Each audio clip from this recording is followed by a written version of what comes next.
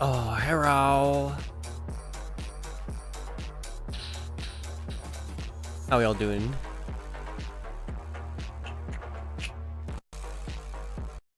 Let's close that. I just want to do some drama for him today, yo. I don't know. Might do some Dave the Diver while we do it.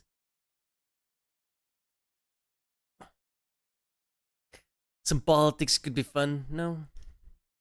Or a bunch of dumb people yelling at each other about dumb shit. That could be fun too.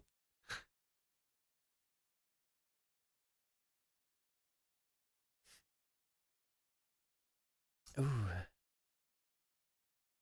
Israel has like watchdog group that. Meanwhile, 66%. Go look at the vote that happened in the Senate. All right. 4% of senators, only 4% of voters. This is a little. I don't know why. Right? It's not even all that interesting to be honest. It's just funny. So we're gonna go through this. Senators voted for a ceasefire. Meanwhile, 66% of the American population voted for a ceasefire, including 80% of Democrats and 50% of Republicans. Holy fuck! Sorry, Guys, I let's don't get think Been a that day. many people voted for ceasefire. Did you say AIPAC is the biggest lobbying group in America? One of the biggest, yes. Yeah, oh yeah, not the biggest. That's just yeah. I didn't say that. I didn't say that. I didn't say it's the biggest. Okay. I'm I not was saying, just but wondering. Okay. It's not like that. Okay. yeah. Okay. It is the biggest lobby in the United States that is lobbying for a foreign country. Now, contradict me on that if you can. Wait, can I ask a question? Go ahead. How many fascist dictatorships have existed that are democracies? And your point is?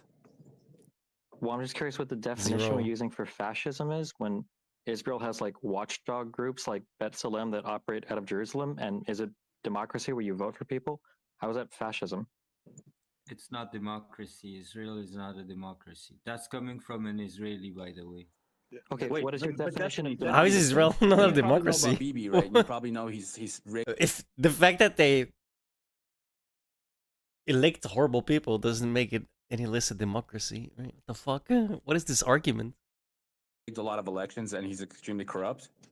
You probably know Rigged a that, lot right? of elections. First of all, even if you're talking about rigging elections or corruption, these are two things that are not fascist. If you had a fascist government, you wouldn't have to rig anything or be corrupt. You would just Exactly. control everything, right? Be totalitarian governments, right? You'd be the only game in town.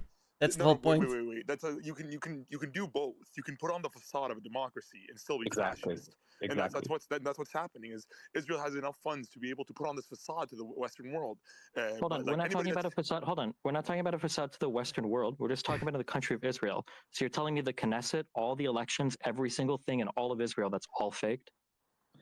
Listen, he said it very clear. You can still have a No, he really fascist didn't. government that plays a front of being a democratic state. You can be both. You can be both at the same time. What makes it fascist? I'll tell you what makes it fascist. What makes it fascist is that all the options you have to elect are One guy at all a time, basically please. genocidal. One is more extreme than the other, but the one that's less extreme is still very extreme. And so no matter who you're going to elect, you're going to have a genocidal agenda that systematically displaces and kills Palestinians. Whether you elect Bennett or elect someone for the far right or elect can I not Netanyahu, the Likud party, Right, or even go a little bit Okay. left. Same Okay, agenda that's at the end cool, of the but like day. even if what you're saying is true, that's not fascism, right? Even if I could elect between 5 people and all 5 were genocidal, that just means you've got 5 Okay, so you're genocidal leaders. saying You because could- they have democratic elections that they're not fascist. That's a Brother, pretty if big you part of don't what have Israel is the same. it's probably it's not the only thing, but yeah, having democratic elections is a pretty good indicator that you're probably not a fascist nation. Like what? But You you, know what? I'll understand tell you, see, fascism is an there's a ideology, Jew- right? It's There's a not. Jew. It's not a no, regime. wait a second. Wait a second. There's a Jew by the name of Oral Kolnai, and I'll spell it for you. You don't need to Aurrel. spell it for me. I don't Kolnai? care. Just tell me what he says. Yeah. Okay, what he actually argues is that there are 3 types of fascist regimes. Go on. Obviously, Oh my god. Sorry, but you're he cutting off. said was Somebody needs better internet. Go ahead. number 3. He said the number 3, basically, fascist regime. He said is liberal democracy or progressive That's so democracy. brain dead. And he says Okay. it's the most dangerous type That's of cool. fascism. Okay, You know but what? now in the Look future, at his paper. That's so called, brain dead. Called the Three Riders of Apocalypse. that's okay. I'm never reading a paper by somebody that calls liberal democracy fascist. But if you're going to say that a liberal democracy is fascist in the future, surprisingly, he's a Jew. in He's the a future, Hungarian Jew. what Maybe What the fuck does that matter? Like, it doesn't matter what he is. Like, he could have been a I don't know, so fucking anything else, right? It doesn't matter. Could have been anything else. It would still be completely branded. Finish your maybe. sentence? I Yeah, don't know finish why- it. Go. Yeah. Guys, let's In not the cut each future- other off. Let that Destiny speak, and then Zeus, you can respond. A liberal democracy is fascism. What the fuck, bro? What? Yeah, in the future, if you're going to say they're fascist and your definition of fascism includes liberal democracy, which is contradictory to almost every single person on the planet's understanding of what fascism means, just say that. Just say, Yep. oh, Destiny, they're- No, they're hold on, against hold on, liberal hold on, democracy. hold on, It guys. is, but it Please. is contradictory. No, here's the thing, okay, Destiny. Fascism is an ideology, okay? It's not necessarily a form of government. That's fascism is a political ideology. It's not a form of government. Well, it's an ideology. It's an ideology. Oh my god, these guys need better internet. What the hell? I don't understand. Is it? What are we arguing? Are we arguing which government is better? The fascist Israeli government No, or we're the trying to horrible wondering- Hamas I'm government? wondering Like, what are you why- arguing between? why the Israeli government is considered a fascist government to them. Why? Well, Or, it's, like, and it's what is- okay. We're trying to figure out their No, no, Would you definition agree of with me that it's a Doing what's totalitarian happening government? right now. Would you agree How that about, it's wait, how about like No, instead of no, getting there's into a lot these autistic arguments over the style of government, why not just criticize the actions of the government directly? For Yeah. instance, if we're mad about settlements in the West Bank, why don't we say like settlements in the West Bank should be withdrawn? If we're mad about the blockade in Gaza, why not just say that the blockade in Gaza should end? Why do this weird like debate over like are they fascist or not? Like it's so Because stupid. they and it gets are. away from all the Because what we're trying to say is not that the settlement should end or that the West Bank or whatever or what's going on. We want Israel to end. Yeah, Because you that don't is want Israel cancer. anymore. You want Israel destroyed. That's Exactly, your my position. friend. Yeah, that It's is an your position. apartheid So regime. Okay, whoever that is spewing that racist rhetoric, please get out of here, okay? Nobody wants the end of Israel. That's not what we're talking about. Please f off. Thank you. Left. Like, I don't know where you got your just news from. curious. Have you read? Hold on. Have you read the most recent 2017 Hamas charter or no? The I don't person who read said that. anything.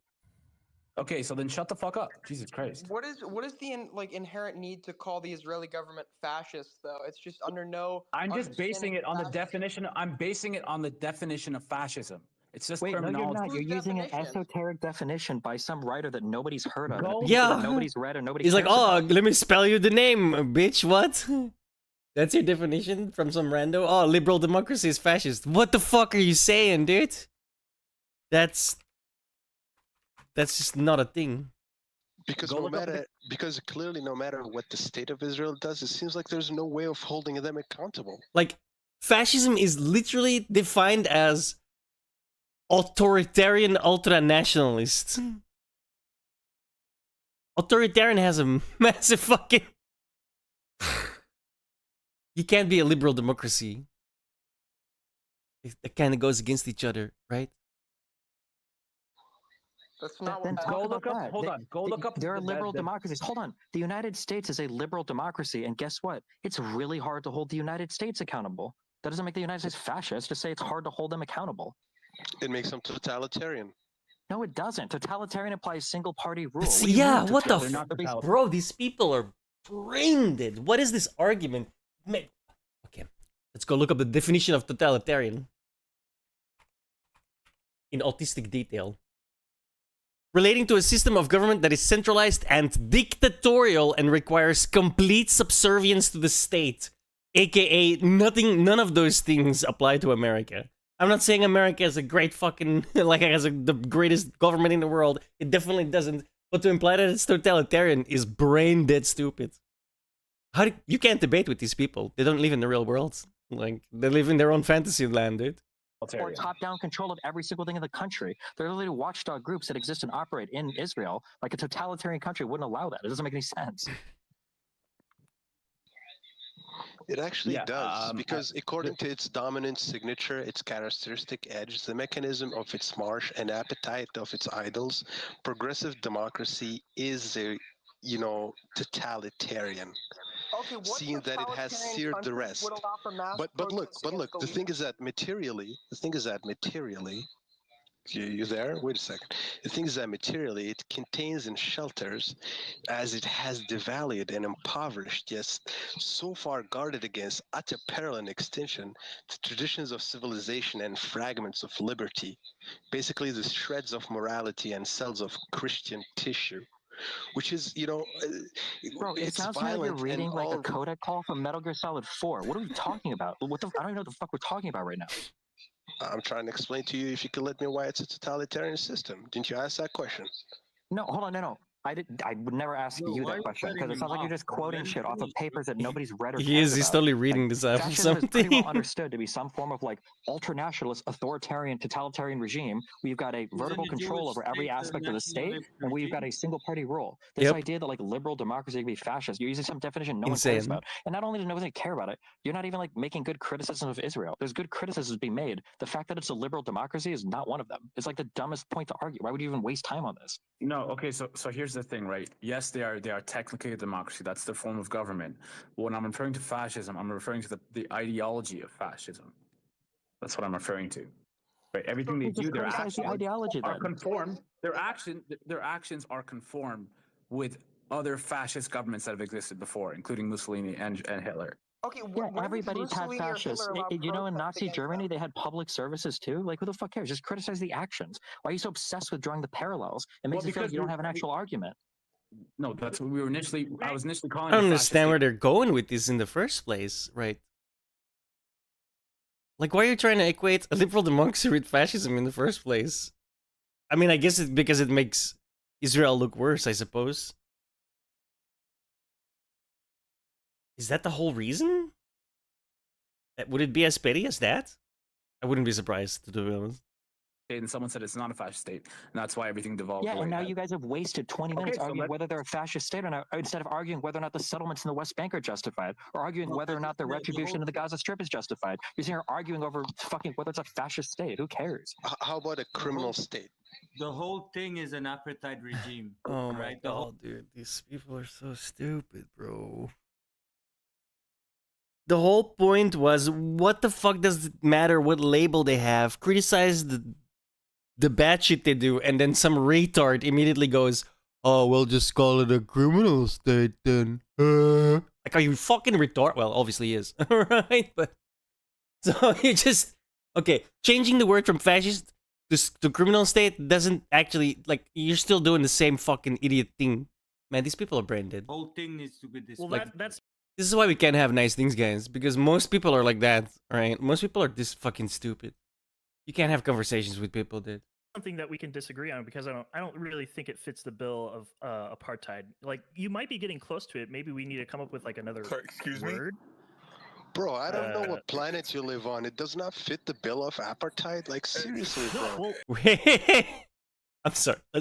We're gonna go back. I don't know what planet you live on. It does not fit the bill of apartheid. Like, Apartheid? Bro, maybe if you talk about something, you should probably know how to fucking pronounce that shit, alright? Apartheid. Because it comes from the fucking, it's Afrikaans, it's an Afrikaans word which comes from Dutch. Unfortunately for you, that's a language that I actually speak, right? Dutch. It's apart and het, which basically, literally, the thing is in the word where you take people and separate them, right? How the fuck do you butcher the words? It's fucking, dude. How do you butcher that word so badly? If you talk about something and you want to make yourself look authoritative on it, maybe figure out how the word is said. Like, seriously, no, bro. well, I mean, If I I may don't for a think that second. there are like laws being written into. Wait, hold on. Okay, just so you know, like almost every That- NGO. I'm super annoyed by that, dude. Hello, Mimo. How you and doing? Every mainstream nonprofit agrees that Israel is an apartheid regime. Like, again, apartheid. Not apartheid regime, apartheid. Okay? Fucking hell, bro. You can't even pronounce the fucking word right. I can't take these people seriously. including Amnesty International. So I don't think we have to argue about that. I think anyone with a base level of knowledge. I also don't think you can compare the two, by the way. There's not an apartheid going on in Palestine, Israel. That's an occupation. That's different. About what's happening there and has been happening there, especially the past 17 years with the blockade on Gaza. It's very easy to just let's not argue about that because you're just wrong. Okay, well, hang on. Maybe we just have different working definitions. But why was there a blockade of What would Gaza? you- That's I mean, brother What is it? Sharif, I'm not sure if they're gonna bring it up here, right? But this whole thing of like, oh, why did Israel shut down the water and shut down the electricity? That's like, oh, humanitarian, blah, blah, blah. Bro, they were literally attacked. They declared war on them. Why would you give...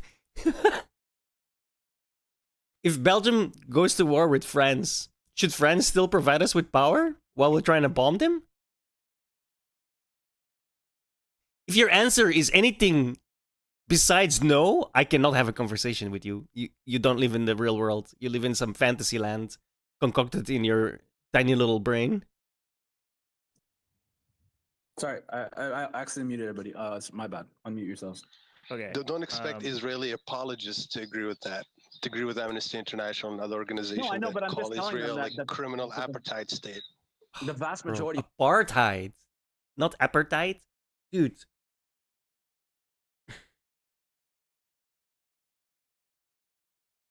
If you want to invoke something that is pretty inflammatory, so to speak, at least make sure you know how to pronounce the goddamn word in the first place. It's literally not that hard. Apartheid, not apartheid. It's not appetite, motherfucker. It's apartheid, all right? It has nothing to do with food. So get your shitty ass pronunciation and come back when you know how to speak the words. It's not that fucking hard, all right? Of NGOs and the nonprofits all agree that Israel is an apartheid regime. So you can go and argue with them if you want. Why are they saying appetite? All right, let's hear some Israeli Israel today in apologists. 2023 would be accepting an apartheid regime as a legitimate country, which we cannot accept because it's 2023. Come on, guys. Okay, how do you solve the apartheid? Thank you. Somebody said it correctly. Jesus How do you Christ. solve it? Give Oh, I can equal answer right- that. I can answer that. Release get rid of the blockade in Gaza. Bro, I'm not sure if you guys are noticing because it's a little small, right? But this guy, can you see my mouse? You can't. Notice the mute icon below everyone. This guy's like just muting everyone and then just like saying some retarded shit. Like, okay, bro, that seems very fair and balanced. What is this, Fox News? Gaza.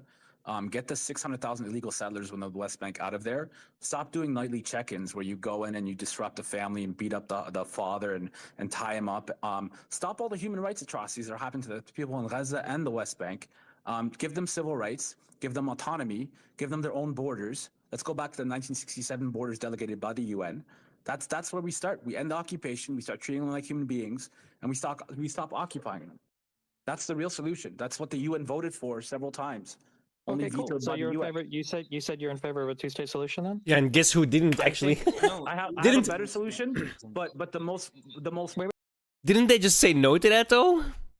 Like the Arabian contingent was like, no, we don't want that. Okay. Now, 40 years later, how good is that working out for you? Wait, hold on. Who Viable said, one? I heard 67 borders. Doesn't that mean two-state solution? Actually, a two-state solution with an armed Palestinian state that could work, but they have to be as armed as Israel is. they How have about- every why right don't to we be go? armed. Why don't we go back to the 67 borders? Like, let's be honest as well. The whole one-state solution, if you're unironically calling for that, I think you're an imbecile of massive proportions. Who's gonna run that? Who's gonna run that one state? The Jews or the Arabs? What's gonna happen to the rest of them? Right? What's gonna happen to the minority? You think Israelis are gonna like accept becoming a minority? That's probably not gonna end well. Let's be honest. Vice versa. Also, I don't think you probably should accept that either. Like a one-state solution is just not, if you come in with that, you're not being serious. And I'm a retard from Belgium, right? And I can see that. So borders when Jordan owned the West Bank and Egypt owned the Gaza Strip. Are those the ones you want to go back Like- to, or one about state the solution, the whole fight. Who's gonna be in control of that? You know, a third party? Like what the fuck? I'm talking about the ones where Palestine has autonomy and has sovereignty, not Jordan and Egypt. We can actually Oh, go back to wait. the 19. Wait, hold on. Why did we go back to the 1947 borders delegated by UN? well, we would have, but the Arabs voted that down. Remember, the Palestinians said they didn't like that. There we go. Are No, it those was the ones actually you the want? Zionists. No, it was actually the Zionists. That's why they did the first Nakba, if you remember. Are you sure they didn't do the 750,000 first knockout because all the Arabs voted it down and then all of them invaded and tried to steal Palestinian land from them? Like they That was claimed that Israel after. tried to? That was after they had invaded and destroyed 220 villages in Oh, Palestine. really? Wait, Yes. Jesus, can you tell me why didn't Chronology. Jordan give the Why did Jordan capture the West Bank? Why didn't give the Palestinians a state? Why did Egypt capture the Gaza Strip? Why didn't they give the Palestinians a state? They captured. I'll They held tell that you land for why, 20 because- years. Wait, Can you wait, tell me hold why? on. Because They literally did after they took occupation No. of those areas. They literally gave it back. What No. are you talking about? What? Hold on. No. No, they didn't. Excuse No. me. Jordan extended. Wait, what? Jordan and Egypt never gave land to the Palestinians. What the fuck? They took that and kept them for themselves and then lost it against Israelis. Am I taking crazy pills? From the lands of Jordan all the way up to Jerusalem. Egypt literally controlled and ran the Gaza Strip. What do you mean they gave it back? You're telling me those were countries? No, but do they still occupy them today? No. No, because Israel They won kicked them them back out, in bro. wars against those countries. What? Okay, and So What I'm do you asking mean, why in the and? 20 years. You just fucking brought that.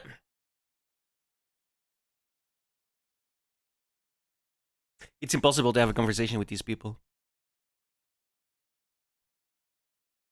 From 1948 to 1967, why didn't Jordan give the Palestinians a state? Why didn't Egypt give the Palestinians a state? Because Jordan and Egypt, they both didn't have the power to do that. Like, what are They you didn't have the talking power to about? just pull their No, armies Of course they back? did. No, of course not, because those people needed protection because. They Oh, were okay, attacked. okay. It's a nice store. I wonder what would happen if something goes wrong. You pay me money, I protect you. Yes, that sounds very mafia, bro. Like, well done. That is definitely the point you should have gone with. Fuck it, these people are idiots, dude. The Palestinian people were when ambushed. did Egypt go one sec, from one being sec, a one sec, one sec. monarchy to a republic? No, one second, because guys, just one thing at a time. Because on this particular thing, the Palestinian people were not an armed nation.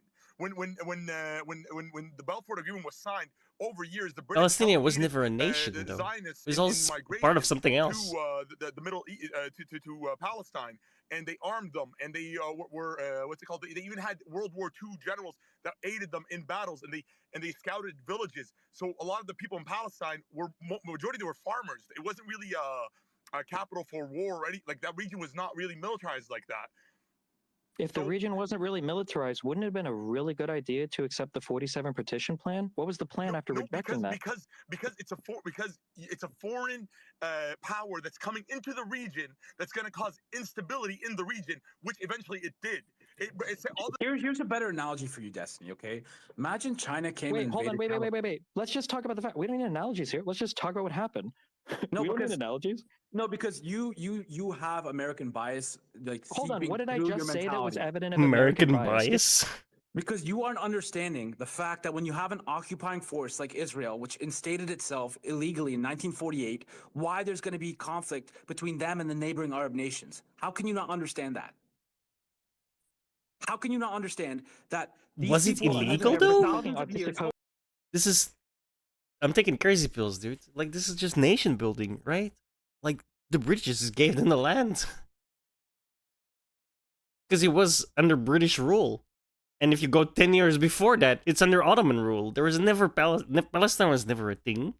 The region was called that, but it was never a nation. Like, I don't understand these arguments, bro. Am I just dumb? I guess I'm just dumb. Right?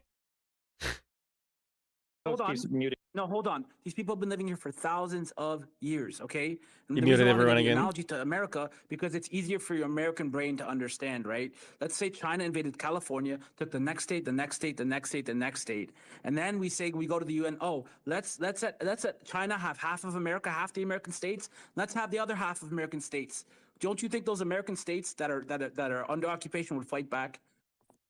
I don't even understand Go what ahead. this guy said. I don't see the comparison. Yeah, what Are the you fuck? saying that the Arab states are comparable to the United States, the individual states?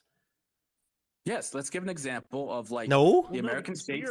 We're one entity, the United States. If China tried to invade us, we would all fight back. No, but the Arabs Whereas were there's for no But the Arabs, united yeah, but the hundreds of Arabs, years. the Arabs are radio all or whatever. the Arabs are all genetically similar. We're all Arabs. No, but even before that, if we go back into history, What? You know Americans aren't all genetically similar, right? They're not all Americans? I mean, they're all Americans nationality-wise, but that's not an... What the fuck is this guy saying, dude? Yo, is he taking the crazy pills or am I taking the crazy pills? What the fuck? for like over 1,000 years, the Arabs were pretty much one country, stemming from Morocco all the way up to Persia, and it depends on the varying period. If we're talking about the Umayyads or Abbasid or the Ottomans or the Mamluks in between, or like so, the Arabs, yes, there is a brotherhood amongst Arabs in the region. It's only a modern idea that the Arab world is known as it is. Most of these places were mostly kingdoms and principalities. They weren't really nation states or ethno states even. It was just diverse. I know area. you're I'm sorry. absolutely right, I'm sorry. brothers. Isn't a kingdom a nation state? Isn't that the same thing? What the fuck? Am I an idiot? A nation state is different from a kingdom primarily because people living in a kingdom do not necessarily have a shared cultural identity. The same is true of dynastic monarchies, which are based on an individual or family rather than on the collective identity of the people.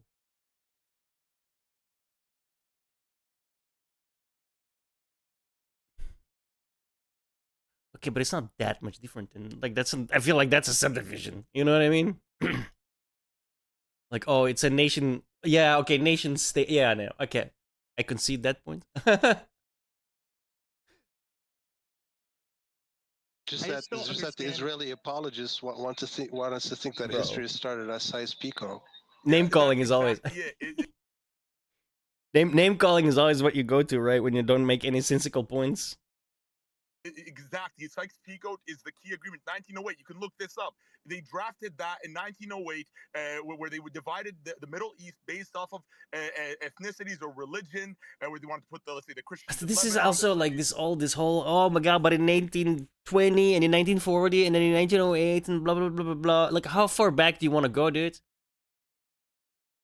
Judea was a thing, you know, back in the year 0, like, or whatever, minus something. Right? How far do you want to go back? Like, I assume you only want to go back as far as it works for your narrative and not for the other guy's narrative, right? This whole shit, oh, so dumb. in northern Syria. They pretty much did. The British and the French did that secretly. Then went on to fund internal groups in Syria and in Lebanon and Palestine, and all, where they told them to rise up against the Ottomans, and they will grant them nationhood and autonomy over their land. Can I interrupt? Meanwhile, during that same period, they signed the Balfour Agreement and sold out the Palestinians. They were literally dividing and they backstabbed the Arabs at every single corner. So you can't come and tell me in 1967 why the Arabs went in and helped the Palestinians, because yes, those Palestinians needed people to defend them. They were they were been subject to decades of abuse, even pre-occupation. They were Isn't that a little kind of fucked up too? Oh yeah. Egypt and Jordan took control of Gaza and the West Bank because they needed the Palestinians needed people to defend them. Okay. But they still didn't get their own nation, so what's the difference?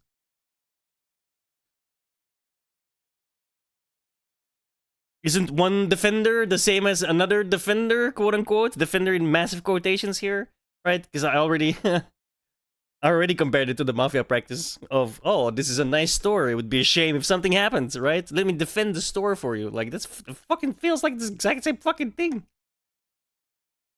I don't understand what this argument is.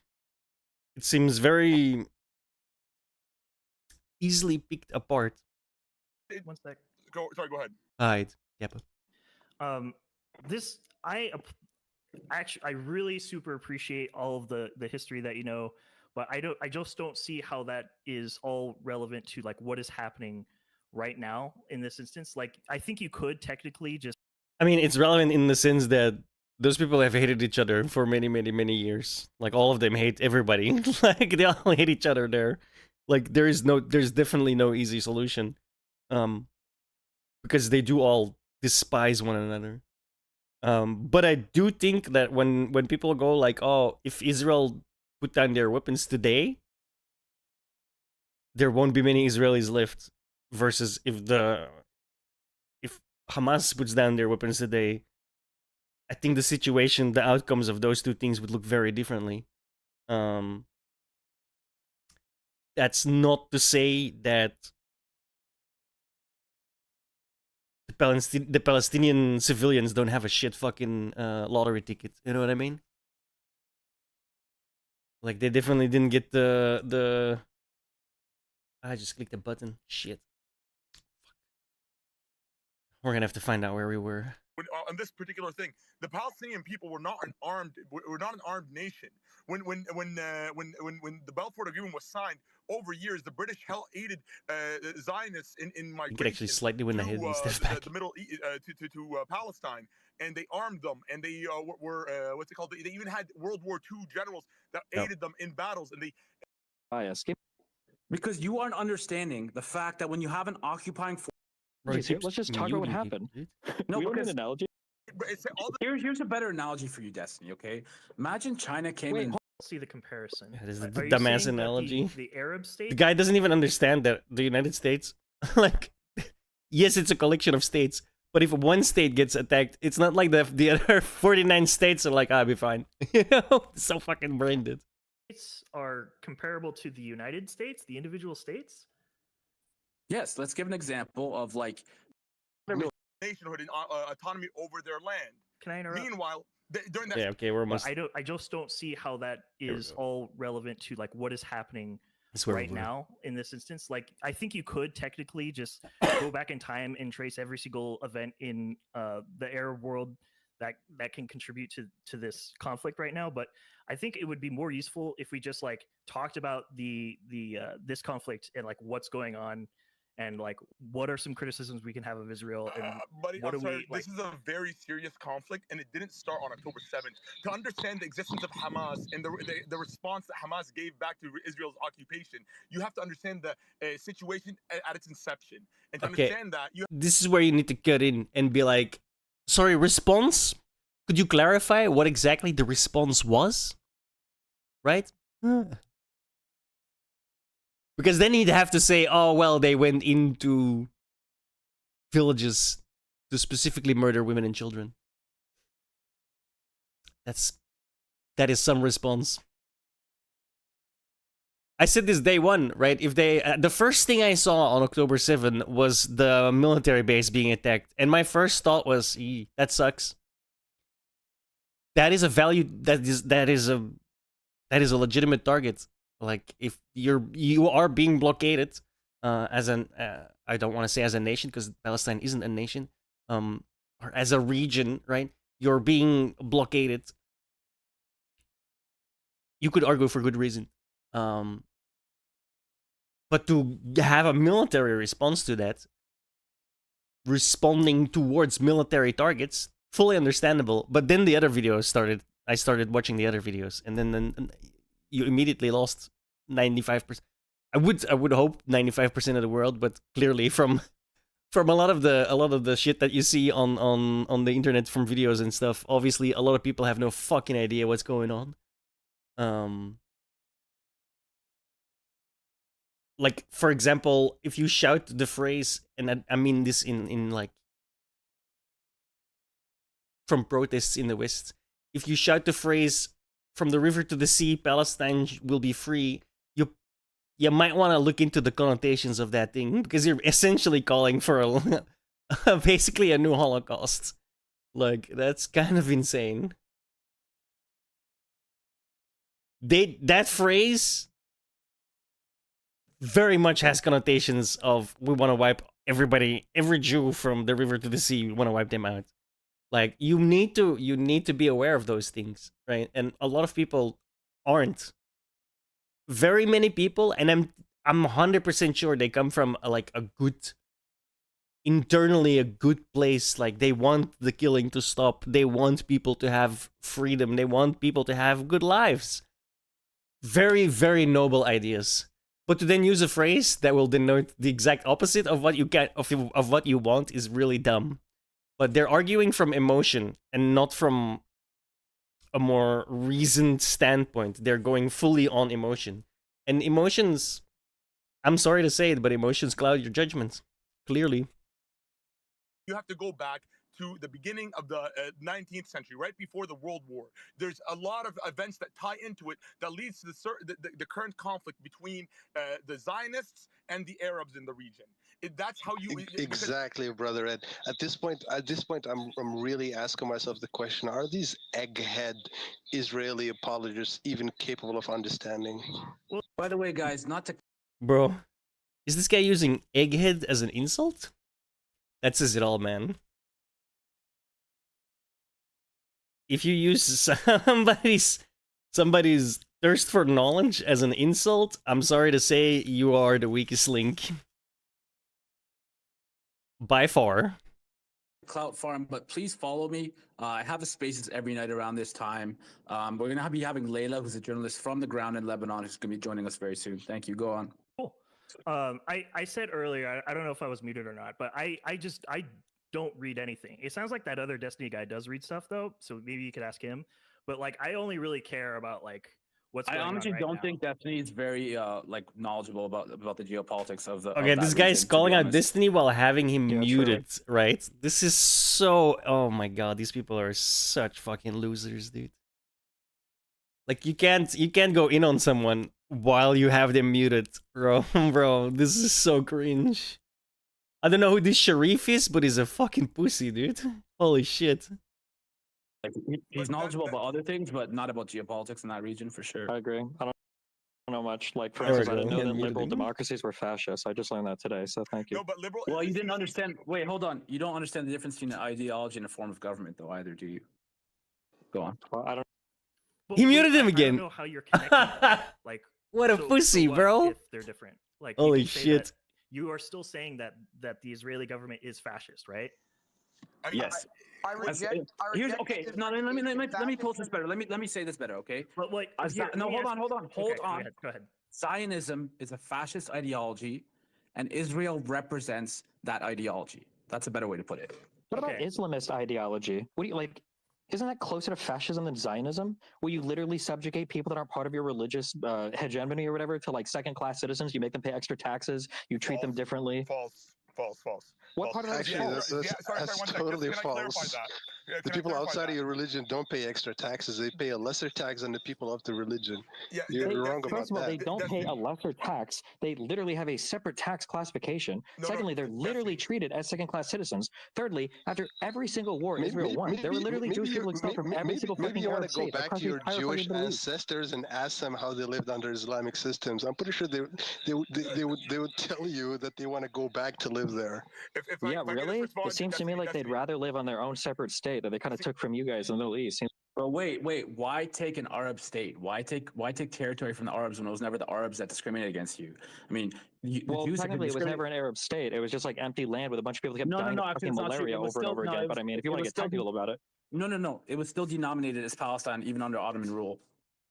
They were still known as Palestine even on maps that go back centuries. The region, that doesn't make it a please, nation. brush up on your knowledge on that to that extent, please. Oh, this guy is so... I can't stand people like this. He's so like... His ego is so giant and he's just saying completely wrong nonsense. Everything. But But he says it with such such conviction, bro. It's so funny. Yeah, I mean, again, why should Israel it's really sad. why should the Zionist movement go and invade a land in the Middle East when it was never the Arabs that were discriminating against the Jews? I mean, we all know it was Europe that since the 11th century They didn't invade the land, man. It was literally given to them by the British, bro. Didn't allow them to be like engineers, doctors, good professions. So they had to resort to money lending, because the Catholic states at that time, it was illegal for them to do so as a religion. So what happened was the Jews became money lenders. They became very rich because of it, and that's where all the tropes and the racist stereotypes come from. And none of this stems from how the Jews were treated within Arab and Islamic nations. You go back centuries and centuries, and Jews within these Arab nations were always living completely with equality and in complete peace. So if you want to get a piece of land, go chunk a piece of Germany off, or go chunk a piece of Florida or a piece of Poland. Go take a part of the continent that exiled you and discriminated against you for a whole millennia. Oh shit! I muted everybody. Yeah, of course you forgot you muted everybody because you're one of those fucking people, dude. Like, this is so sad. And then he calls it out. Oh shit! I muted everyone. Yeah, you did. Probably shouldn't mention that out loud, right? Oh, I don't want criticism. Let me mute everyone. Spew some shit, and then I'll unmute you. They know they can't. They know they. Can I just respond to Destiny's point, because that was slanderous, to be honest with you. That was slanderous on Islam, because you said the jizya was not a punishment tax on people who didn't subscribe to Islam. It was to offset, because Muslims had the fard of zakat and barakah. They had to pay that. Historically, the jizya tax has been understood in Islam as a fee for protection provided by the Muslim ruler to non-Muslims. Oh, that's a nice house you got there. It'd be a shame if we destroyed it. So jizya is to balance it out, because Islam. How's it slander, bro? It's like literal mafia practices. It was a tax on everybody. It was to balance it out, but there was no sub-treatment of non-Muslims. That's false, because and that's evident in the people on the ground. You can see the diversity of the Middle East. Hold on. This is so fucking cringe. One sec. It is slander. Oh, no, this isn't cringe. This isn't cringe. This, like, you could look. Kurds existed in the Middle East. They maintained their culture, their language, and their own autonomy over themselves. You have Ashuriyin, Chaldeans, all existed in the region of the Middle East under Islamic rule, and all of them still maintain their religion. They maintain their language. All of them. You cannot. That's evidence through genetics and through culture. Can you explain what does dhimmi mean? Dhimmi? Yeah. I'm pretty sure if what you're referring to is the religious figures that are preaching within the Islamic rule. No, shut the fuck up. Are you even a fucking Islam? Wait, are you even a Muslim? Yes, I am Muslim. Okay, Jews and Christians were literally relegated to second-class citizen status across the Islamic countries they lived in, including the Ottoman Empire. Everything you said was a lie. You can Google it if you want to learn about it, but I don't give a. I'm not here to talk about that right now. I didn't know why you're contesting this. Number one. Number two, there was no fucking Palestine on a map ever. That's bullshit. The first time Palestinians even had some sense of fucking national identity, it's been like the past 50, 60 years. That's why when Egypt conquered them, nobody cried for a state. That's why when Jordan conquered them, nobody cried for a fucking state. Hey, Destiny, hold on. Destiny, just because you speak fast doesn't mean you're smart. Go ahead, Layla. Let's Layla speak. Yeah. I'm sorry, what? Did we just not hear the other guy go blah, blah, blah, blah, blah, blah, blah? Like, what the fuck? Why are you calling out Destiny for talking fast? Why don't call out the other guy that was talking the same fucking speed? And a bunch of shit too. Bro. I hate these people. Let's start one thing. Saying that Palestine did not exist on the map, when I literally have a video with all the documents in it showing that the map literally confessed to Palestine since 1700s and even before. But like the earliest map I could. As a region or as a nation? Because they're two very big differences. Those two are very different, I mean. Sorry. Ever get my hands on was from the 1700s. It says Palestine, okay? Do you know where the borders of Palestine even are? Once again, let me just continue. And Golda Meir had the Palestinian passport. And Shamir and others actually applied for the Palestinian citizenship before 1948, by the way. And there's a video where basically Golda Meir herself says, I am Palestinian. That was before basically 1948 and mumbo jumbo, etc. We have permits, licenses, and even like sewer caps that says Government of Palestine on them, and they're older than Israel today.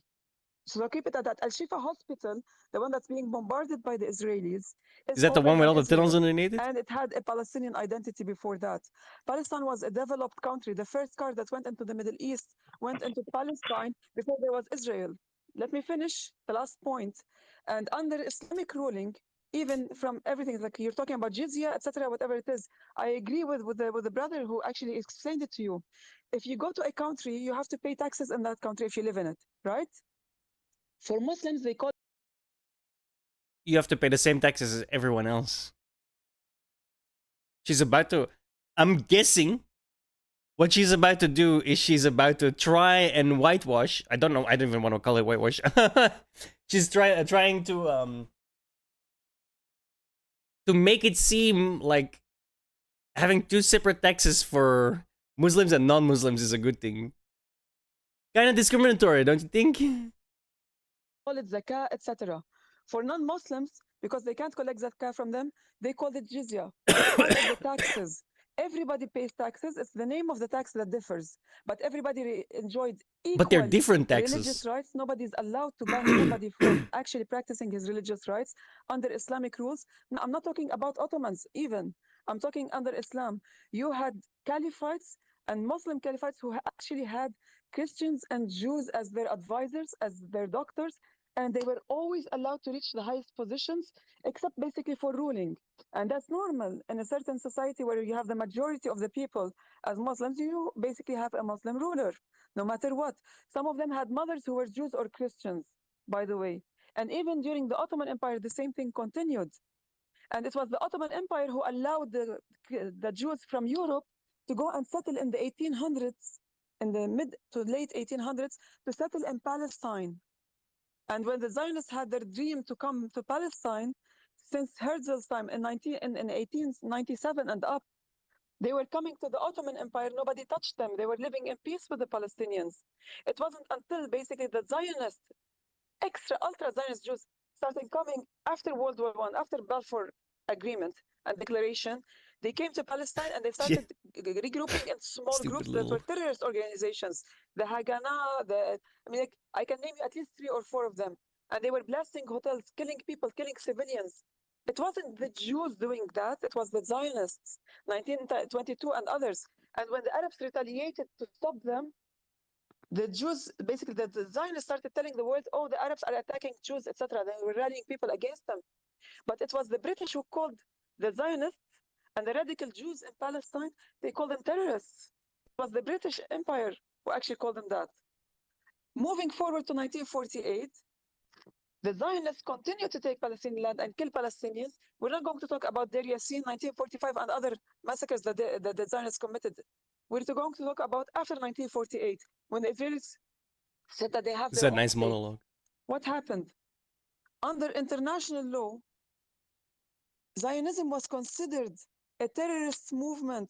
It was considered a form of racism and discrimination by not only the whole world under United Nations. And there's a very famous decision from the UN General Assembly called, it was 3379 over 1975. It was passed in 1975. It actually considered Zionism a form of discrimination and racism. You can go and check it out, Resolution 3379. And that resolution continued until the early 1990s, supported by the Jews of the world because they were fed up with the Zionist movement. And it was supported by Arabs and supported by... This is a nice debate, right? Everyone's muted, and only this person gets to speak. Everybody who hated... She just gets to spew a whole bunch of nonsense. I mean, I can corroborate that. I'm first. I don't know. I walked out of back. I don't know if it's nonsense or not. But she gets to say all of this without any pushback whatsoever. I don't think this is very conducive to a debate. Terrorism at that point. And it wasn't until the Americans voted against this resolution and rallied people against it. You know how they rally people within the United Nations? By force or basically threatening them. But that resolution basically was taken out eventually in 1992 or I think 1993. I can't remember the date exactly. However, for almost 20 years, racism was considered and seen by everybody as that. And once the Zionists grew in every government around there in the big 5 countries, and they had their say in world politics, that's when everybody started becoming afraid of even mentioning what Zionism is. And today, if you speak about Zionism, you will be labeled anti-Semite. If you actually criticize a political thing that the Israelis do, you would be considered anti-Semite. Hey, that's Despite the kind of fact like that when you talk about, when you criticize Islam, you are immediately Islamophobic. Funny how that works. Semitism has to do with the race of the original Jews, not the Ashkenazi Jews or somebody else.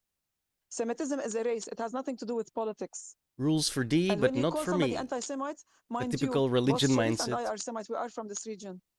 We are original Arabs. So kindly try to get your facts straight before you come over here. Get your facts straight before you come and spew your own propaganda or your own misinformation on us. Layla, And I'm these giving you these facts. these Hey, these I'm sorry, real Zionist quick. Can I just these ask? I'm egghead sorry, Layla, Zionist sounds wait, apologists. Bro, it's so telling to me that this guy is like insulting people with the word, or trying to insult people with the word egghead. Bro, how fucking intellectually fucking dumb do you have to be to think calling someone an egghead is like an insult? Oh, you try and learn, you do research. Bitch, I don't read. Like, okay, bro, wow, you just made the what a fantastic insult. It doesn't say much more about you than it does about the other guy. Not at all, dude. Like, fucking illiterate little prick. I'm surprised you can turn on the PC, man. Don't you have to, like, learn something to be able to turn your PC on? This is so brain dead, dude. I'm not even capable of understanding. I shouldn't have paused it that quickly. That was funny, bro. Yeah, this guy is like, every time he's spoken, it's like, oh, these are egghead Zionist apologists. What the fuck do you mean, dude? Stop using egghead as an insult, because it's not, okay? It's the exact opposite of what your intended usage of that word is. Like, this is probably the guy that said apartheid, like, or I can't even fuck up the word that much. He basically said appetite. It's apartheid, all right? There's no. Oh my god, these people are brain dead. Oh. You know what's the scary part? All of these people are allowed to vote. Every single one of them. Like, even the guy that thinks egghead is an insult, he's allowed to vote in elections, you know? Bro, we're fucked as a society. We're just fucked. Well, let him argue facts. I gave him facts on the ground that he can double check. Yeah, Let him you show can argument. I ask another question? Guys, ask your question. Go ahead. Yeah, okay, Layla, yeah, that was a lot of knowledge. You're saying that Palestine existed even before Israel declared independence and that Golda Meir had a Palestinian passport? Can you tell me who issued that? Golda Meir said that on camera. There's video of this. The British occupation, there's a video where Golda Meir says, I am Palestinian. And I have literally a card from Golda Meir in the 1930s. She sent it to her friend Shoshana in Egypt. Golda Meir at the time was in Tel Aviv. She sent her a postcard. Wait for it. Signed Golda Meir. There was never a Palestinian nation, so that passport was definitely not issued by a Palestinian nation, because that never existed. Like, she puts the address and then she puts Palestine towards the end. She could have Layla, you said she was Arab. issued a Palestinian passport. Can you tell me who the issuing authority was on that? Yeah, it was the occupation over Palestine at the time. So it wasn't a Palestinian state. It was Oh wait, Destiny, hold on, Layla, hold on. Destiny, why are we arguing about nationality and passports when really what we're talking about who are the indigenous peoples of that region? Okay. Oh, you mean the Jews? Right? According to the Bible, it's the Jews, right? And the Bible is newer than, or older than the Quran, right?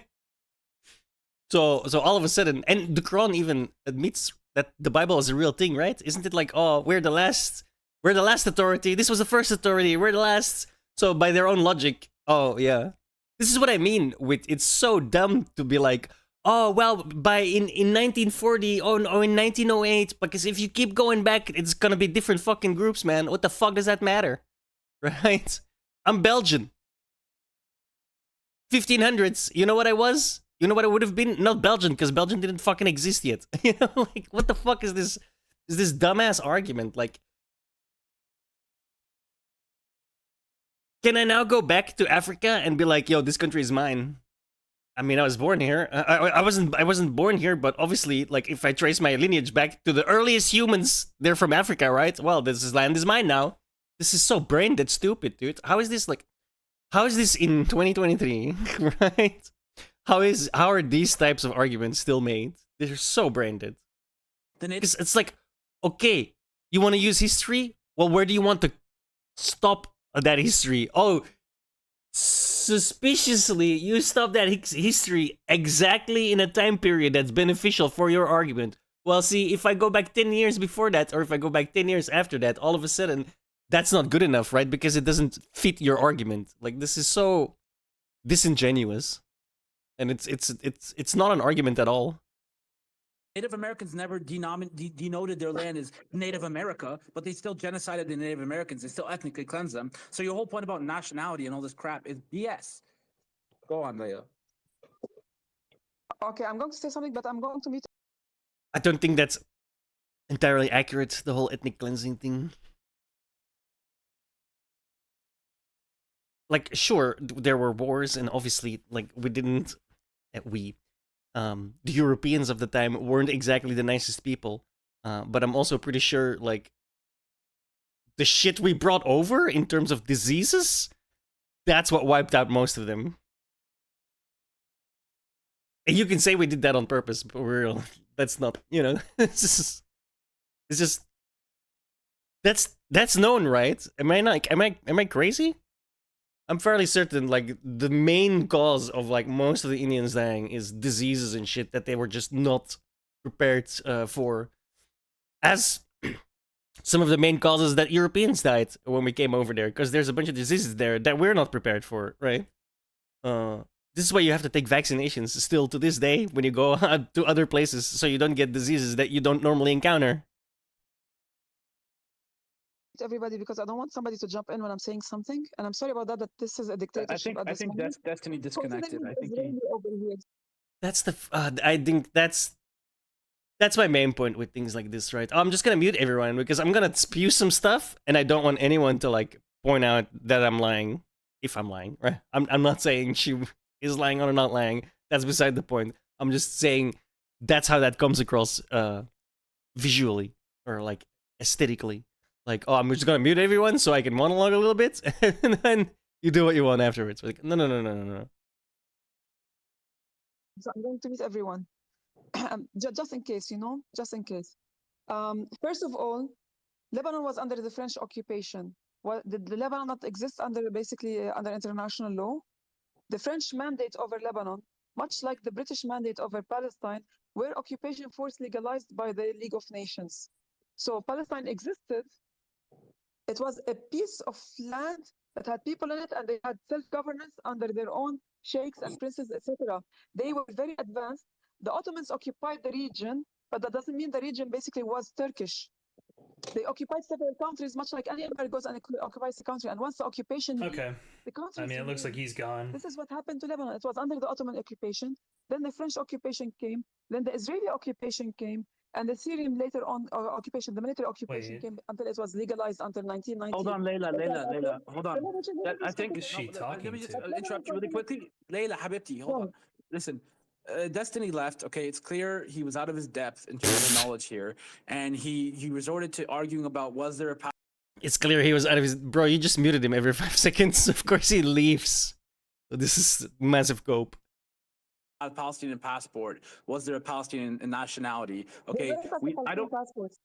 But even if there wasn't, it does not deny the fact that the Palestinians have been indigenous to that land for thousands of years. Like I said, the Native Americans didn't have passports. They didn't denote their land, the land of the Native Americans. Okay, but they still colonized that land. I'm gonna leave. And they did it through. Unfortunately, I think I don't have my mic muted through this browser, and if I show my audio devices, I'm gonna dox myself. I suggest you really. I'm dodging that right off the bat. Sorry. Yeah, that was honestly nothing of value was learned. That was really branded. It's like I don't understand these people, dude. And then like, oh, I want to have a debate, but I'm gonna mute everyone.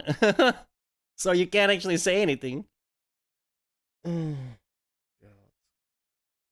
The start was the dumbest thing, dude. A liberal democracy is fascism. Fuck off, bro. Get the fuck out of here with that shit. That is brain dead.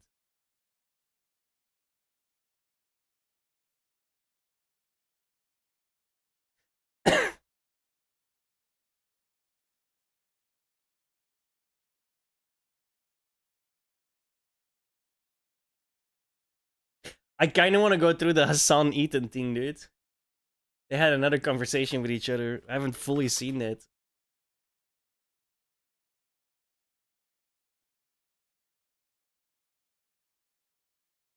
I heard it was bad.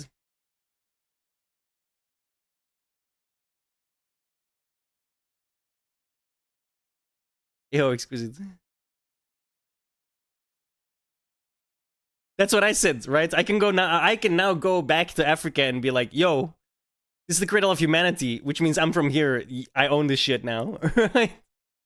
Like, where does it end, right? It's like they just choose the period where it ends that fits their narrative, right? Oh, I want to talk about 1946, but not 1957 or 1956 or 1936 because that doesn't fit me. Like, okay, bro. Fuck off, right? Your argument's already automatically retarded.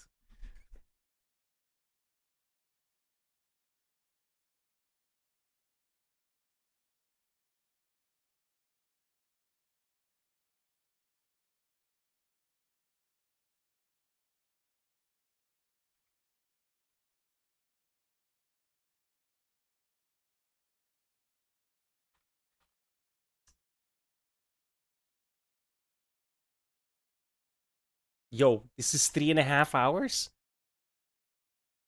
Do you see me? Bro, that's a long time.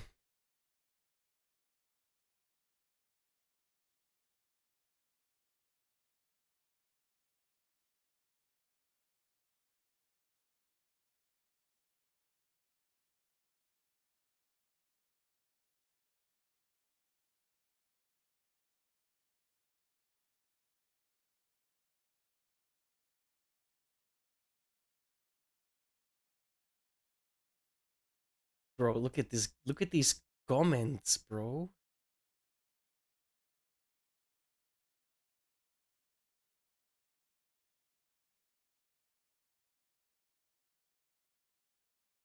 Bro, what? Yo. These comments alone, dude. I think Hasanabi, Jenks' nephew, has one of the worst communities on the planet, bro. Like, Hassan fans are unironically disgusting.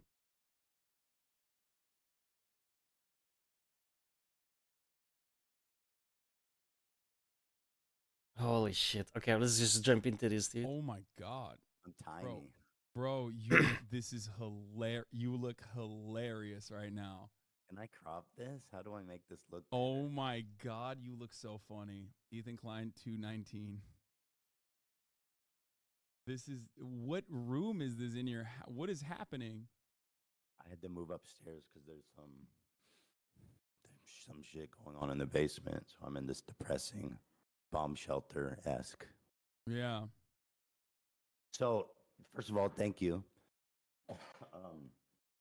How are you? Okay, I should preface this, right? I don't like the bottom person. I don't like the top person either, not very much. But the reason I don't like the bottom person, and I actually don't follow Hassan all that much, so I don't know anything about his like newfangled his new him.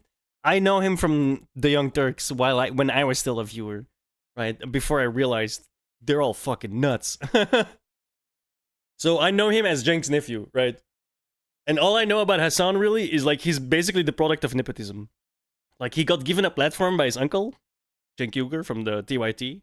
He said some dumb shit on TYT a bunch of times. Like he's one of the reasons where I was like, yo, this is getting way too fucking crazy for me. I saw him debate once. I can't remember who he was against. Was it Charlie Kirk? It might have been Charlie Kirk. And all he did was like ad hominem attacks and act like a fucking retard. So he's actually I should thank Hassan in some way because he opened my eyes to like just how fucking stupid these people are, like how crazy. and just reactive. They're reactionary. They seemingly just more discuss things based off of emotions and how they feel about a situation than any facts. So I'm already not very I'm gonna be very honest about this. I'm not very what's the words? How do I explain this?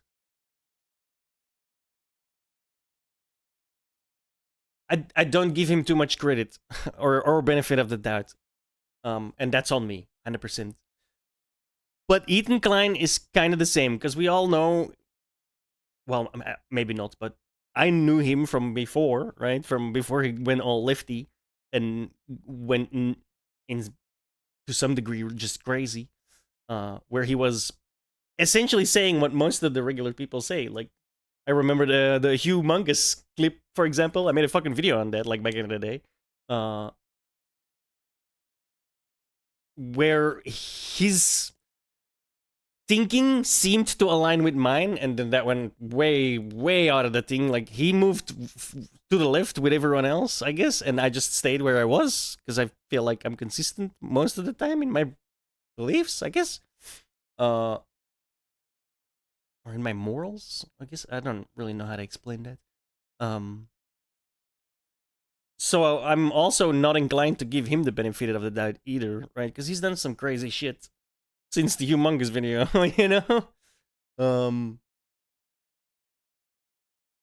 I feel it's important that I, like, mention that straight off the bat, so that when you know where I'm coming from in the first place. How are you? I'm all right. How about you? You donated to the Palestinian Relief Fund as well, and you know, we got a notice from ANERA. They're talking to all the other organizations as well, but we got a notice from ANERA that, like, some of those funds have already made its way into you know, medical supplies and food in Gaza. So I'm gonna stop it here already. Ethan donated to the Palestinian Relief Fund. Let's add that context to why is Ethan so much more concerned with Israelis feeling uncomfortable than Palestinians being brutally massacred? Well, clearly he cares. He donated money to it.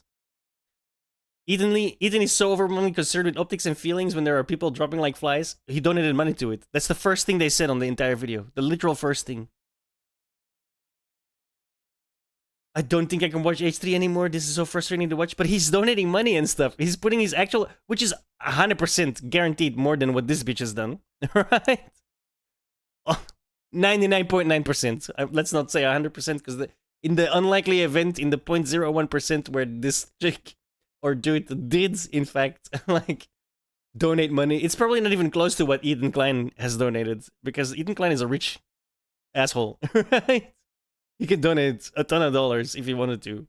So already, like, these top comments from 1 minute into the video, and I'm already like, where is all of this coming from? You know what I mean? Like, I don't think it's coming from an unbiased place. That is awesome. I've been listening to your stream for like an hour, and I like you. You know, I got a lot of shit from Israelis for donating, because they're like, oh, it's just gonna go to Hamas. But you know, I looked into the charity you picked, and it is really highly rated. So I'm like, I don't really think this is going to Hamas. There's no way. You can't. Well, I mean, the they can logistics, steal shit, but it's just food and medical supplies. Yeah, the logistics of it is, like, also impossible. Like, the thing is, you can't even make donations, like, through to Palestinian charities through, like, PayPal usually. Like, it's already a very complicated process. I'd be also like, hopefully, I'm fairly sure that if like these guys pick a charity, they're gonna do their due diligence, because I don't think, how many charities can you trust these days, dude? How many times have you heard of, like, oh, you pay this charity, like 5% of it actually goes to the actual cause, and then 95% is their running costs? Like, what? Or like some charity director that pays himself millions and shit. Like, I'm always super wary of those things. Like, you gotta be careful with that stuff. Like, regardless of where you stand on this, right? If you want to donate money to the Israelis or you want to donate money to the Palestinians, like do your due diligence on the charities because most of those charities will steal your money. And it's not legally somehow, right? I mean, that's the crazy part. Not just like just for Palestinians in general. This similar structure exists for even like Pakistan, which is like a client state, right? If you were to try to utilize, if you had like anyone that you know that lives in Pakistan and you wanted to give them money, you would not be able to do. This guy not wearing pants? Like it's really shitty. Yeah, and I mean, what choice do you Okay, no, have? he was. They need help, so it's like, you just pick the best It's just option skin and colored a go with little. it. That looked like his fucking. I'm glad it is getting. Oh. But Sorry. These are I don't also know how to- authorized. These are also authorized charities by the Israeli government too. Like you can't fucking Oh, operate. that's great. There you go. Yeah. That's even better. You can't operate inside of Gaza without obviously Israel allowing you to operate inside of Gaza. By the way, dude, I got a fucking Air Force ad on your stream, like 3 of them. Yeah. That's They crazy. pump that shit pretty hard, which I feel like is so funny because That's normal, bro. It's not like you can choose your ad. You can't choose your ads. Can you? Can they choose their ads? I don't think they can, right? this is politics, so they think like, oh yeah, people will love this, but it's the least susceptible audience that you could possibly give Air Force ads to. Definitely. That is true. I just thought it was pretty outrageous, but you're right. I don't think they're converting anyone in your audience. Yeah. I'd be very surprised considering his audience. So basically, I wanted to talk about specifically. They're all very the hardcore, one-state versus seemingly. two-state solution. And my approach to this when talking about it is purely pragmatic, and I'm trying to be realistic. I think our goals are aligned in that we want peace, a lasting peace, a meaningful peace. I know it seems like impossibly far away, but I do think I there are wonder why certain that is. starting points that we need to come from and agree on before, expanding out from there. And one of them is this issue. I understand that you are a one state. You don't believe in a two-state solution. I'm I assuming used to because of be. all- I used Yeah. to believe in a two-state solution. I was an advocate for a two-state solution, and I think like there are a lot of other people who also used to be two-state solutioners themselves that have changed their perspective dramatically over the course of the past couple Due of to the settlement? decades. Yeah, due to the settlement. I'm gonna say this again, right? The one-state solution is just not viable. If you're coming in with a one-state solution, you're not being serious. Who's gonna lead the one state? You're gonna have to get a third party, man. You're gonna cram other people in there and make it even work. An explosive powder cake. Who's gonna lead it? Is it gonna be the Jews? Is it gonna be the Arabs? You think the place is a powder cake now? I have no doubt a one-state solution is just gonna be a cause for more violence.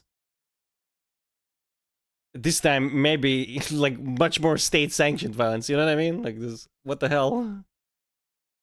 There's no way that's a viable solution. Avi Shlaim is like another. Like, because the Israelis will never accept living under Arab occupation, an Arab government, and vice versa. The Arabs will never accept living under an Israeli government. So right off the bat, your one-state solution already falls apart immediately. So you're not being serious if you posit that as a possible solution. Again, I'm an idiot. I have no solution either. Well, I know a one-state solution, that ain't it, son. Person that I can immediately call. He is a Iraqi Jew, famous Israeli scholar, part of the New Historians. He's talked about this before as well. By the way, when you talk to someone, I can't see you, and the stream is delayed. How do you usually do this if you're calling in? Oh. I mean, it's fine if I can't see you. It'd be better though. Usually, I just don't. The reason why I don't show myself is usually because I screen share with whoever I'm on with stream. Because like we'll look at like Ben Shapiro videos or whatever. Oh, So okay. it doesn't really matter. That's cool. That's cool. Yeah. So, first of all, I guess I'll say this. When talking about the two-state solution, I'll agree that there cannot be a meaningful negotiation here without like basically fully dismantling the settlements. And I would even be in favor of offering some kind of, restitution to the Palestinians that were evicted. That's a Yeah. big ask, obviously, but I Yeah. do believe that that is the right thing to do in this agreement. So we can start from there, right? Yeah. Yeah, no, reparations is like, well, reparations is not only a like moral right in this situation.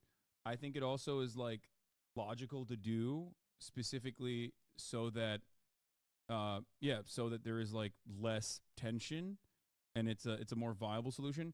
And last but not least, reparations in this process is also a matter of international law. I guess the only thing that is up for contention is that the Israeli position on the matter is, we'll just hold off on negotiations as best as possible while we do settlements. But also simultaneously is the notion that like actually other Arab states should be giving reparations to the Palestinians as well. Like we shouldn't be bearing the burden of the reparations because it's their fault, because like their position is that the Nakba didn't happen and that there was no ethnic displacement and the Palestinians voluntarily left. This is the Israeli government's broad position. Obviously, there's varying degrees. Yeah, obviously we would need a completely different cabinet as well because the one right now is, I believe that Netanyahu and his cabinet are, one side of the same coin with Hamas. They're both obstructionists and violent fucking lunatics. So, starting with all that established, my question to you is this, and again, approaching this from a fully realistic perspective. What do you think would happen in the region that would result in Israel conceding to a one-state solution? Oh, that's a great question. I think one of the greatest things that could happen in a one-state solution is that you completely limit. Obviously, we're talking about like a hypothetical future that is like very far away, but you completely limit. Near impossible. Iran's power Not very far away. and exertion of influence over militant factions that are being currently used as a destabilizing force against Israel. The other states are not all that important, with the only reason why I talk about Iran is because Iran is the only regional actor that is like genuinely anti-Israel. They see Israel as an expression of Western influence in the region. And of course they will use, like, they have Hezbollah, another Iranian-backed movement that became a political party as well, as a consequence of like Israeli incursion in Lebanon as well and the civil war. And these are all opportunities for Iran to push back by way of Syria, by way of Iraq, by way of Lebanon, by way of the Houthis in Yemen, that they would not be able to utilize these militant factions if there was a permanent peace solution. So I guess I'll ask the question again because I'm not sure if it was answered directly. But No, he didn't. Because Hassan cannot answer a question directly, dude. He always like goes off on some tangent. But what? To be fair, I do that too. Do you think could happen in the region that would result in a one-state solution? I think that the normalization agreements would continue with the Gulf nation states, and that Iran's influence over militant factions within Palestinian forces would wither away because there would be no necessity for their continued. He's not answering the question. He asked, what do you think needs to happen before you can see a one state? And he's just like going in some random tangent of, oh, after a one state, this is what happens. No. How do you get to a one state solution? Violent emancipatory efforts. And so you're saying that continued normalization of relationship between Israel and neighboring countries. Yeah, that was already, because a lot of the neighboring countries are already like they're basically American client states to begin with. Egypt being a great example of this. Like the Egyptian economy would not exist without America's like tremendous amount of help. Like we give Israel a lot of money. We talk about that all the time, but we give Egypt even more money than that, right? Like, so Egypt is a great example of this. The UAE and Saudi Arabia, again, regional actors that have their own personal interests in the matter, but like they're not interested in defending Palestinians by any means. Regardless, they are absolutely. Just to go off on a tangent, that is actually like a brilliant strategy, is it not? Like if you can align countries with you economically, you've got an ally for life, right? If you working together has the outcome of more prosperity and more stability, then everyone, like, that's just the way to go. But then sadly they also like, oh, you don't want to do it, all right, okay, we're gonna like invert it a little bit. Oh, you did something. Oh, I've got 50,000 troops on your border. Sorry, right? That also happens. Let's be honest. It's probably not the way to go. But the whole trying to like align each other economically is like a really smart thing to do. America's solid allies in the region too. So most of those countries are pretty much designed in a way, like if we're talking about Jordan, directly designed with European influence. Again, another country that's like a holdover state, basically.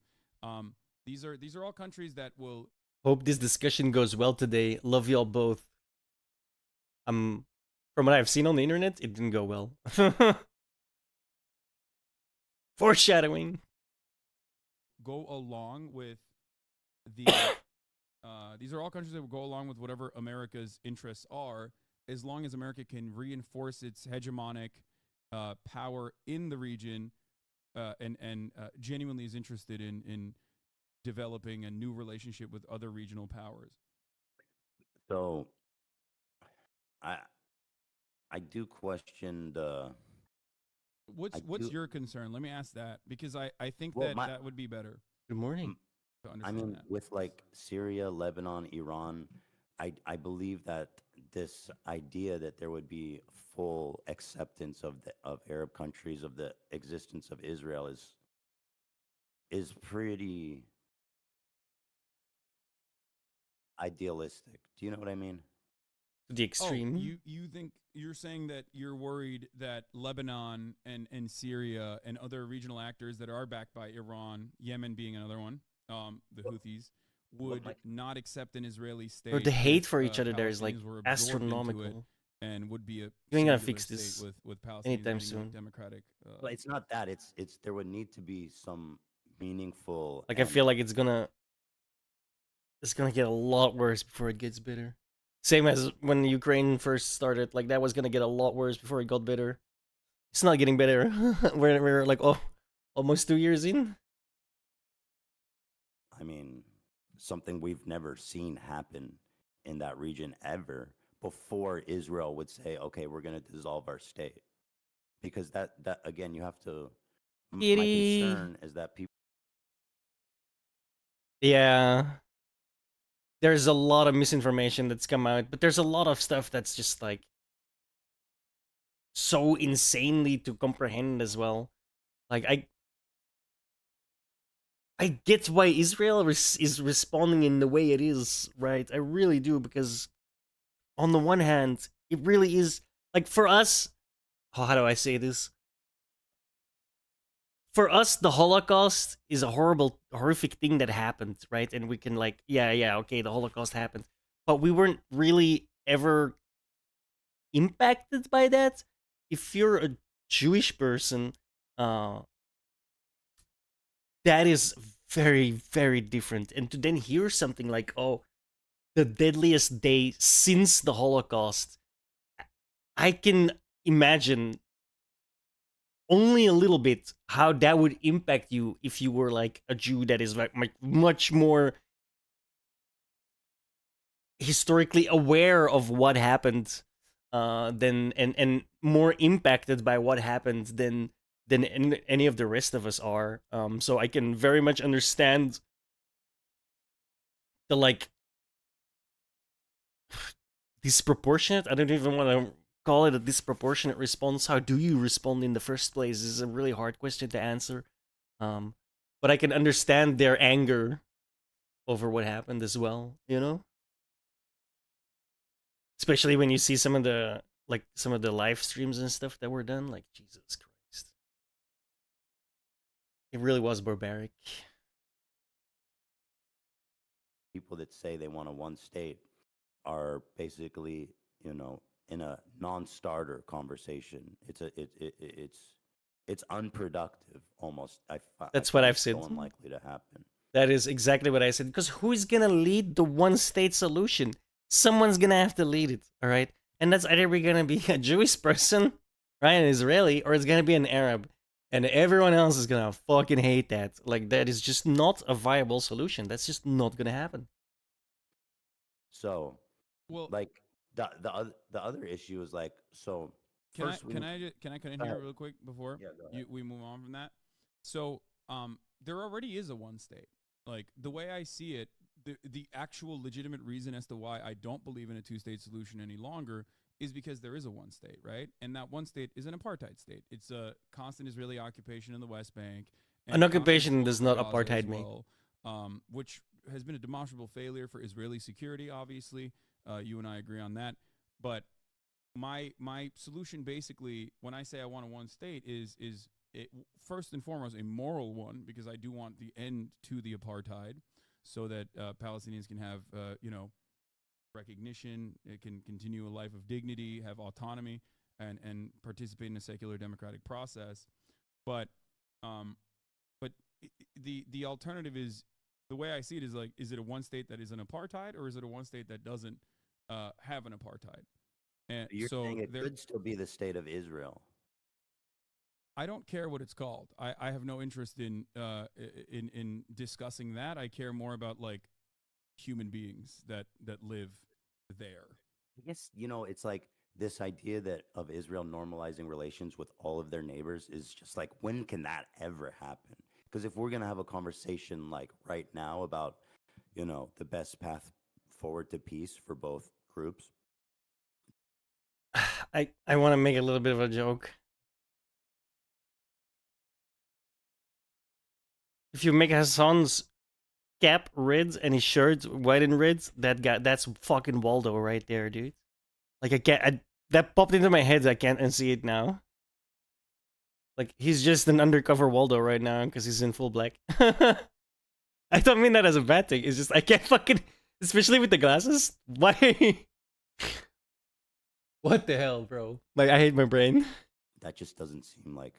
And then here's another aspect, is that if you were to, like, it's not, I don't even mean that as a bad thing, right? It's just like, that popped into my head, dude. Like, oh my god, I found Waldo, and now I can't hear it. And barriers and sorry, I gotta go back because I was talking over. If you were to basically remove the all the checkpoints and walls and barriers and blockades and all that stuff, do you? And again, I'm not saying it's right or wrong. I'm just coming at it from a very pragmatic perspective. Yo, I just realized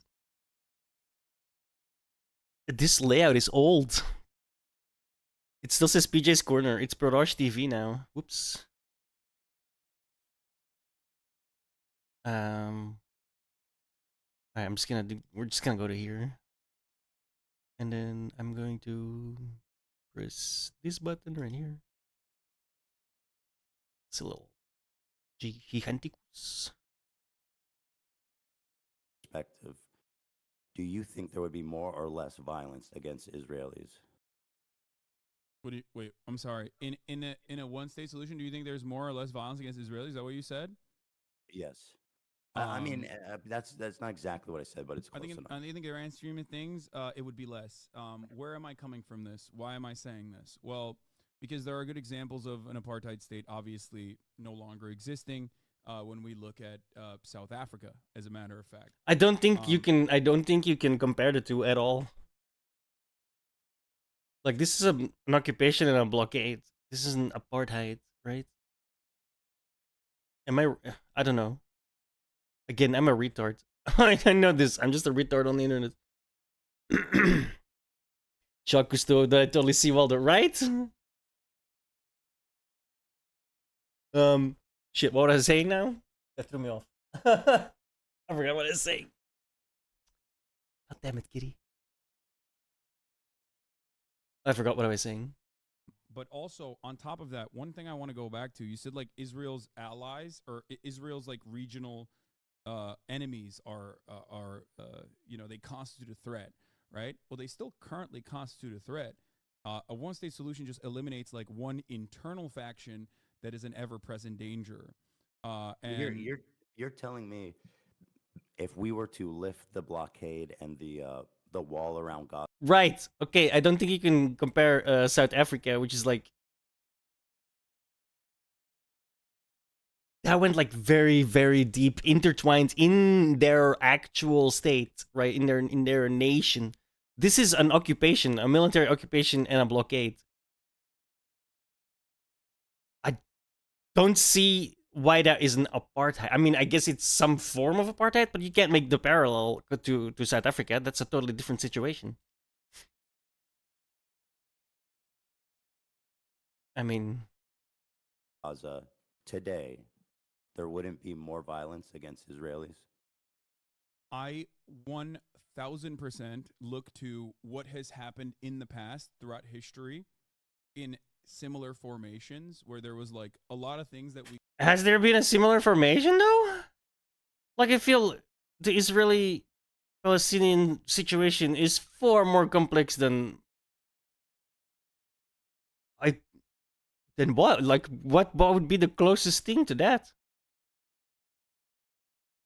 We consider to be completely morally unjustifiable. That restoration process often will lead, almost always has historically led to less violence than the violence of the maintenance of this process. Because you're asking like, name some examples, then. I don't know how useful it is to compare it to like other situations because it does have a lot of unique things. For example, I'm with the Ethan. government in charge of Gaza, Hamas, is singularly like that. That's the thing. For some reason, that doesn't really get brought up all that much. They elected them. Like, Hamas is the government of Gaza, right? There weren't any re-elections because I'm fairly certain they won because of, you know, pew pew. Like, yeah, it wasn't exactly a bloodless election. So it's like, even from that point of view, it's not an apartheid because they're two different nations. One is just blockading the other because the other one wants to fucking wipe the other one off the map. dedicated to destroying Israel and killing Israelis. So how I just don't understand how you. Where was this? What, 2006? That removing the wall would result in less violence. Because Hamas itself is a mere expression and simply one. No, it's a terrorist organization amongst the sea of Palestinians, 5 million of them living under the occupation, under the. That's another thing. Everyone's calling this like, oh, it's a genocide. They're really doing it the wrong way then, because there could have been way more casualties, right? Like, that's not to laugh at. I didn't mean to laugh at that. But I mean, like, Israel has the capability to wipe Gaza off the map in like a day if they wanted to do that.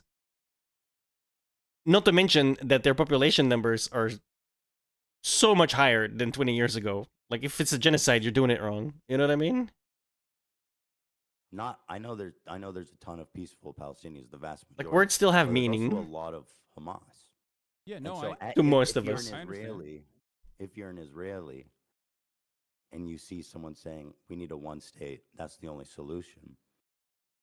The Israelis are going to see, okay, we're going to remove our walls, we're going to remove our checkpoints, and it's going to be suicide bombs in our cafes and buses again within the matter of days. Well, with the walls and checkpoints, October 7th still happened, right? So it's more of a matter of like, it's more of a matter of whether the ceasefires have worked successfully. Well, they got through once, so what do the walls matter? What? What kind of argument is that? Were they ineffective that day? Clearly, yes. Did they let it happen? Who the fuck knows? All right.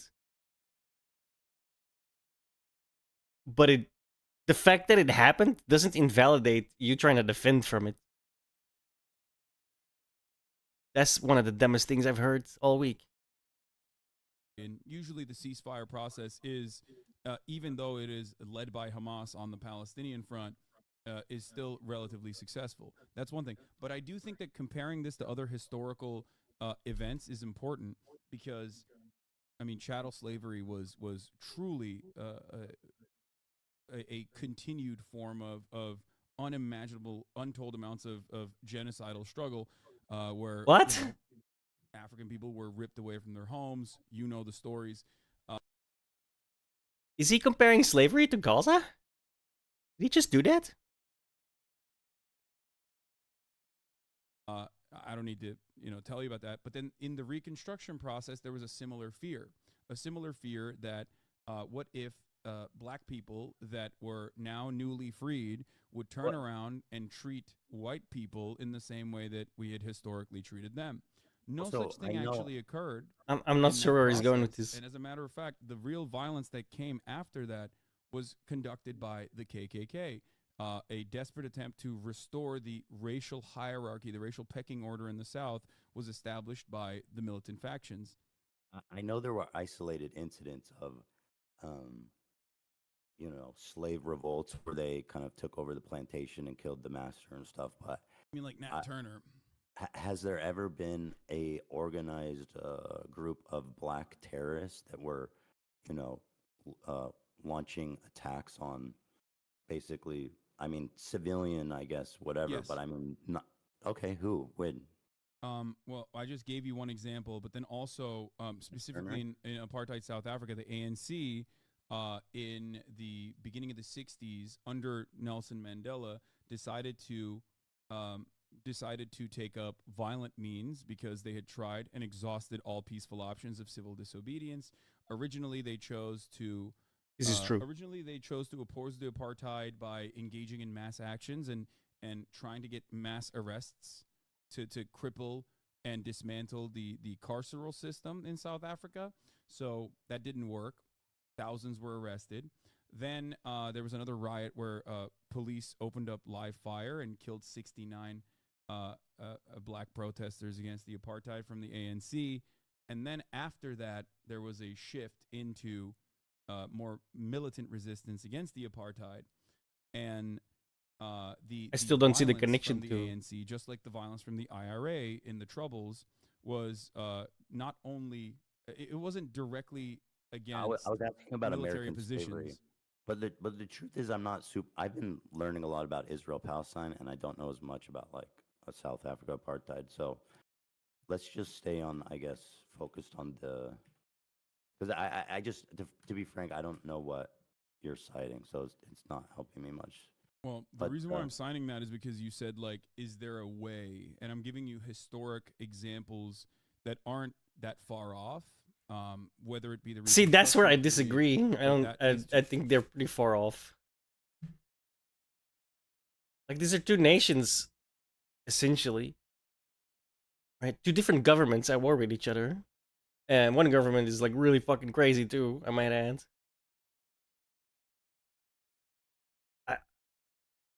I don't... South Africa was one nation where there was, like, massive oppression and a literal apartheid, right? In between, like... Because I don't think Palestinians would agree that they live under, well, under occupation, yes, but under Israeli rule?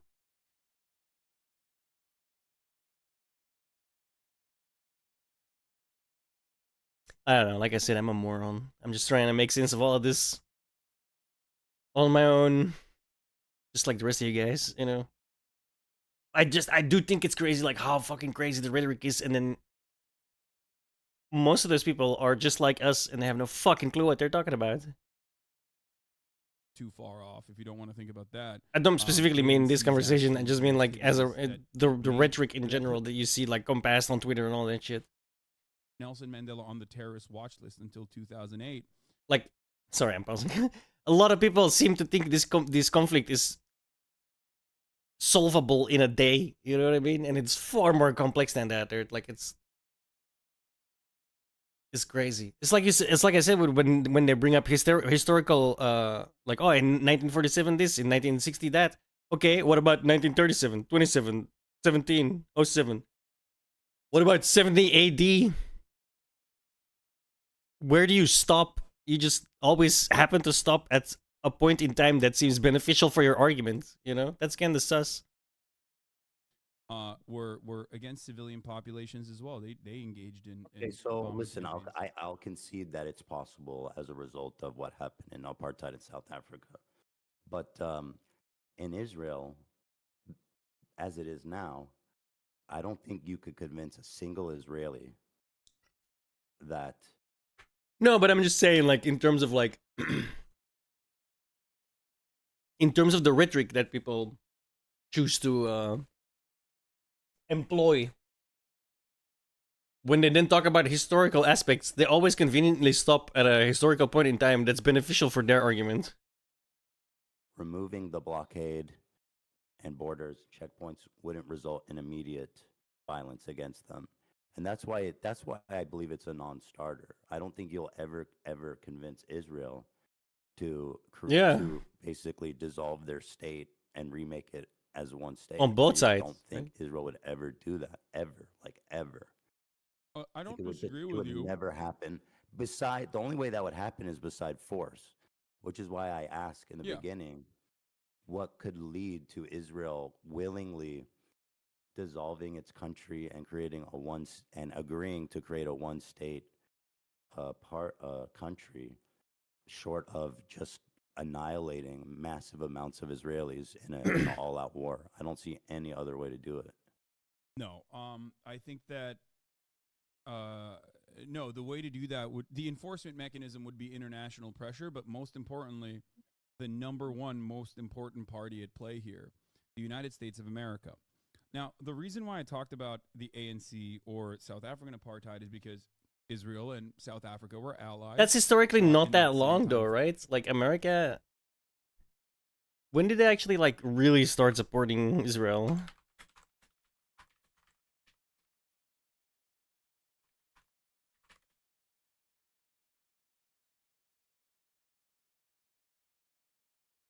In 61 to 69 Kennedy and Johnson administrations, President Kennedy initiated the creation of security ties with Israel, and he was the founder of the U.S.-Israel Military Alliance.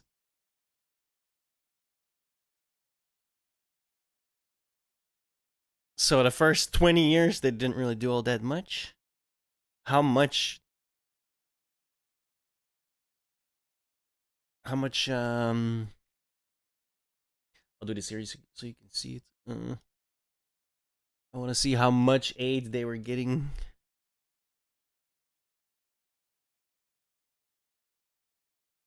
Initiated the creation of security ties with Israel. He was the founder of the U.S.-Israeli Military Alliance. Seeing his policy decision on the White House advisors, avoided the State Department's greater interest in the Arab world. Central issue was the status of Palestinians, split among Israel, Egypt, and Jordan. By 1961, there were 1.2 million Palestinian refugees living in Jordan, Syria, Lebanon, and Egypt. Soviet Union, although it initially supported the creation of Israel, was now an opponent and looking to the Arab world to build support.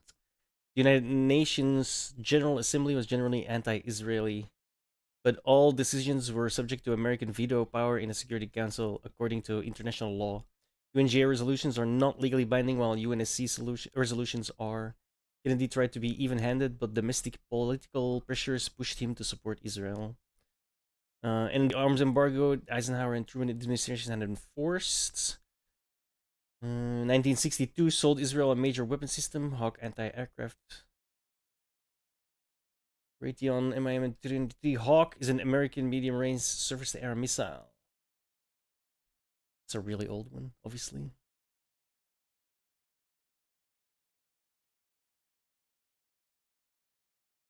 Kennedy warned the Israeli government against the production of nuclear materials. Could instigate a nuclear arms race. Yeah, duh.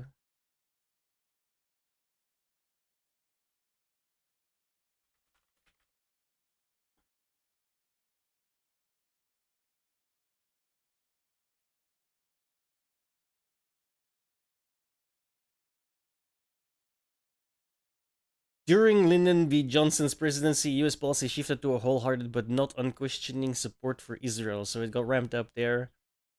During and after the 6-Day War, would be disproportionate, potentially destabilizing. Israel's raid into Jordan after the 1967 incident was very troubling to the U.S. because Jordan was also an ally, had received over $500 million in aid for construction of the East Gore main canal, which was virtually destroyed in subsequent raids. Primary concern of the Johnson administration was that should war break out in the region, the United States and the Soviet Union would be drawn into it, almost certainly. During the 6-Day War, Israeli jets and blah blah blah. Yeah, to get them to.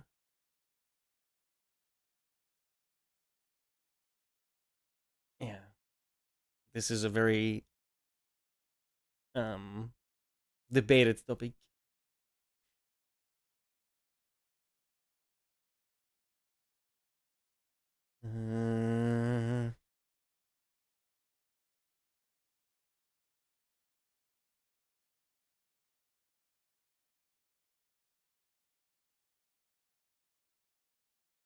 These designs were also shared with the United States. Bro. God, international politics is such a fucking yuck. So basically, it got ramped up after 67.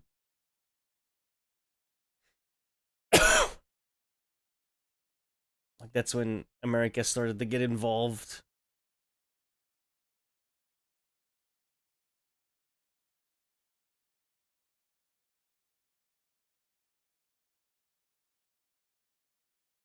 First Ronald Reagan term. Additional difficulties used Israeli variations, in part because several presidential appointees had ties or past business associations with key Arab countries. Yeah, that didn't get any better. President Reagan's personal support for Israel, the compatibility between Israel and Reagan, perspectives on terrorism, security cooperation, and the Soviet threat led to considerable strengthening bilateral. So it really kicked off in the 80s under Reagan. And then obviously after the Intifadas. Okay. Sorry, I figured that would be information that we could use. Frame. And they relied on one another quite effectively during the Cold War as well. And also, I personally believe that Israel saw what happened during the South African apartheid and vowed not to repeat those mistakes in order to continue being a ethno-state, a Jewish ethno-state, and maintain an apartheid structure in occupied territories. So that's the reason why I think it's important to draw this parallel. And it's also important because that's how international pressure worked in that situation. It's a very successful and very recent example of an apartheid regime ending with international pressure, specifically with American sanctions. What's up? You think with international pressure, Israel would dissolve their country and create a one state? Not gonna with happen. International pressure, Israel would do anything that, not even international pressure, but just American pressure, Israel would do anything that America I think wants. it's important for you to understand. I think that's delusional. That will never happen. And I say this not from a right or wrong perspective. I'm just saying this from pragmatically. I know Israelis. I've lived in Israel. That will never, ever, ever happen short of all-out war. They will never give up the country, ever. It will never. It's 0% chance. No, I understand that. I know that there isn't a willingness. Here's the counter. Here's the counter from South Africa. You could say, in South Africa, the white population was only 10%, right? And even then, the majority, after long and continued pressure campaigns from the international community, actually moved in the direction of ending the apartheid themselves. So that is actually a valid. That is actually a way to counter what I'm saying right now, right? You can just say, well, in South Africa, even the majority white population was on board with ending the apartheid for one reason or another, whereas in Israel, there's currently no appetite for this whatsoever. It is 73% Jews in Greater Israel. So there's a ton of Palestinians, in West Bank and Gaza and neighboring countries. Yes. But it is largely a Jewish state by quite a margin, which makes it, in my opinion, uncomparable. It's not apples, it's not apples to apples with apartheid South Africa. What do you mean by that? Well, as you said, the white population was 10%, right? Oh yeah, the white population was much smaller, and this is what Noam Chomsky refers to as like Israel's labor problems being fixed in the aftermath of the first Intifada. Israel relied on obviously the Arab population to do the labor in many cases, like cheaper labor. And after the first Intifada was fought with strikes and stone throwing and the like, Israel moved in a different direction. That's why there's like a new population of a labor force that is often imported in, whether it's Sudanese refugees or whether it's Thai workers that are able to work like a cheap labor force that isn't. I feel like you're not understanding or not understanding. I don't mean to. I'm a restart, by the way, say the in game. a condescending way. I don't mean like that. I just mean like you're not engaging with this idea that Israel will never give up its state short of all-out war and violence. It's not about Israel giving up its state. It's about Israel dissolving the apartheid structure and allowing Palestinians to also be a part of its democratic process. So then that's what and I go do back understand to. that there is an appetite. I do understand that there is no appetite in Israel whatsoever from the 73% Jewish population especially in doing such a thing. I totally get that. There's two considerations here, or three actually. One is the moral one. I think you and I both agree that is that would be a good thing, right? Ending the apartheid would be a good thing. The second consideration is a matter of international. I hate that they keep saying apartheid because again, I don't really feel that it's like all that applicable. It's an occupation and a military blockade.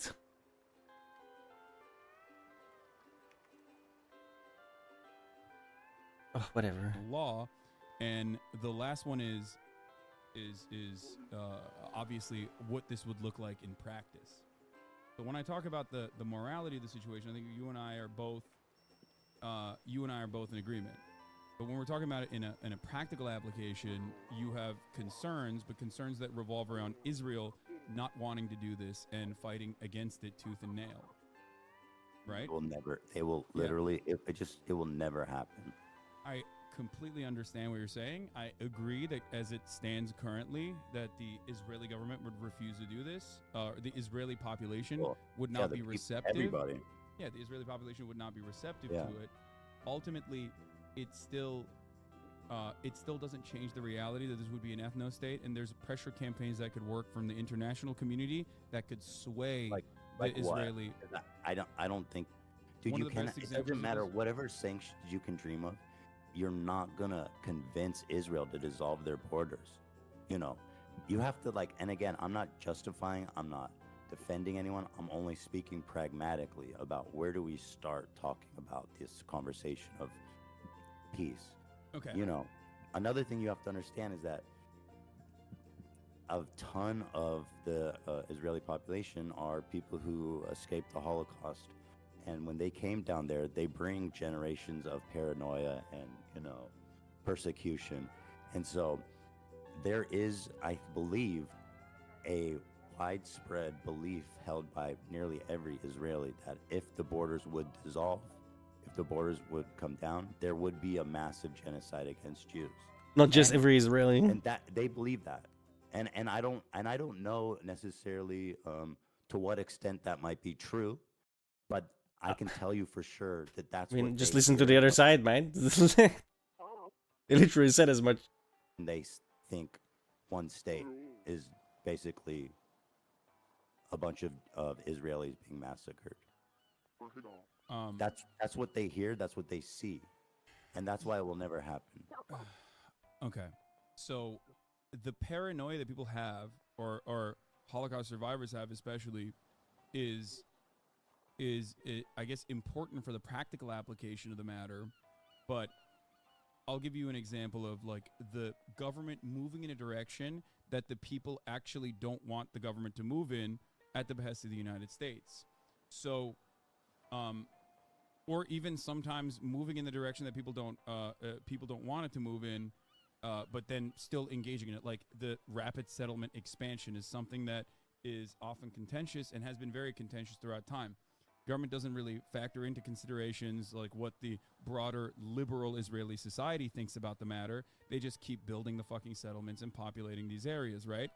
And the opposite has happened as well. In a time when, according to the Israeli Democratic Institute polling, I believe 80% of the Israeli Jewish population believes that there's no need to consider Palestinian lives. In the last siege in Gaza, the government has taken steps that some people would find to be inappropriate in opening up humanitarian corridors so that you can bring in supplies. Defense Minister Yoav Gallant was asked the question in the aftermath of the first day of the Rafah border opening so that they could bring in trucks and trucks of supplies into Gaza. They were asked, "Why are you doing this?" To which Yoav Gallant responded with, "What can I do? America told me I have to do this." In 2021, Joe Biden called up Netanyahu. What's up? Letting humanitarian aid through Rafah crossing, comparing that to dissolving your sovereign border. Come on. No, of course it's not a one-to-one comparison at all. No, it's not comparable. Something as minor as that. Yeah, it's so dumb, dude. That's so disingenuous. All the way to ending a siege is entirely up to the United States and what the United States. This just goes to show, right? Israel It's do and allow 90% how you look and sound, and 10% what you say. Pressure Because the holy United shit, States dude. exert over Israel that would be so powerful that they would say we have to dissolve our country. First of all, I don't believe that this would be a dissolvement of Israel as a nation state. It would simply allow the Palestinians that are currently under occupation to be also a part of the democratic process. And it also would not happen overnight either. But if you're asking me the question, it's sanctions. It's the shutting off the money faucet. It's shutting off bombs. I mean, we were just looking at it. You said you were watching the stream earlier, so you probably saw this already. But we shipped two different, I think, mobile. We shipped two different mobile Iron Dome trucks into Israel. We are consistently shipping in Mark 84 rockets into Israel so that they can directly use this on the offensive, by the way. This is not even a defensive weapon that they have. This is specifically so they can engage in offensive posturing in the Gaza Strip. So, Yo. Without America... How you doing, Ryuji? Where you been, bro? Hope you're having a wonderful year, I guess? I don't know. A wonderful time. Yeah, Dave the Chatter. Yeah. I wanted to play Dave the Diver again. There's been a couple of upgrades and updates and stuff since we last played. But I started off with some drama farming. But I'm starting to get bored by it because it's like, oh, I can only listen to Hassan for so long. He can never answer a question directly, dude. Why is oh, what's 1 + 1? Well, when you look at a 1, what in fact does a 1 mean? Oh, bro, that's not what I asked. It gets so oh, bro. Am I wrong though? I feel like if you would ask him a direct question, what is 1 + 1? He would not say 2, right? He just goes on this long-winded thing to avoid saying 2. America's involvement, Israel would not be able to behave in the ways that. I mean, the comparison might be funny, but it's frustrating to listen to, dude. It's oh. It has so far. America could just as easily tomorrow, with one phone call, turn on, call Bibi Netanyahu and say, enough, cut it out, you're done. Joe Biden has done this in 2021. Even Ronald Reagan has done this in the past. George W. Bush has done this, or George H.W. Bush, sorry. So we have a lot more say on what Israel gets to do than vice versa. Really, so your statement is that if America stops really selling Israel bombs and arms, then they will I say dissolve the country because again, that's how the people in Israel are going to view this. it won't be the same place, for them, and to them, their security is paramount. We're not selling the weapons, brother. We're just giving them weapons. Okay, so you don't think that Israel could get bombs from other places?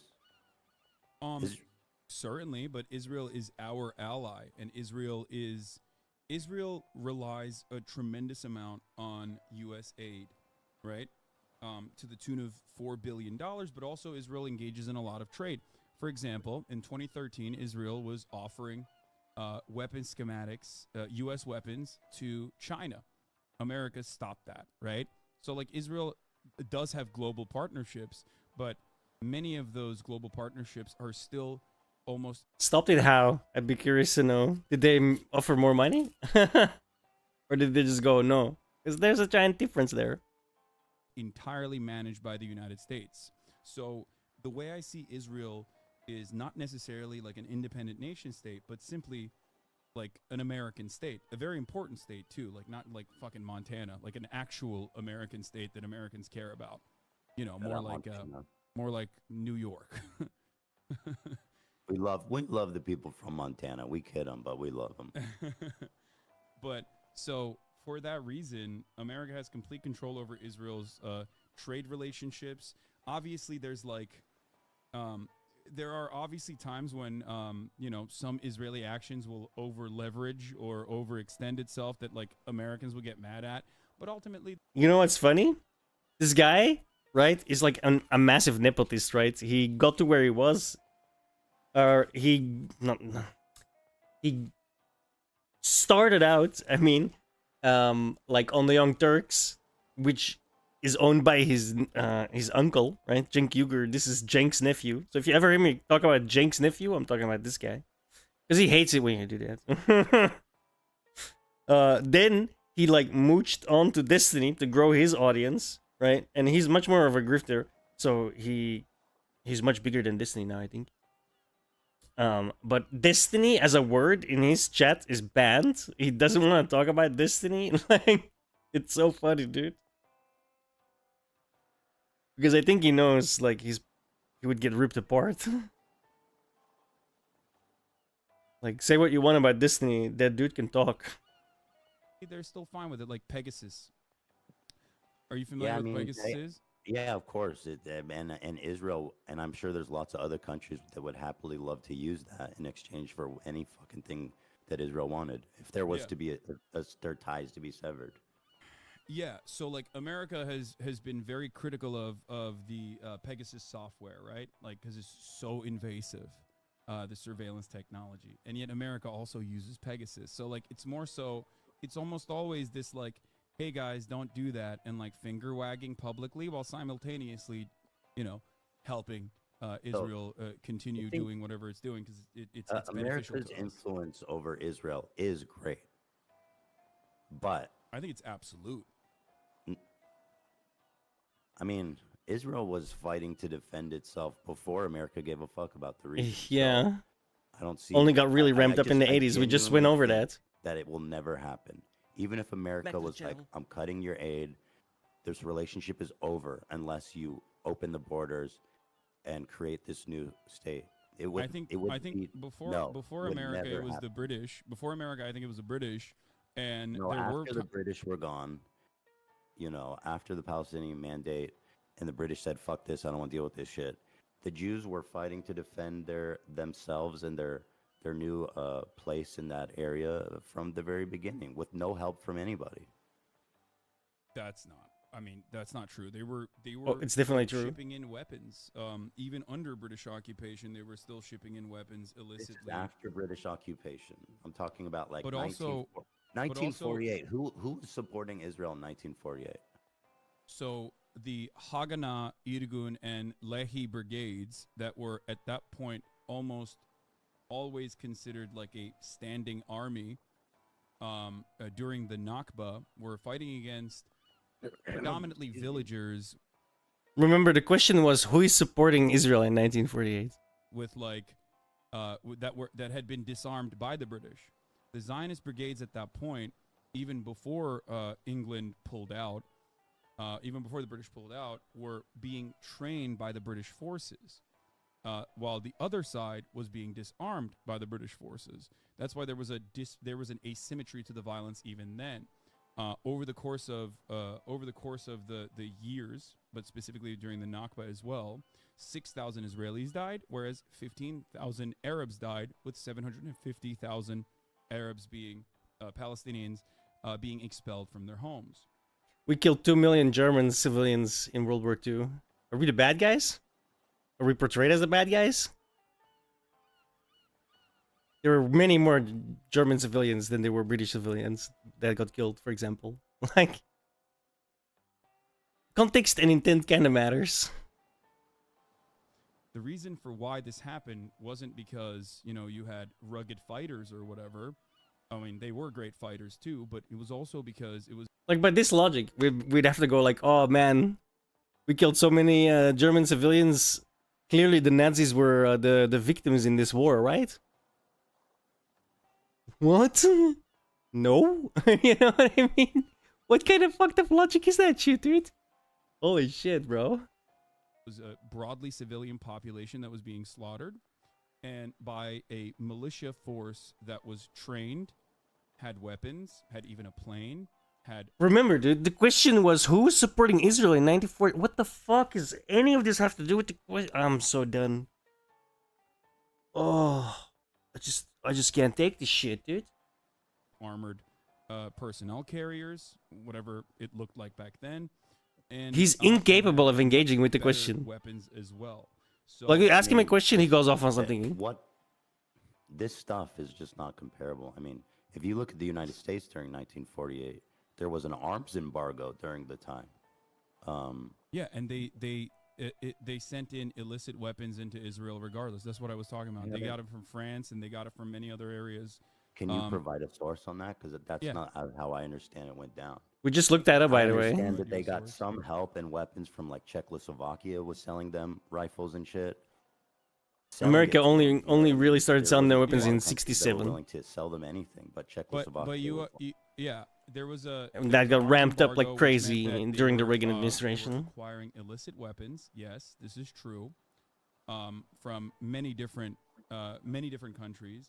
However, beyond I that, knew they that. also had I knew access looking to that up would British come in arms handy as too, well. man. That's why they had, like, armored personnel carriers. 5 minutes later, there it is. Not many, but ultimately you were fighting against a civilian population that was almost completely disarmed regardless. I mean, the Egyptian army was considered one of the best at the time of that war. And it got spanked. Well, not necessarily, it seems. But why? Because they lost, but they were. Yeah, I mean, they were yeah. considered one of the best armies. in the world, which He's is not why wrong. The war He's not wrong, right? They lost. Well, I guess they weren't all that much. Yeah, because they lost, right? But that doesn't mean, you know. was so thought to be like, oh, this is going to be an easy dub for the Arab countries. I don't think that they were. I do not think that they were a like a really good standing army at all. I think that In retrospect, no. But back then, the overarching. I don't know if you're talking about 1948 or if you're talking about 1967. 48. I'm talking about 1948 war. Okay, there was no. I think there is a little bit of confusion with what you're saying, because what you're describing sounds like 1967, because in 1948, like, the Egyptian army that you're referencing in 1948 is not like a serious one. No, I'm talking about 1948. I think Egypt was considered like a military power, especially in the region, and a fairly well-trained army. But I think we're kind of, to go back to the original point. So I don't want to drift too far off topic here. Is that Israel, if it has to, will definitely go its own way before it dissolve its borders. Like, I hope, I really want people to understand how impossible, how that will never, ever, ever happen. And again, not defending them. I'm not justifying anything. I'm just speaking pragmatically. You have a people who are coming from this systemic genocide, coming and getting their own borders here, right or wrong. again, just being pragmatic, they have a massive, well-trained standing army of the whole country. They have nuclear bombs. They're fucking crazy, dude. They will, and they do believe that dissolving the borders would be a second genocide. They believe that, all of them, almost all of them, I'd say. And so you have to reckon with this reality that with the one state, it's impossible. I understand it, and that's why I said it's not going to happen overnight. It's not like, all right, It won't. everybody, like, it's a one state now. Like, that's not how this works, right? But Come say hi. a international commitment in the exact opposite direction has to happen, and it has not happened thus far. Well, Like, then even, I mean, a good question even then is like, do you ever even think that's possible before we can even get to the idea that, we need to exert pressure on Israel from foreign forces? I think that hit me in the face, why don't you? there's a reason why there is a steady flow of propaganda into the Western world that the Israel Foreign Ministry cares about a lot, because they want to maintain a posture that is broadly supported by the Western world. And I think that dam has been breaking since 2021, once like B'Tselem, Amnesty International, Human Rights Watch also all officially declared Israel to be an apartheid state. In my opinion, it was decades late, but yes, over time, as the brutality of this regime continues to get worse and worse, more and more people will, in my opinion, keep continuously protesting Israel's actions, and will push for more, push to get Western leadership to Except most pull Western support leadership is away and ultimately even fairly pro-Israel in move this in case. the direction of sanctions. This Well, kind what of seemingly timeline are we thinking here? I'm not in terms- entirely. I don't know. I don't know how long this will take, but I won't stop 'Cause I fighting prefer it for it. doesn't go on that long. It sounds like that's a really long plan. Well, there's not really. I mean, the inverse of this is also a really long plan, and the really long plan revolves around Israel continuing to like slowly but surely engage in pogroms in the West Bank, turn a blind eye to it, or directly arm the settlers like Itamar Ben-Gvir has been doing, and continue to push Palestinians in the West Bank further and further away, with the ultimate goal of maintaining an ethnic cleansing and ethnic displacement campaign in parts of Gaza, maybe even annex further and further, because like everybody fully understands that there's no way to like eradicate. I like how they always like start moving terms when people point out that the terms they're using are bullshit. Like a week ago, it's like, oh, genocide. Well, it's clearly not a genocide because these are the reasons why a genocide is a genocide, and here's the reason why that's not applicable to what's happening now. Oh, ethnic cleansing. Like, okay, dude, keep moving the goalposts, bro. Okay, I'm done with this shit for now, dude. Let's just play a fun, nice little game, and we're not gonna think about all this nonsense. Ugh.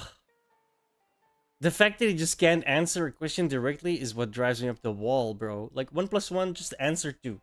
Okay? Like, why are you like, well, what is a 1 and a 1 is, well, bro, give me a break. That's so dumb. I hate that so much.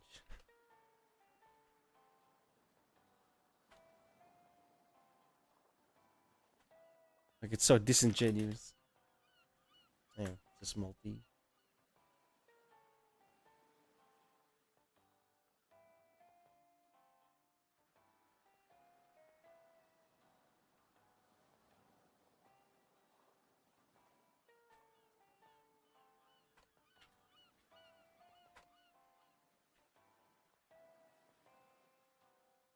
All right. I turned the sound and music down because we were watching that shit. So let me get through everything so I can get into the menu. Terrain and ecology changes, which means this could be an incredible business opportunity. We can discuss that later. I heard you took a break from diving. How about warming up? I'll guide you from here. Go ahead. Go on in. I don't have a good feeling. I got a bad feeling about this. Settings.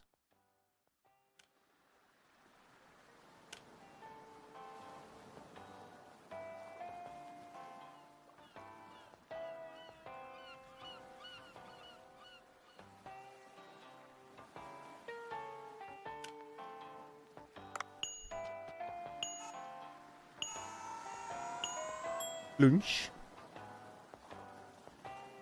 Oh, no plunge sound. Sad.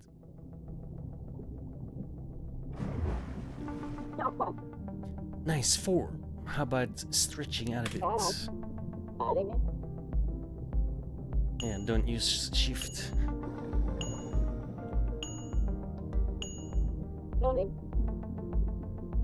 Your moves are as nimble as a freshwater snail. Yeah.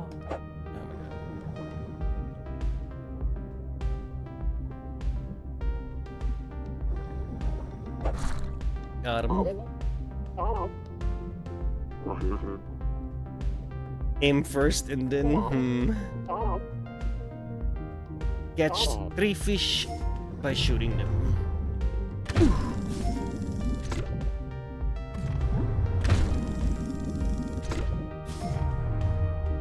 I want one of these purple ones. Yeah. Oh, you've been waiting for this? I like my politics, woman. Don't take that away from me. I like the. It kills my brain cells sometimes, but I like the debates and stuff. I like watching those. I like trying to get into the mindset of someone else, which is really hard to do with some people because they're like, "What the fuck are you saying?" I don't like drama, so I steer away. I live for that shit.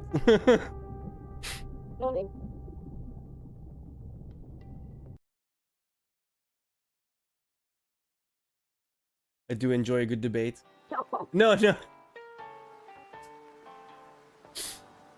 As being facetious. You love sushi, right? I don't eat fish. So let's just, for RPG purposes, sure, I love sushi.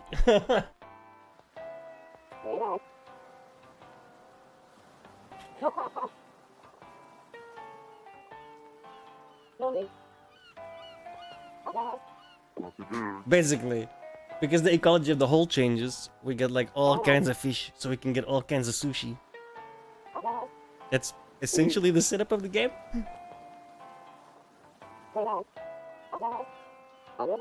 So we're the procurer of ingredients.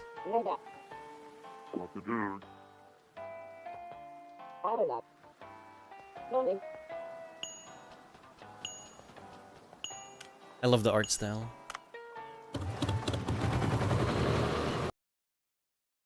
This is actually a really fantastic game. Has good music too.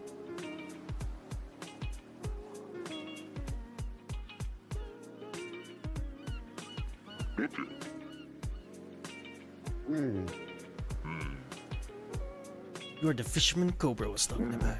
I am more of a diver than a fisherman. Thank you very much. Words have meaning. I'm Bancho. You like sushi? I sure do. Tuna belly, eel, sea urchin. Just thinking about it makes my mouth water. Just as mediocre as expected. Sushi is a food that combines the soul of sea and land. It symbolizes Mother Nature herself. Most people, however, have only tasted more accessible fish, just like you. How empty a life is one that what? How empty a life is one that ends without.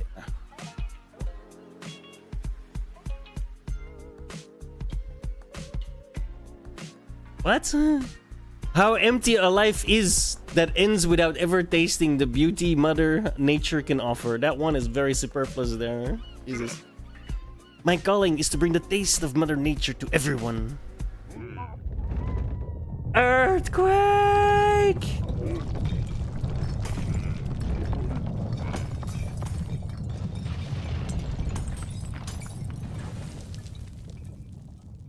Well, shit. The interior is really quite a mess. Looks like we will have to delay the opening. You know what? I spent all my money getting this restaurant ready. I'll have to recover the repair costs through doing business.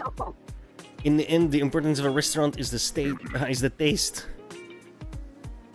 First, we need ingredients. Did you bring anything? Indeed. Go and catch 7 more fish, and the restaurant is going to be open only in the evening.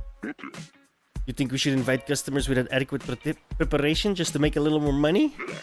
It is a chef's duty to prepare the best possible food with meticulous precision, just as a warrior sharpens his sword on a whetstone.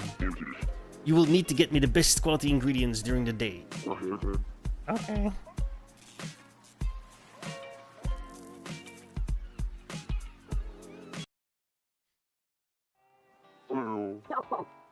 He may not talk about personal stuff, but this guy can talk about sushi all night. I haven't seen Bencher so enthusiastic since the incident. It's nice to see him like this.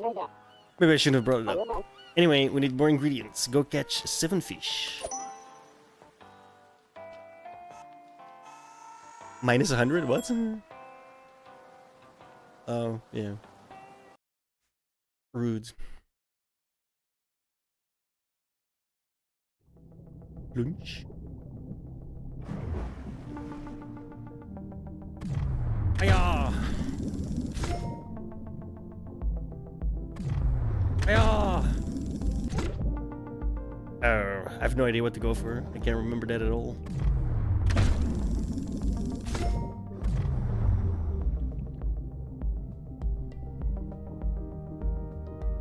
We ain't got we ain't got that much time anyway, so I don't know. Can I kill this yet? I don't think I can. Yeah, that's gonna take an hour. Oh, I need a knit for those.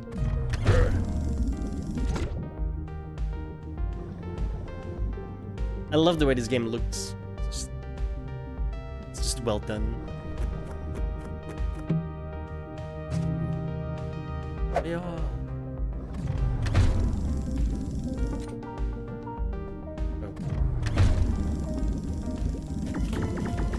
Oh, I forgot about that. I was unprepared for that.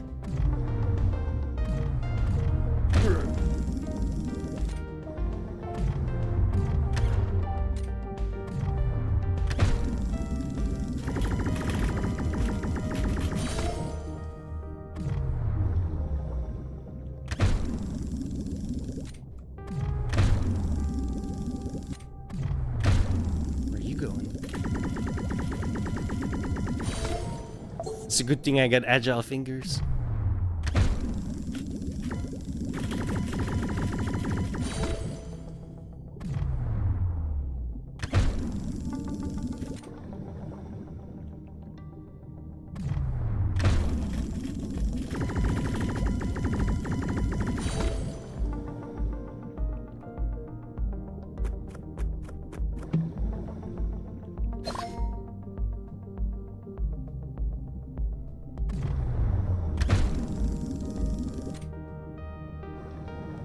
Kira, don't go down. I can't go down.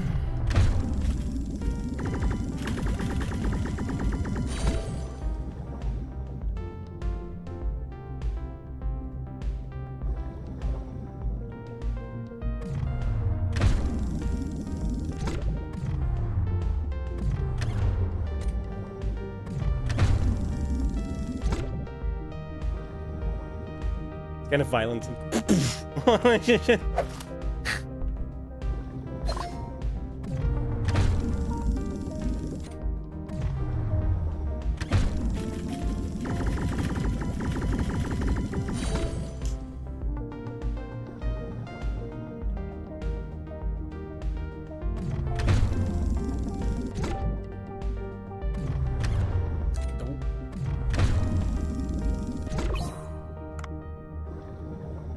Time to go.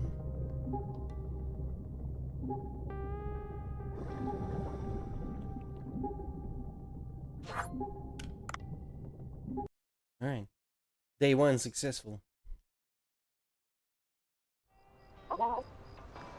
Did more than 7.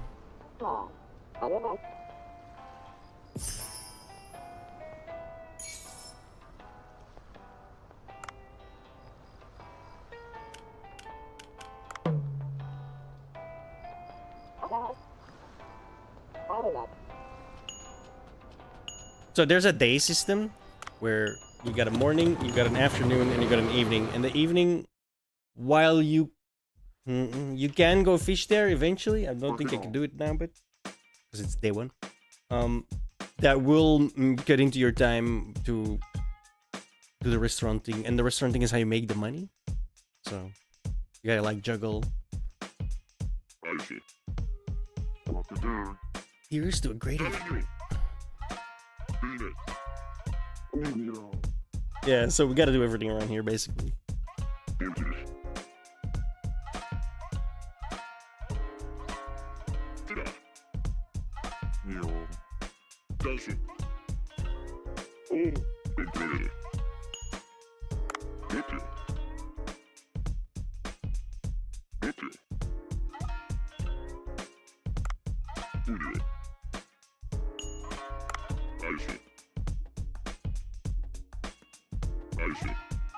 You don't want to put too much in either. Like there's an X amount of customers you can have depending on the restaurant's rating. I don't really remember the things anymore. I think it's like 15 to 20 the first time. I can't remember.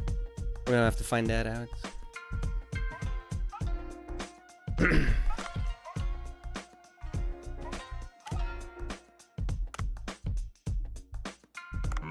Oh crap.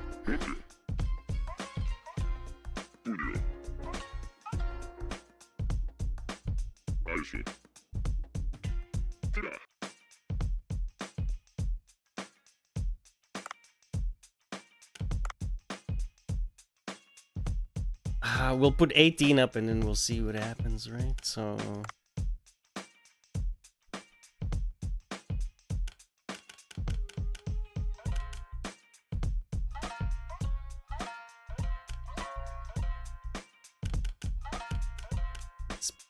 let's make it cheapo ones.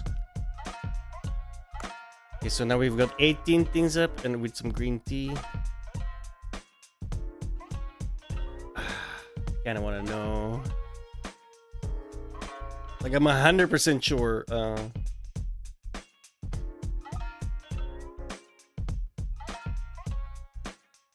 Like you get X amount of people per day. I think 18 is far too much. I'm just gonna leave it at the 12.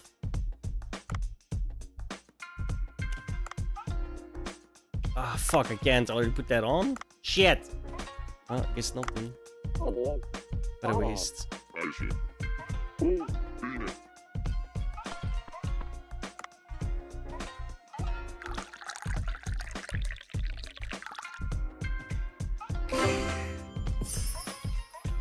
Perfect gives you more money, I think? Yeah.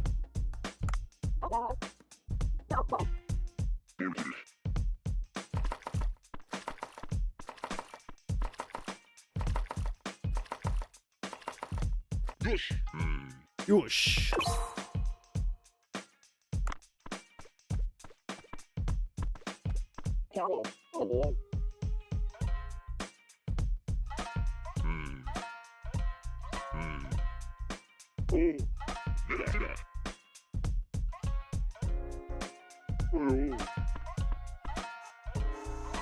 Can I just eat it? What a waste.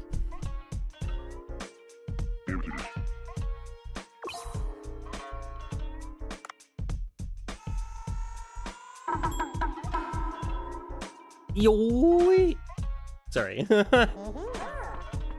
At Dinklow.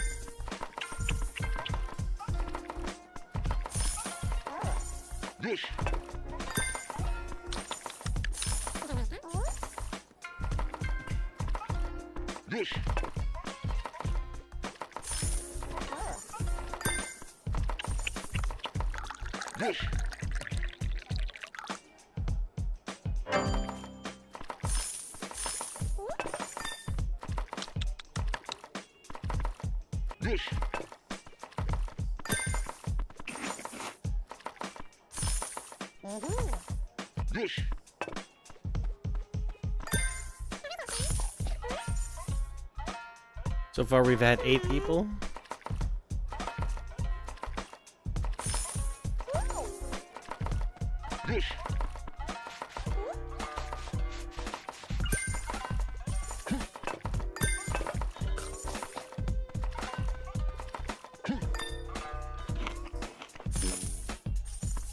And 11 people.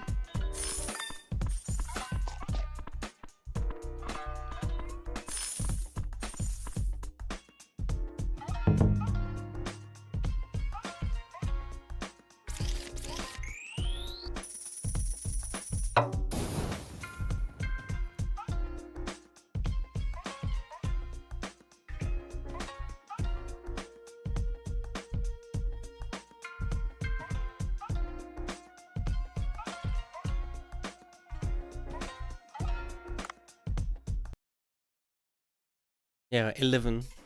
Sold 11 pieces of fish. Which means I threw out 7. Rip. Not bad for a first day. Try a little harder next time.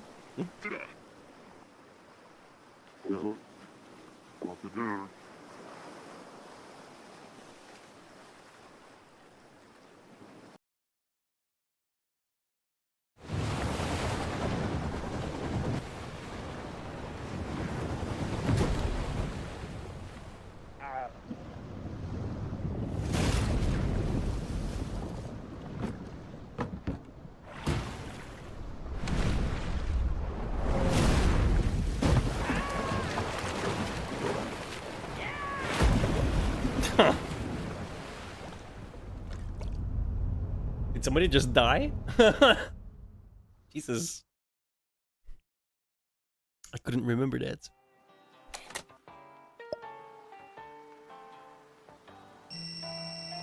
That got dark real quick. You the man who's been diving around here?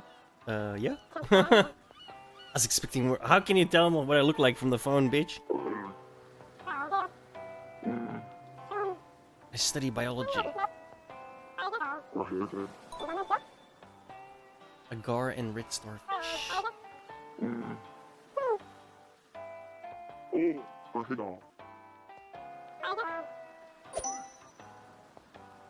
Okay.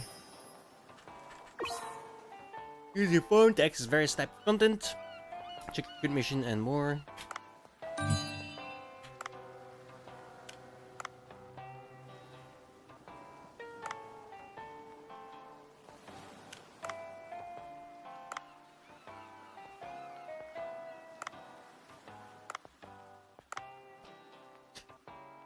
Yeah, make 100 gold. We're almost there. 2 Agar, 2 red starfish.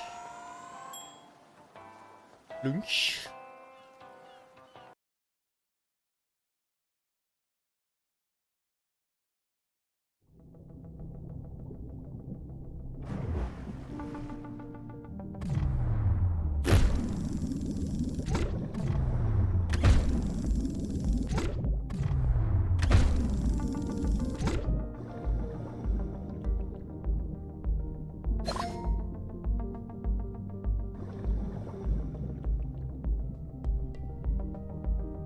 I'm just gonna grab everything I find.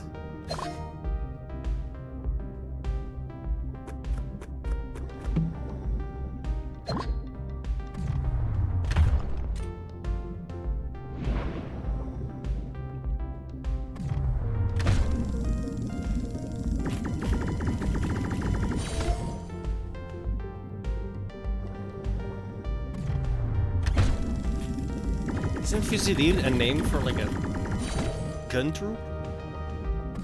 I swear it is. Oh, okay.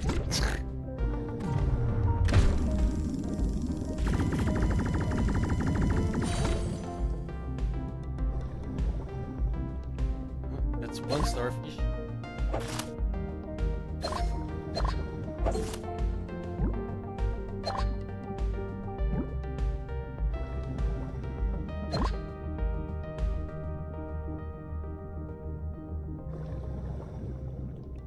I really love the way this game looks.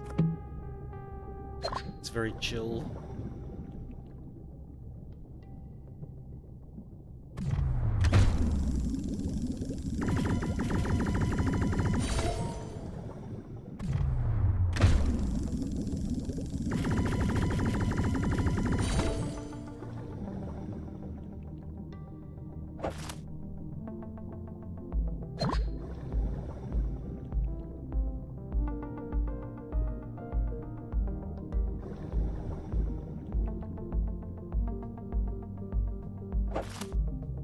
It's like a less horrific version of Subnautica. Not even remotely, I guess, but you know.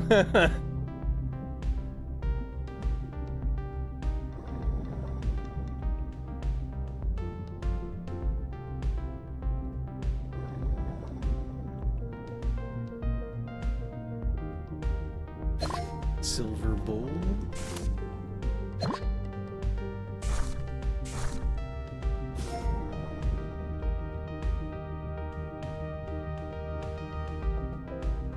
Come on, I just need one starfish, man.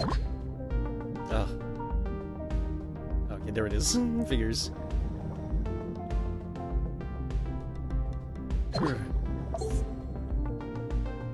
I'm gonna be using way more oxygen now, but I found an oxygen bottle, which gives me 50 oxygen. At least I hope it's 50. It might be half.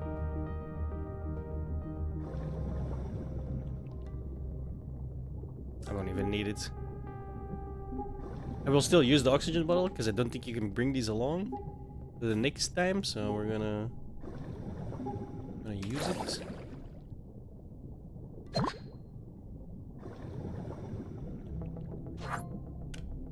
Did it give me 50 or half? I'm not entirely sure. What was I at? Like 23? I felt like it didn't give me 50 because I would be at 73 then.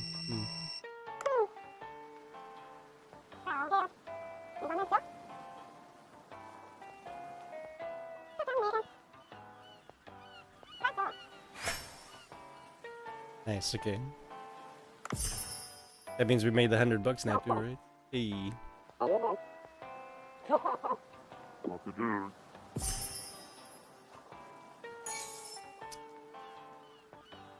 Okay.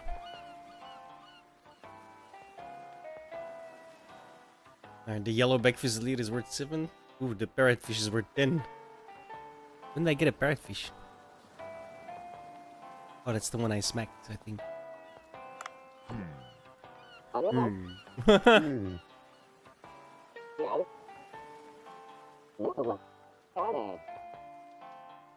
Ooh, a gun. Who's the goofy looking guy next to you? Speak for yourself, bro. I'm Dave, professional diver. Thought divers were athletic and muscular. You seem to defy my prior knowledge. People who live in glass houses shouldn't throw stone. What's this about? Blah blah blah. I need weapons. Season 2 of Stra Stella just ended anyway. I'll give you a listen. Yeah, just wait. Just wait. Alright, I actually discovered a fascinating giant blue hole. Blah blah blah. Blah blah blah. Blah blah blah. Make weapons. That's rather interesting. You've piqued my interest as a weapons researcher, you could say. My hypothesis is that anything that's not made from materials found in the blue hole will continue to break down. This will be especially true of guns, which have precision parts. So we'll have to get the materials from the sea ourselves. You'll have to prove yourself as a diver to this master duff. I'm not sure why I should have to prove myself to you, just tell me what you need. 1 rope and 1 scrap iron.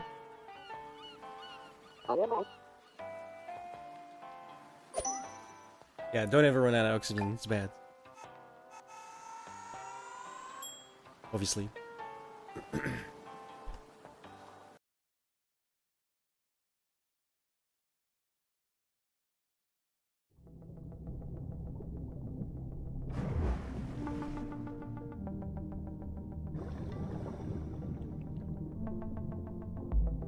Let's not pick up the wood because it's heavy as fuck. Alright.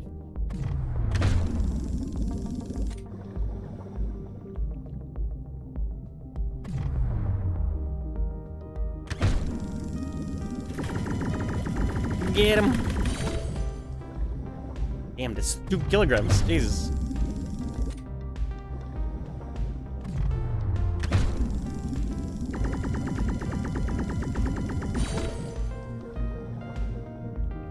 Oh, there's one rope.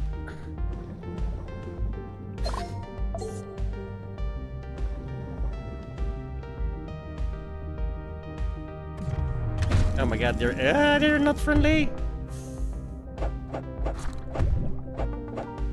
That's bad. Every time they hit me, I lose oxygen.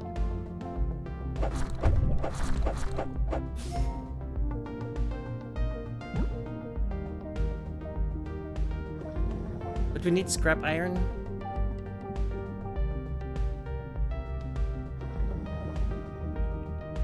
Yay.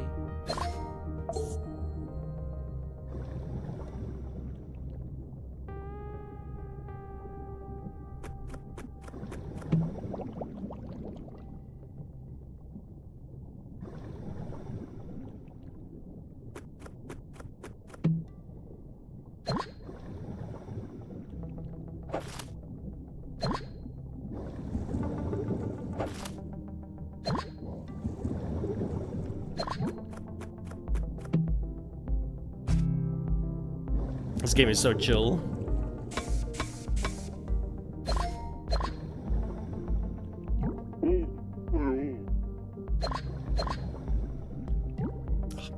Full again. That's the first thing I'm gonna want. Bigger bag, basket, whatever you want to call it.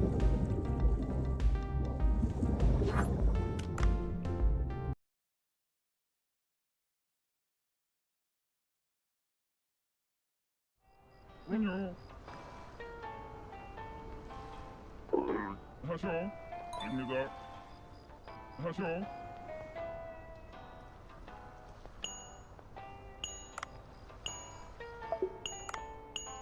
Okay, you guys ready? Here we go.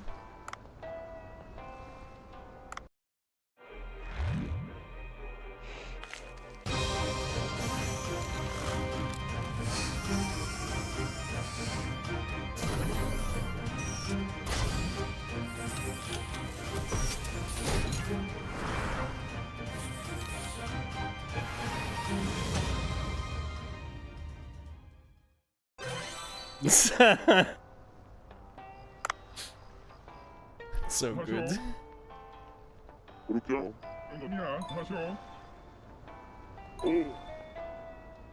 They get better. That one is fairly tame. I always look forward to those, I'm not gonna lie.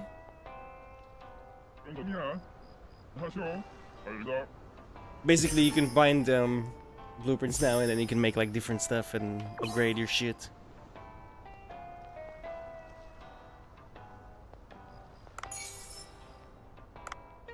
And then every time you upgrade something or you make something new, you get one of those cutscenes.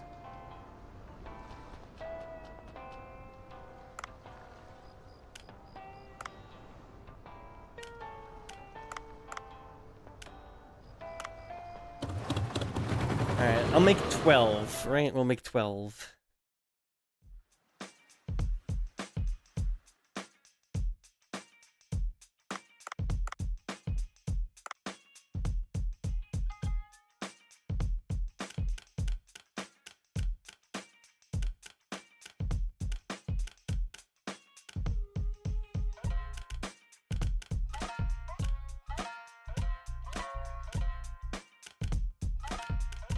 I do want to make some money, right? So not the cheapo ones.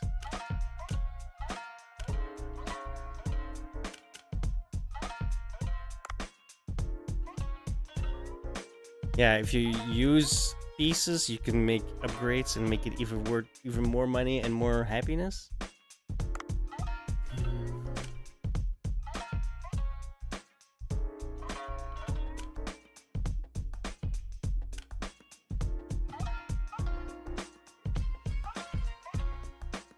I'm gonna upgrade this one, no? Or which one? Upgrade this one once.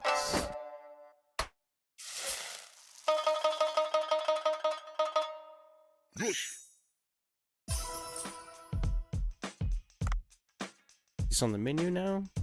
Okay, that's 4. I'm gonna upgrade this one. Put it on the menu. That's 8. And then these 4, I guess I can't really upgrade them. That's 12.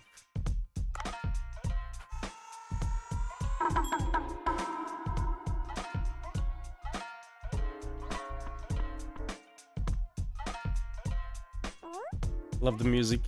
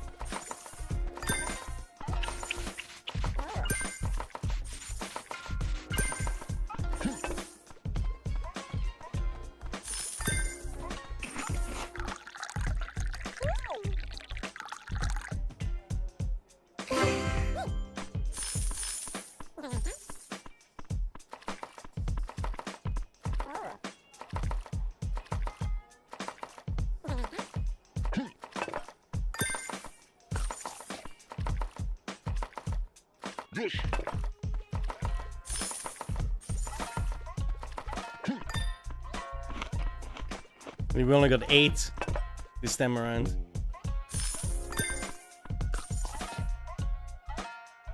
So next time we do 10. Because I wasted 30% of my fish. Right? It's a little much. Artisan's Flame. I'm not sure what that means.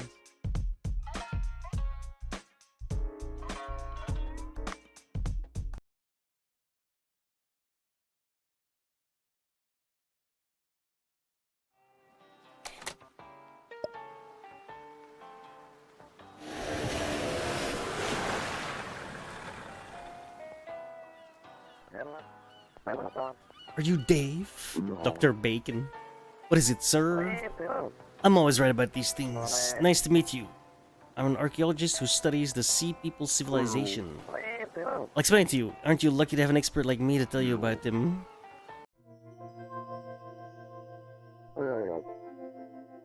Lives in legends. They are said to have occupied this region a very long time ago. They worshipped fish and had gills, allowing them to live underwater. Lived in the depths. Sudden changes at the sea bottom brought about their abrupt downfall. That's about all there is to the story. Everyone thinks it's a myth, but proof that they were real was found right here.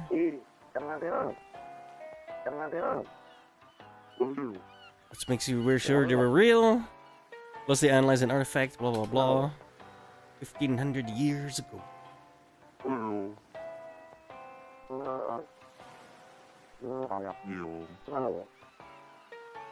70 meters or so below the surface. That's I can't even get that far.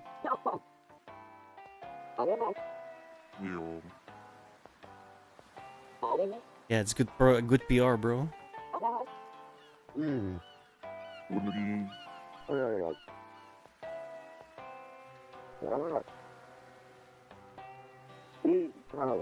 'Oh, nice. Now I can get deeper. Perfect.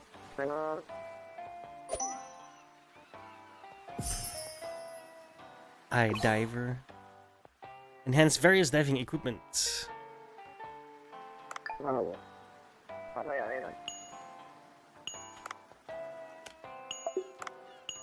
Holy diver. Diving suit. Upgrades. 80 meters is now the critical depth.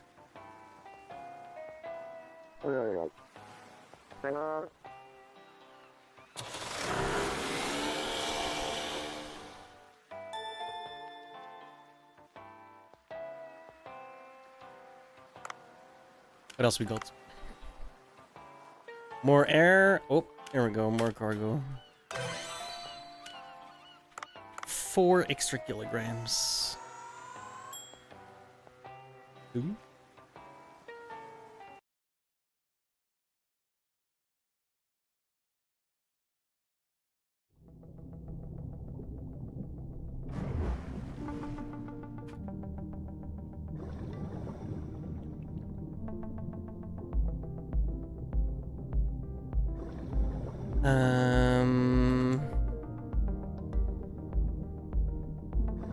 Is this anything special? It looks weird.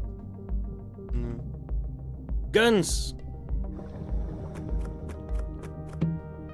No, it's a different harpoon tip. This will shock them, so if I hit something now, it should do more damage. Oh yeah. Oh, it's a different mini game.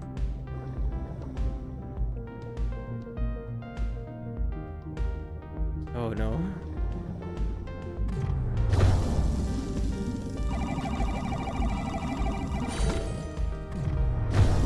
Not today, bootleggers.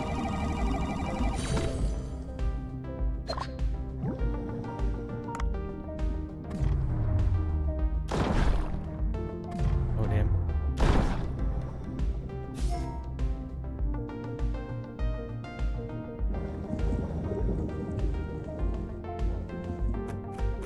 I like guns.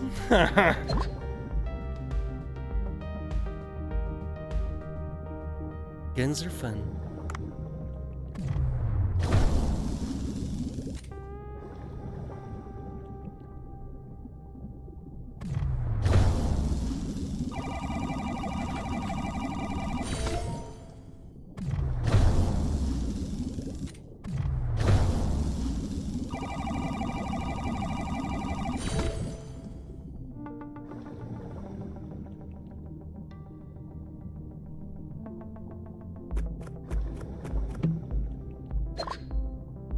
Okay, that's good.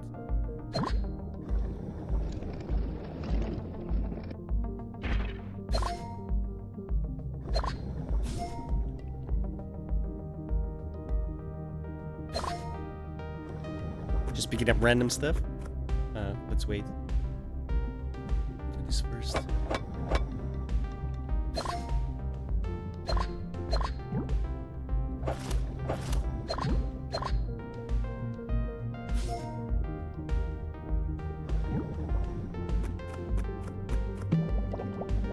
Okay, now I gotta find the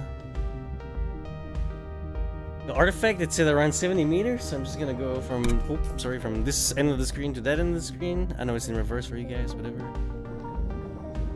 Oh, is that it? Oh, yep.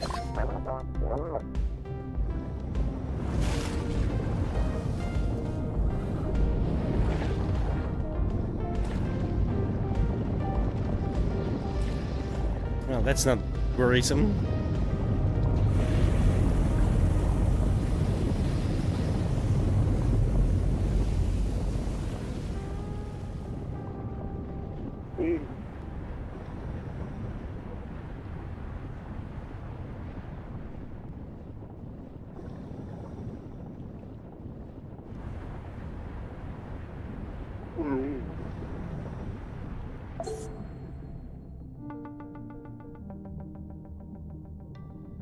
I'm very slow now.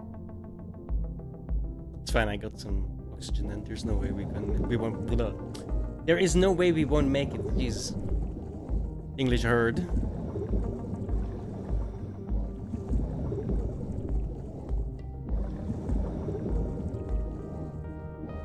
Unless I get eaten.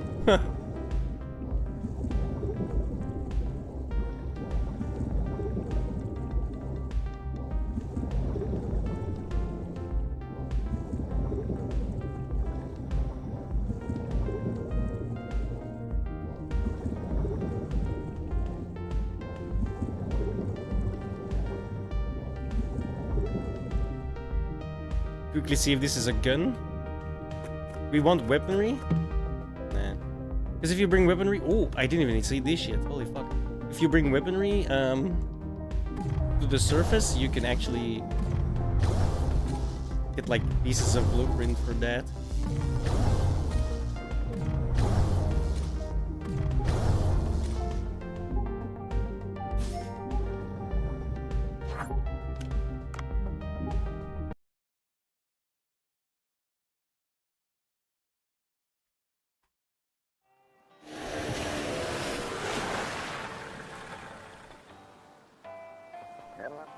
Hello. I love the little sounds. I brought it out. Seems to be in very good condition, almost as if it was stored somewhere until recently. Very interesting. This may be the find of the century. Let's continue to work together and uncover the secrets of the Sea People's civilization.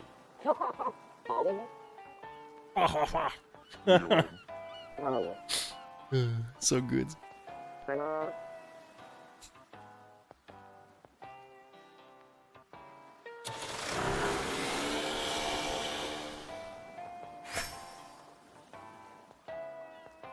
300 gold is very nice.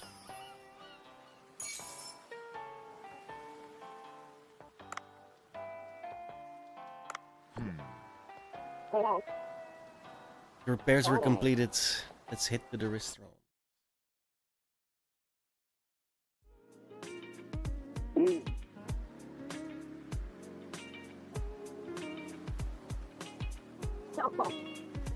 It doesn't matter how delicious the food is, the restaurant can't be a miss.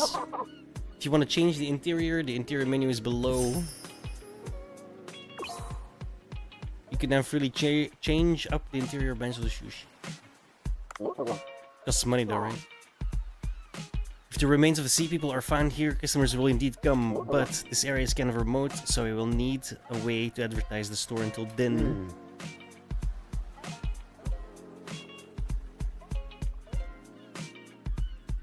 These days, it's just about impossible to attract customers without publicity. Cooksta.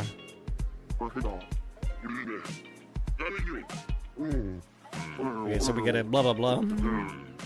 Now you got a social media nonsense to think about.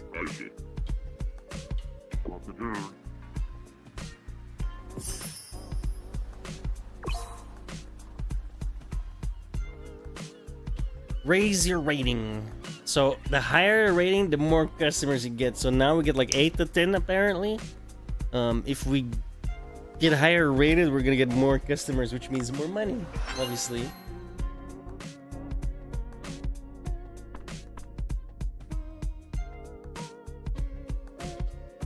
But it's afternoon, so I'm not gonna do anything yet.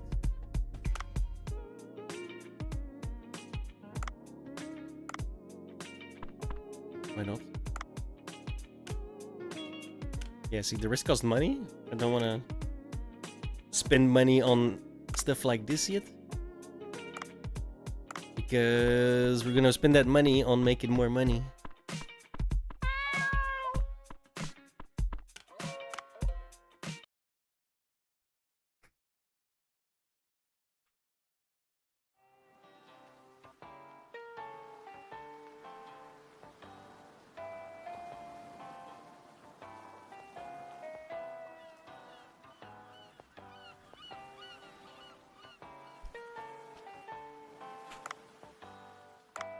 Okay, why is there an exclamation mark there?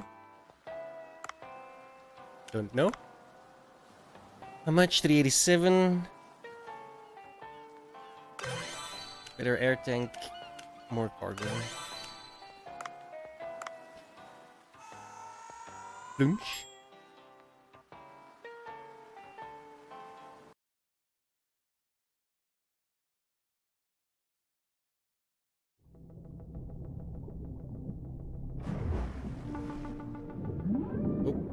Dolphin.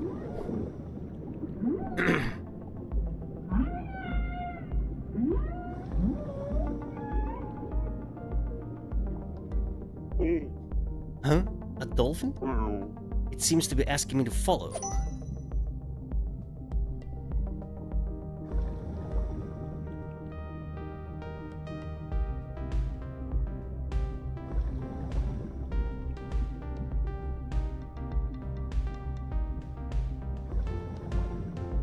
Not too fast, please.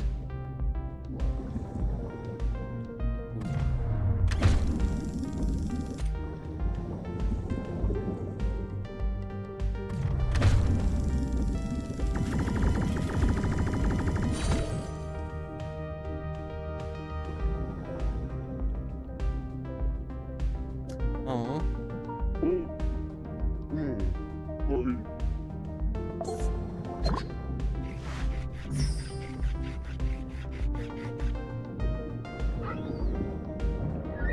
You're welcome.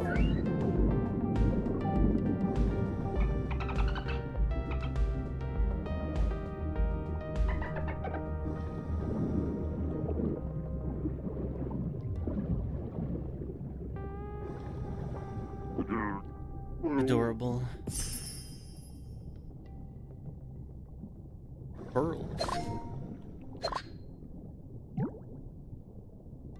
Don't mind if I do.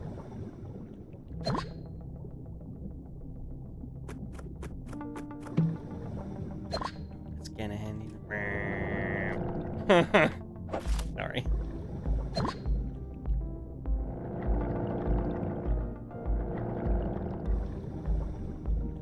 I wonder how likely am I to kill that thing?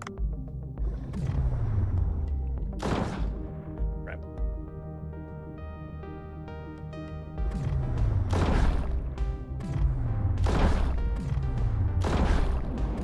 Oh yo.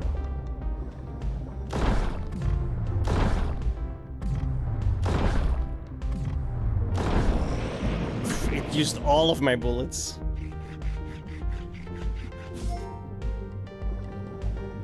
Can I do that again? Yeah.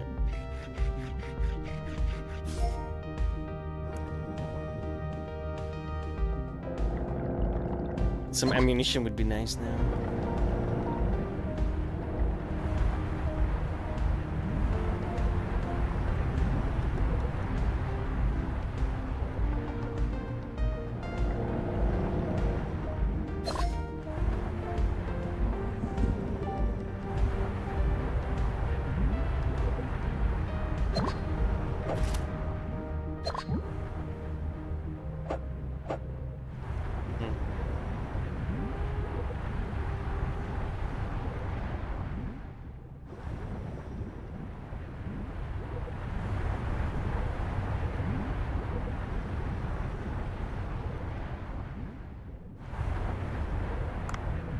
Still go too deep, just in case.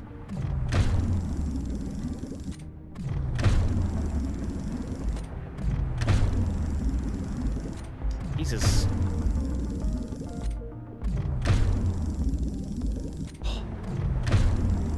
Lots of health.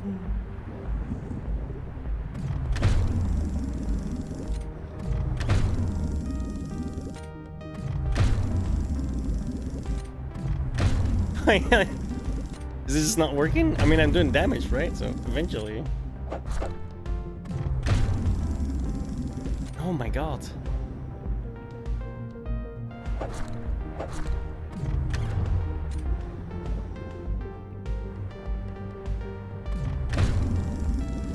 Oh. Shit.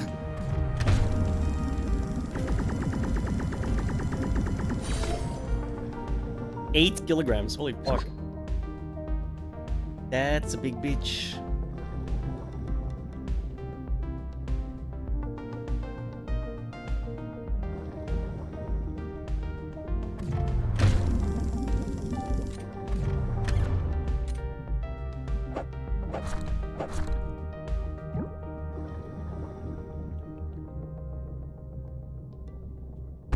No.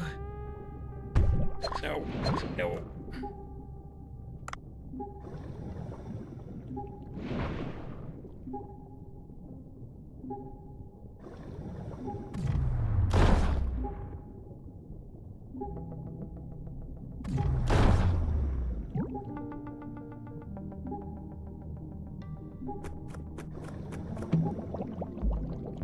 Ah, much better.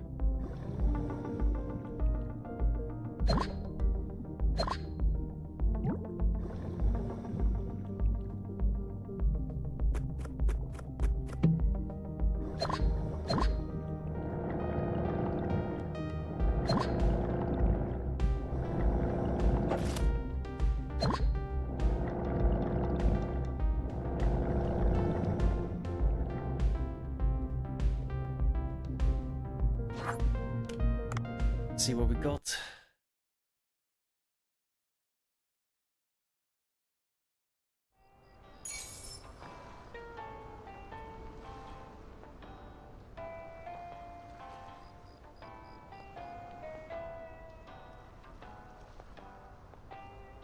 I wish I could see what this is worth.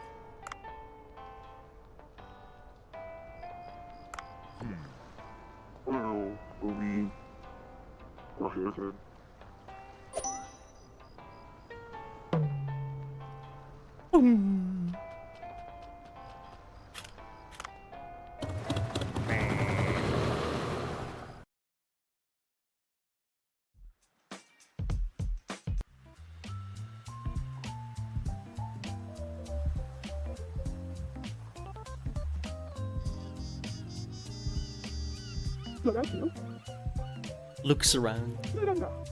Bancho Sushi's place, huh? Bancho's shoe. Wow, whatever. Moving on. Miss Yoshi. I came by because I heard this place is getting popular on Cooksta. The name gave me pause, but I think it's really your place. New food using never before seen ingredients. Can't taste this anywhere else. A taciturn but masculine chef. Wow, do they mention me too? No, not really. In any case, what brings you all the way here, Miss Yoshi? Oh, various reasons. I wanted to check out the restaurant. Looks like you're still the same. There is nothing to change. I simply continue on day by day, training myself. My goodness, that is the problem. You refused to listen to me last time in a similar fashion, and that's what got you booted from the hotel. You're talking about that again. That's the customer's fault for judging the food without even trying it. How long will you continue treating customers that way? To keep making that terrible food? What do you mean terrible? Whole roasted shark head is an excellent dish. Shark has been used in cuisine in both the West and the East, and in Korea it was even used in ancestral rituals. Stop! You've not changed one bit! Let me judge for myself then whether it's food fit for consumption. Then I can tell you why I came. Fine, I'll show you. I'll make sure you know the true taste of shark head meat. Isn't this development a little bit sudden? As a chef, this is a fight I can't back out of. My pride hangs in the balance. Get me a white tip, reef shark head, and olive oil. Didn't I just do that already? You'll just stand by and watch while my pride is trampled? The white tip reef shark is usually found in the ocean far to the right. Good luck.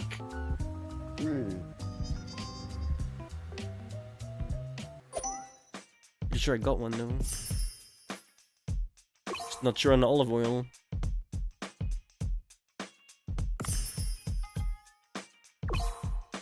You can now research new recipes. Oh, that's what the artisan flame is about. Plum, plum. Yo.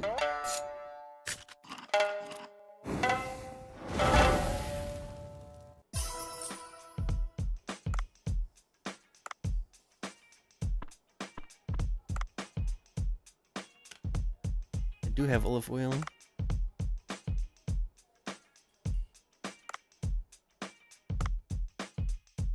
Whole roasted shark head.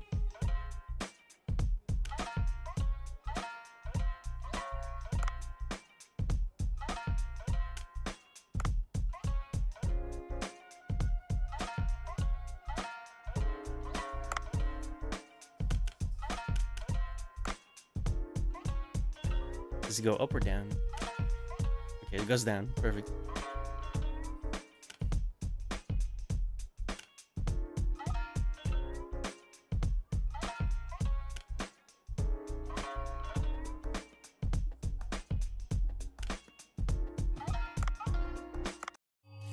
Enhance that once.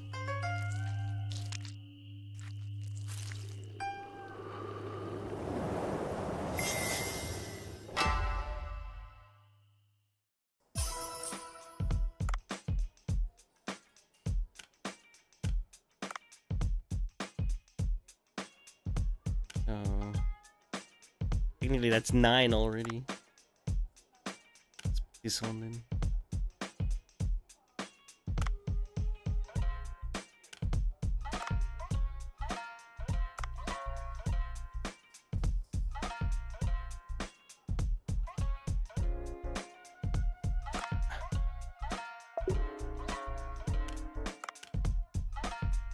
confused.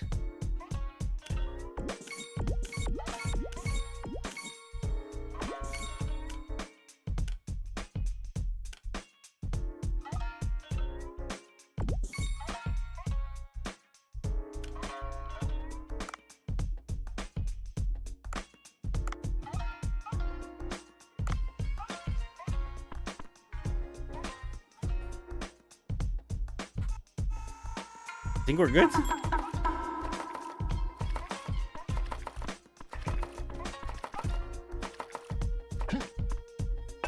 Uh-oh. Am I gonna have to waste all this? No. Okay, good. The look of it just ruins my appetite. Even so, a promise is a promise.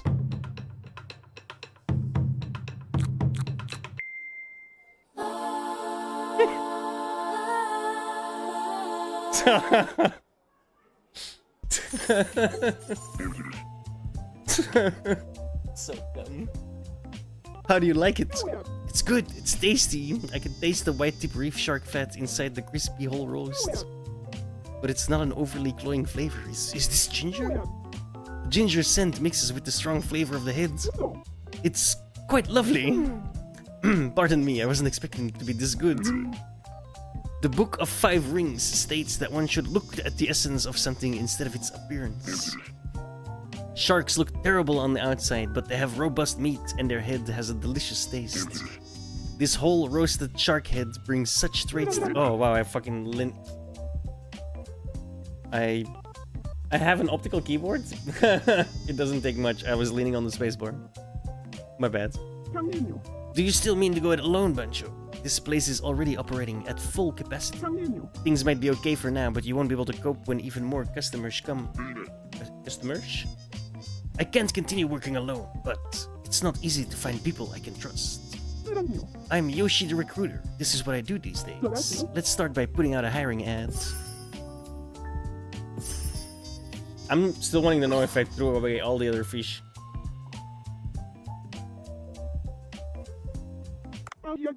Let me tell you how to recruit staff.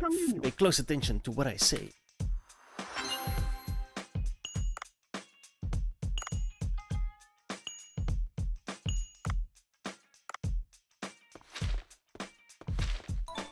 With some luck, we get a good one. Probably not.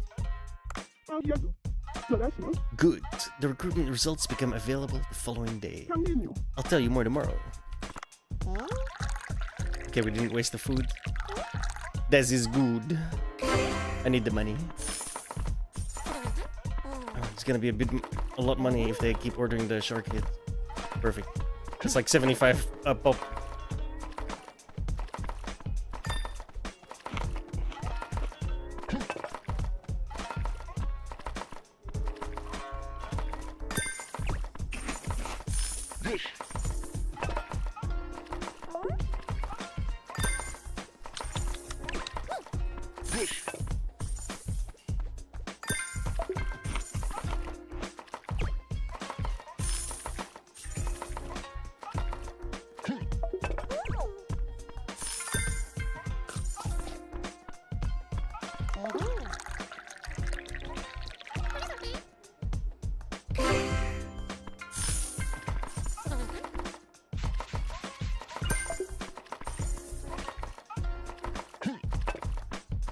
Yeah, it's 8 again, right? Technically 9? Oh, no, it's 8. I was gonna say technically 9 because of the Yoshi, but she was an 8 as well, because I have 3 left, so.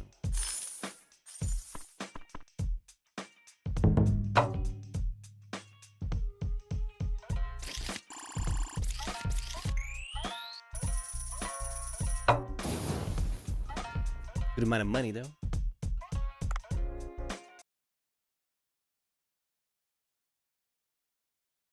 Use that on upgrades.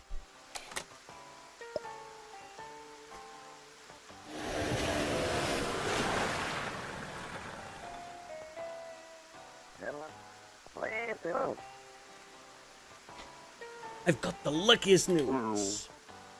You look happy. Excuse me. Oh, excuse me. I analyzed the artifact you brought me, and a large amount of an unknown substance was detected. It must be iron compressed deep underwater, but it gives off a unique wavelength. I went ahead and developed a Dragon Ball radar. Sorry, it looks exactly like one. To track those waves. And why is that news lucky? This radar is bound to come useful on your next expedition. Has given a contract with your name on it. The cancellation charge for breaking the contract is over 20. What in the world were you two talking about? Don't be so by the book. Check the signal for me to test out the radar. I'll tell you if it works and no more.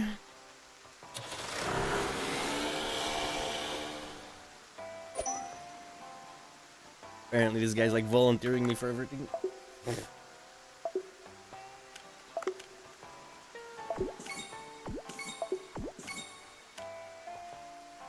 I don't like the strange guy serving it though. Bitch! You better be nicer. I'm basically your key to graduation. Eye diver. More money.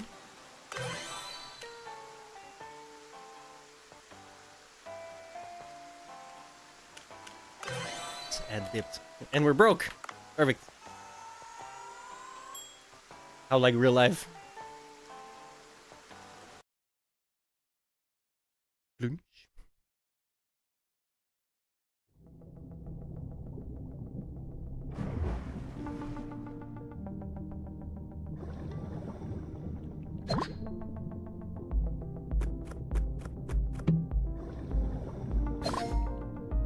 DJ Salt.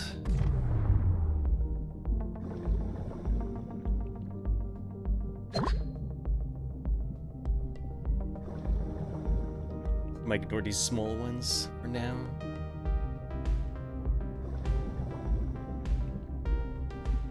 Let me get to where the big boys are at.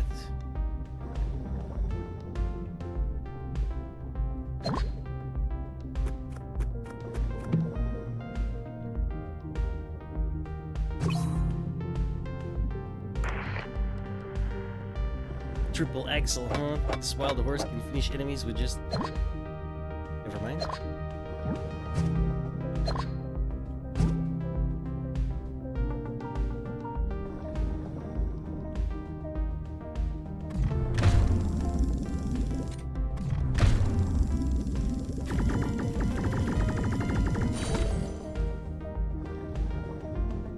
Nope. Shit.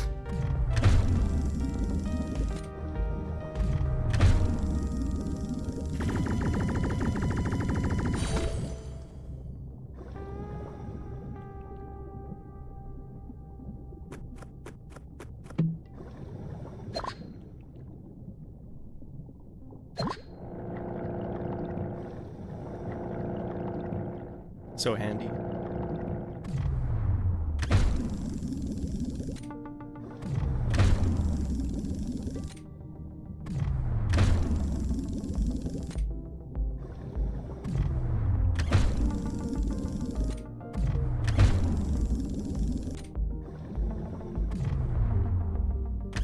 Oh.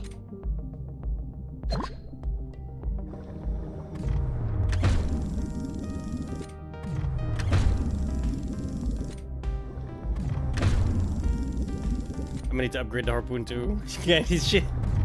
We can't kill nothing.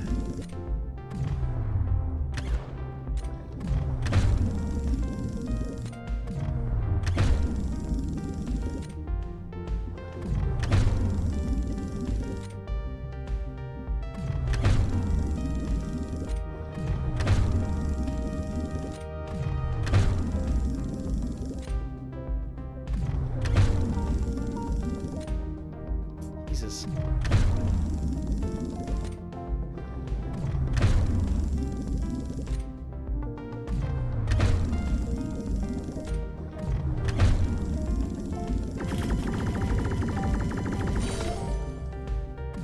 Holy shit, 6 kilograms.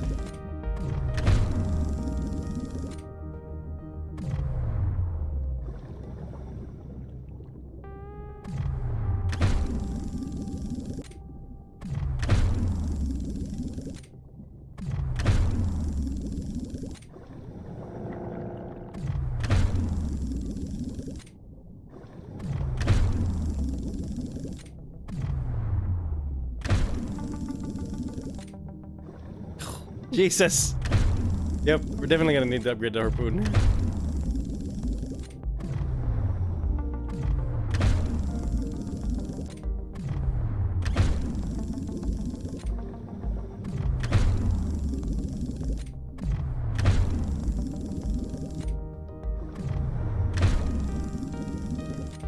I think these three are one hit now.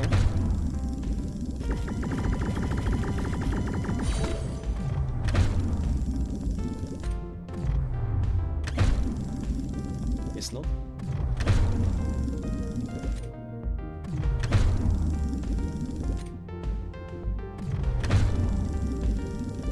Jesus.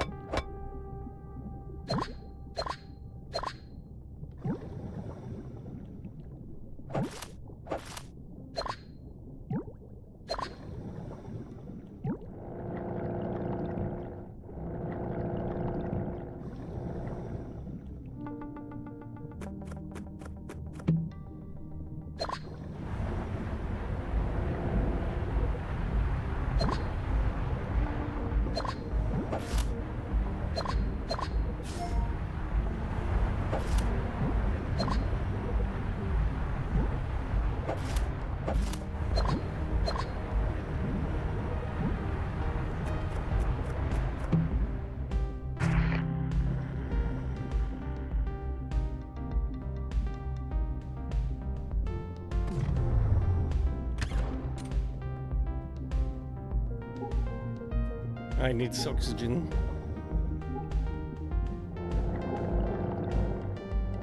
Ask and thou shalt receive. Goddamn.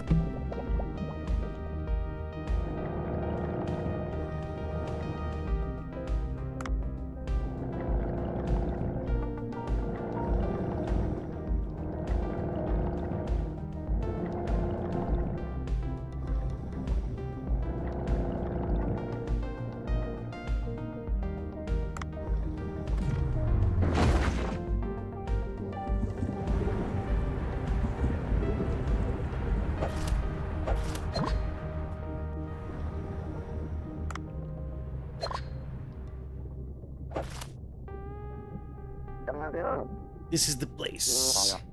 Okay.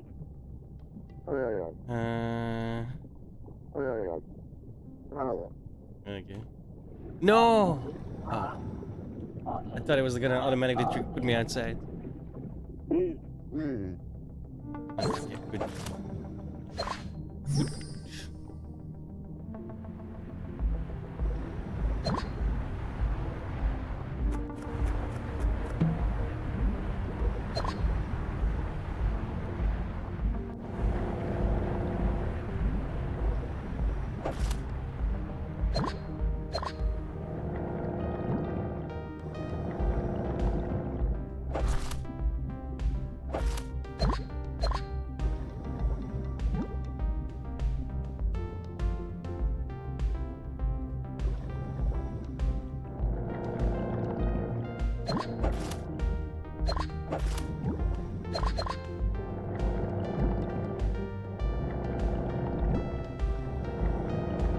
Oh no.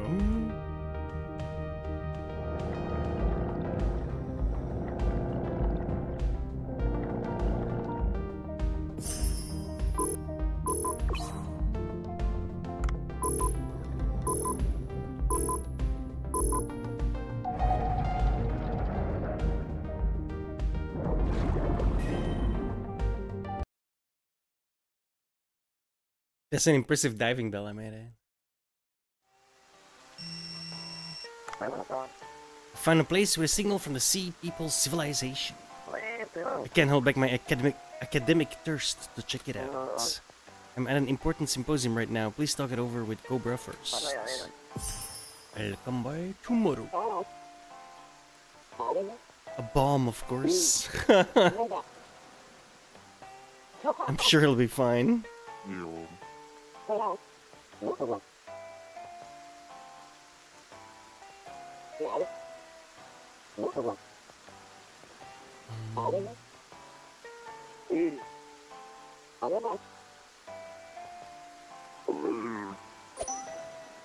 Think we just go down, no?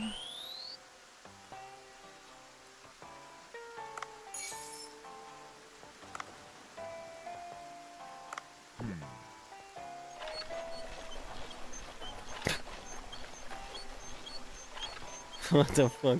The little sound. Hoppity hop.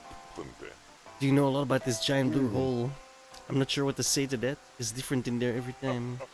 Yeah, that's it. It's the best place to collect Marinka. I could complete my collection in this place. Don't tell me you don't know the highly popular Ocean Life trading cards Marinka. How can you not have heard of the futuristic trading cards that utilize an AI recognition system that automatically corresponds to fish in real life? Never heard of them. Sounds fun though. You seem quite behind the times. Let me help you install the app. So you do this, then press here, touch that, add a friend. Done. What do I do now?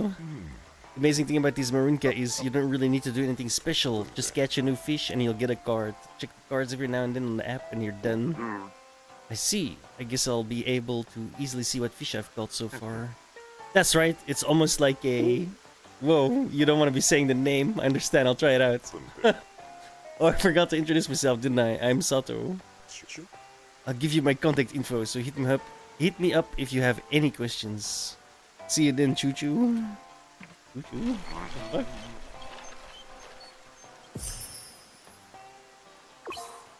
Catching fish will allow you to automatically acquire marine cards. Sorry, you'll get fancier cards for catching higher grade fish. Boop boop.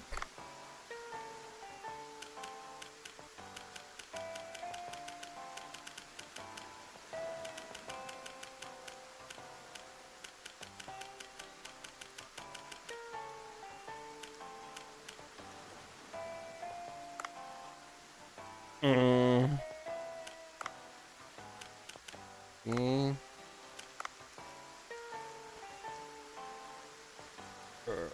Yes.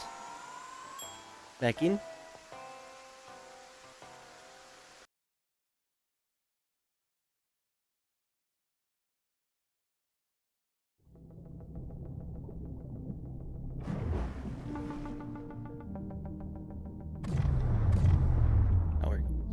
Let's find stuff we don't have yet, I guess. Like that one. Hello? Thank you.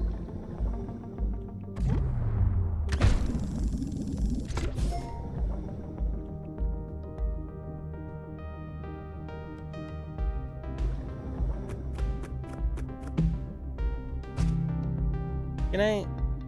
Are these... Yep, okay. Already had that.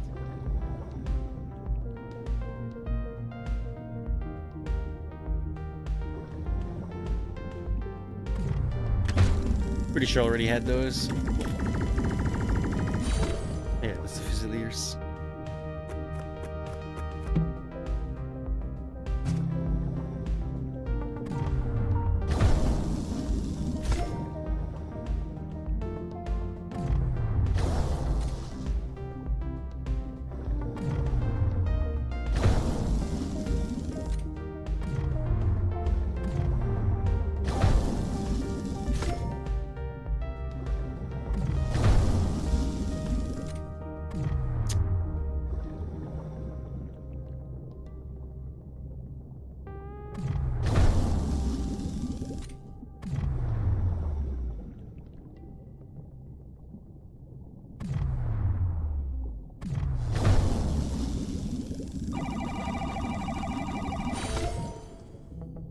That's new as well. Oh crap. Damn it.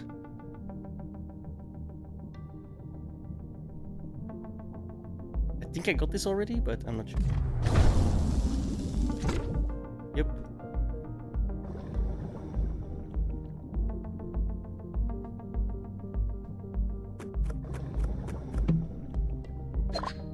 Did I do this yet?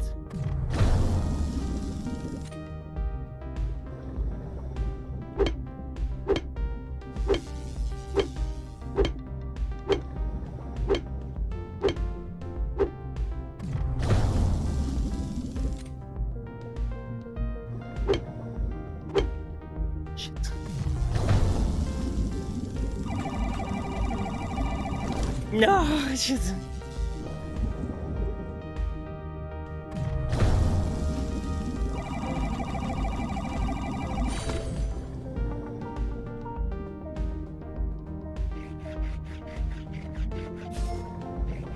No, no, no, no, no, no, no, no, no. Why did you fucking thumbs up, you fucking idiot?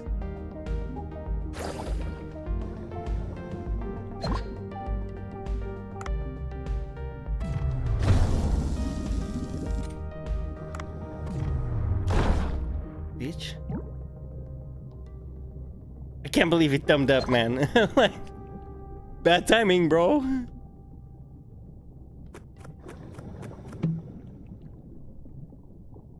No, I'll stick with electricity. What happened? I was getting a fish up to get, and one of these things was coming towards me. And the moment I got the fish up, my guy turned to the camera and went this while there's like an enemy fish like barreling at me. Like, no, no, no, no, no. Thumbs up after you save, you know? Bad timing.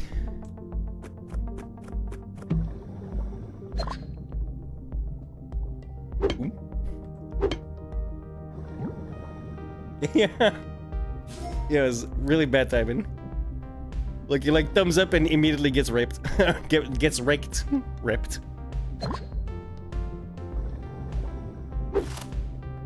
And like, you don't really have health, but your health is essentially your oxygen. So if you take damage, your oxygen goes down.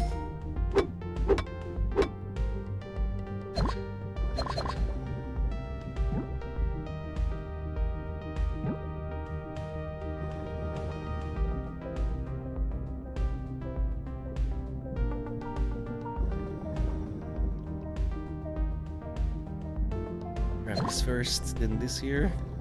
So yeah. It's like some fish are too big, right? When you kill them, you have to cut them up then and there. But after you cut them, after you cut them up, he gives the thumbs up to the fucking camera, which almost got me killed.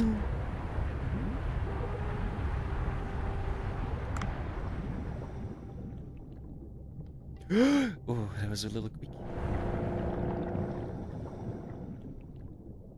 Well, well, well. What have we here?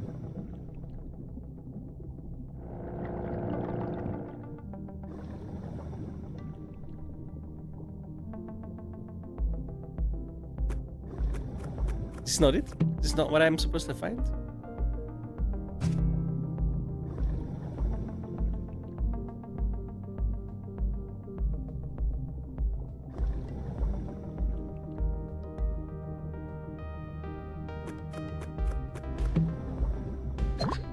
Apparently not.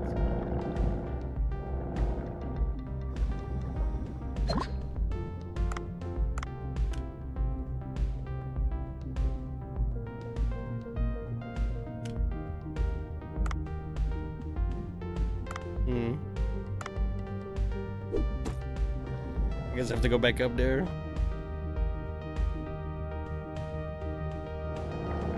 That limestone cavern. It's a big beach. That thing'll massacre me.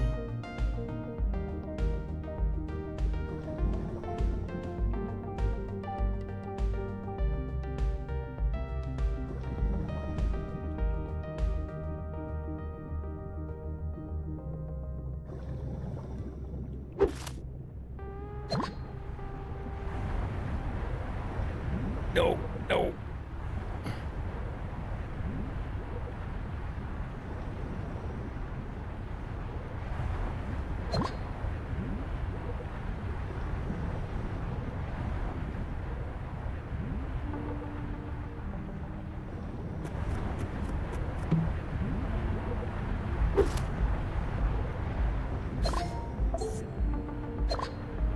There's one.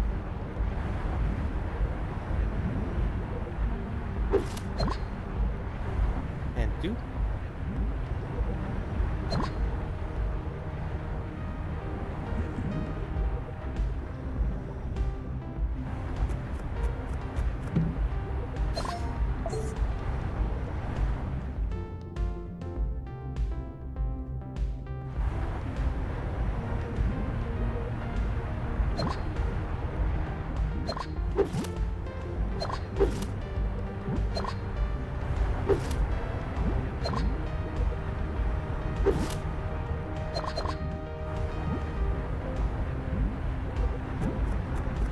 And three.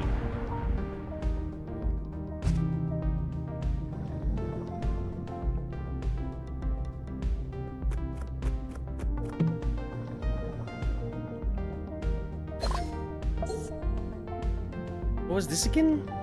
Just a bomb?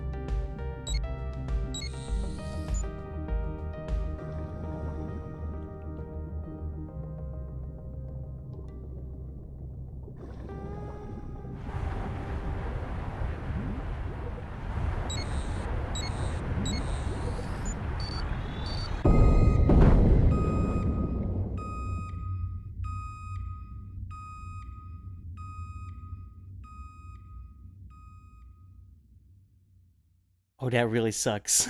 I lose everything now except for one thing.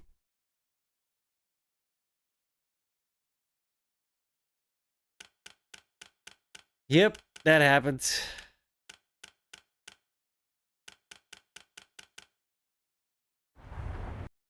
I blew myself up. It was indeed Le Bomb.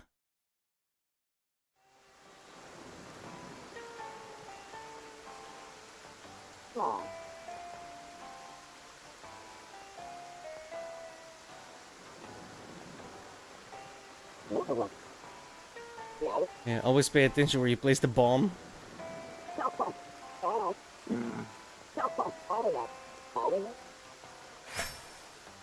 Oh, okay, the drone thing is was still okay. I'm thankful about that one.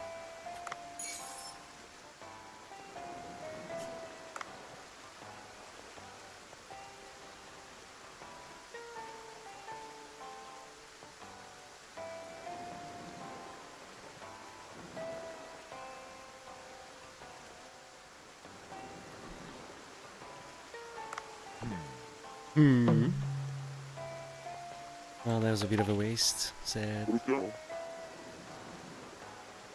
Kyoko. Is she good or bad?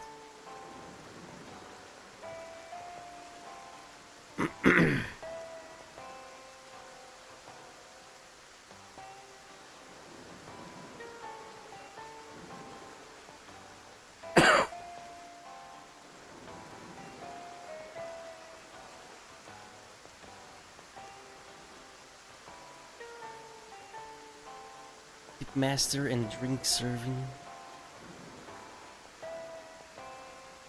She's not so good.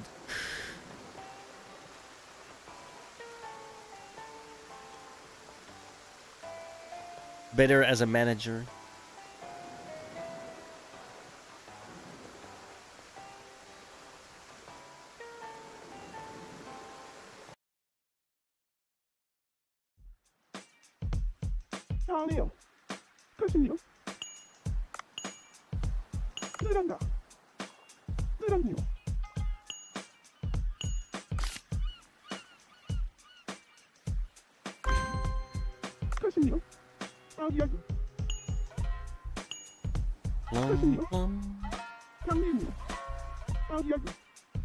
Yes, she will be a server.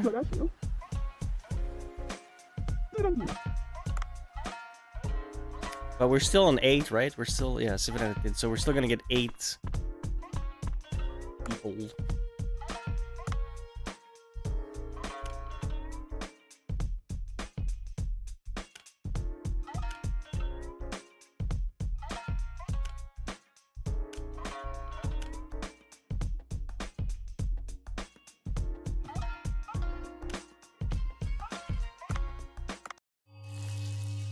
We've seen this one.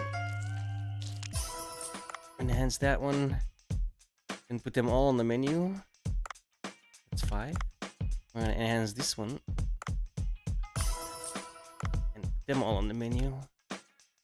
That's 8. Just for sure. To be sure. Put 2 shitty ones on the... No, fuck it. No, I think we'll just get 8 people. What do you mean?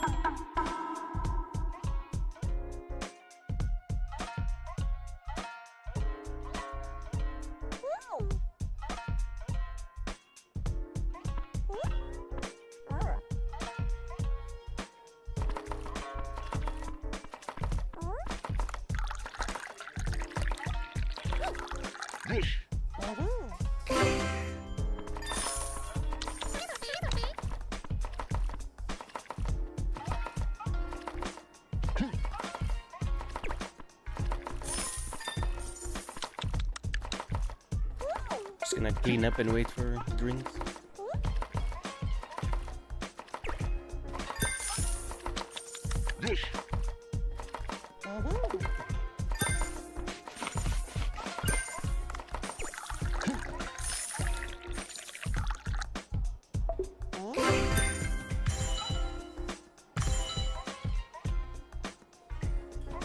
Okay.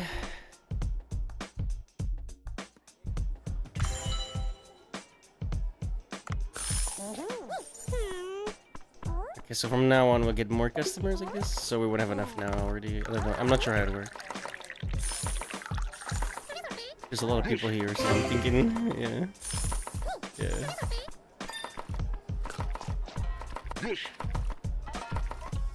1, 2, 3, 4. Okay, so we're gonna get 12 now, I guess. Then.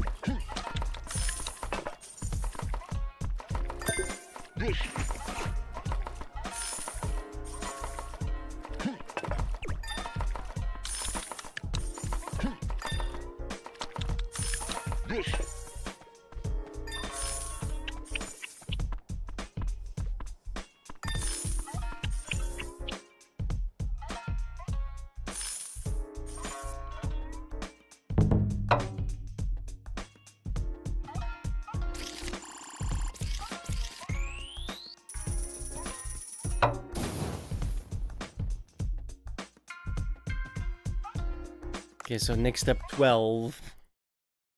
I didn't realize it would like level up in the middle of service. It's kind of annoying. A little bit. It should be 15 total.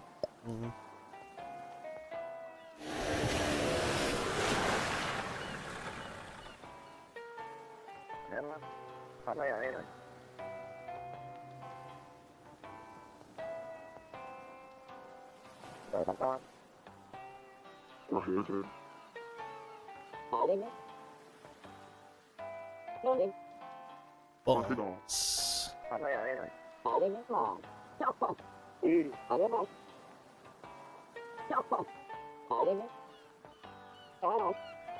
Oh, but those are like one-time use, I think.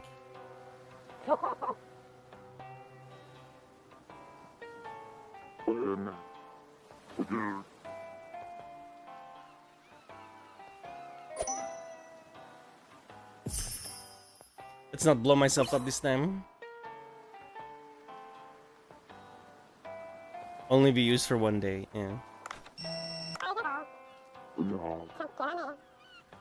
do you need this time? 3 blue shells and 3 brown shells.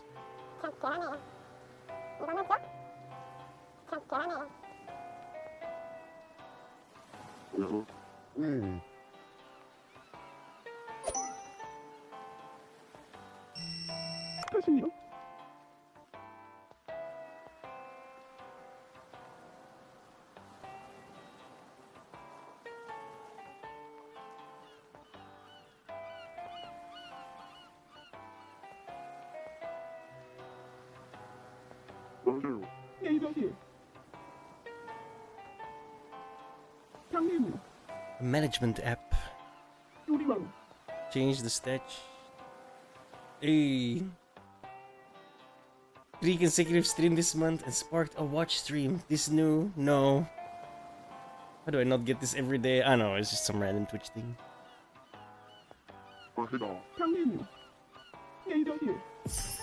Alright, let's check this app out.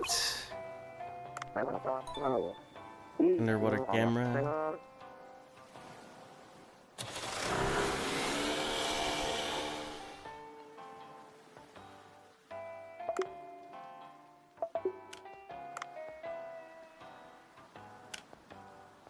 It's just some information.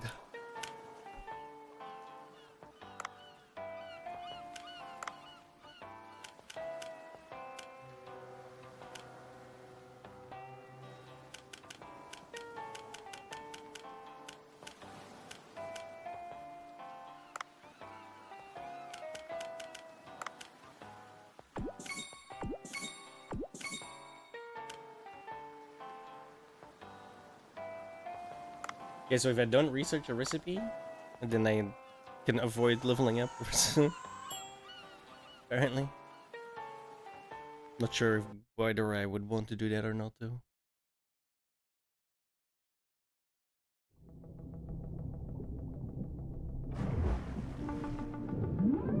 Alright, let's try not to blow myself up this time. That'd be fantastic.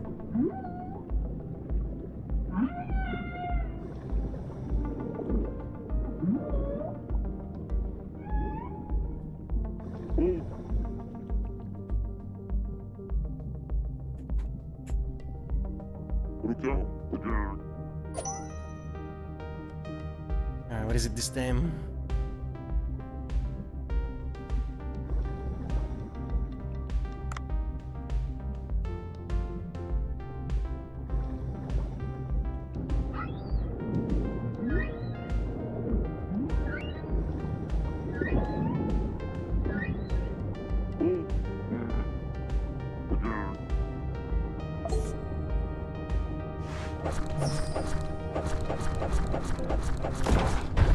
Oh, rude.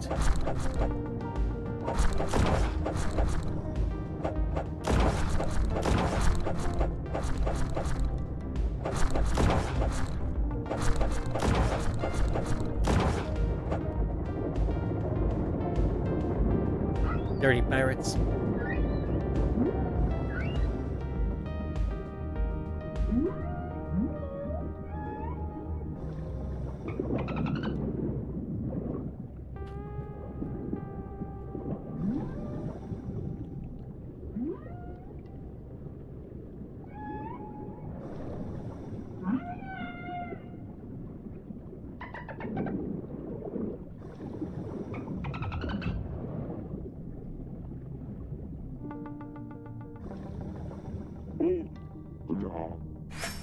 A large gold bar? Okay. Where did the fucking dolphins get this shit, dude? And how did they know?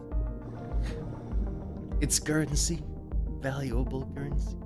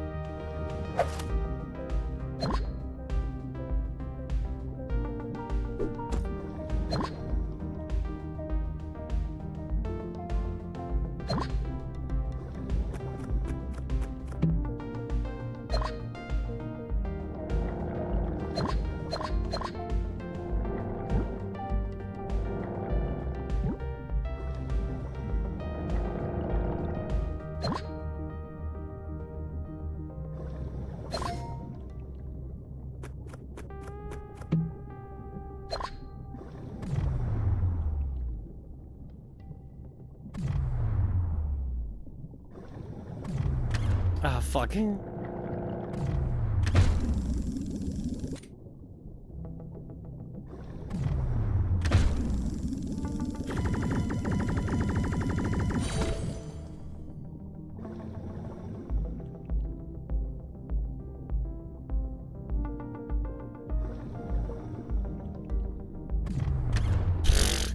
It's the best. The worst fucking shot.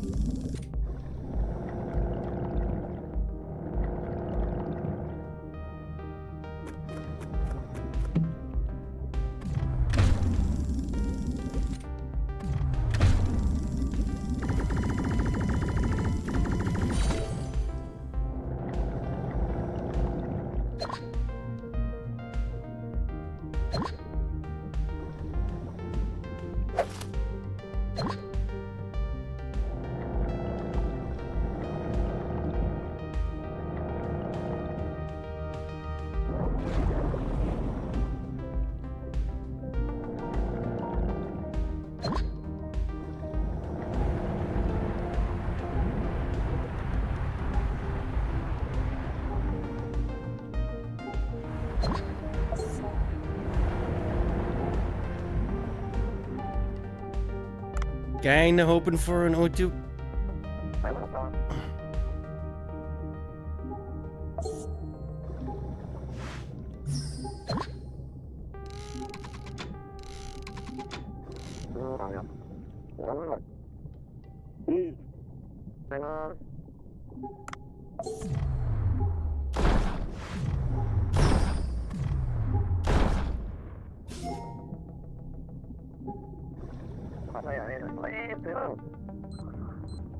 I need oxygen.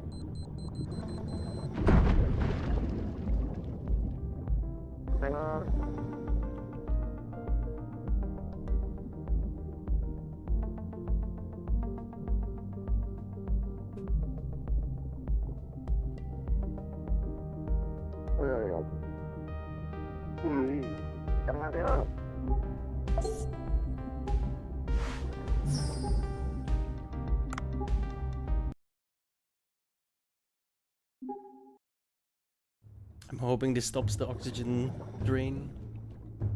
It does that sometimes.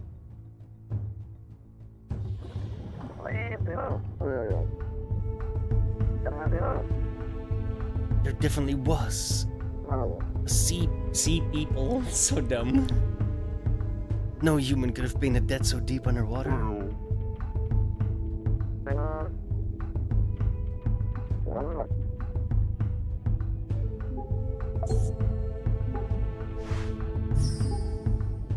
It does appear to have stopped the O2 drain.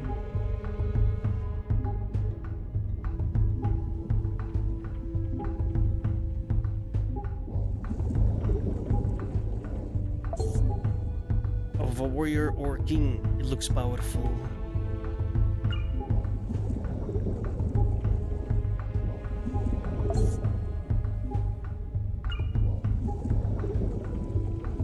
I'm just gonna use this because the fucking thing is driving me nuts.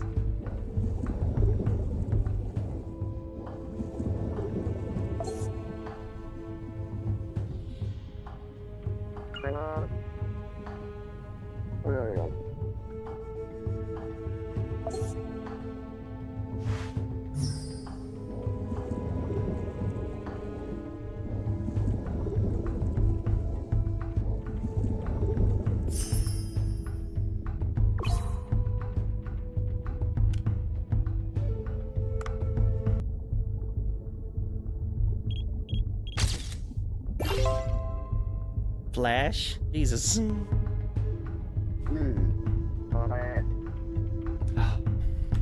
Couldn't pick that up when I just walked. Swam over it.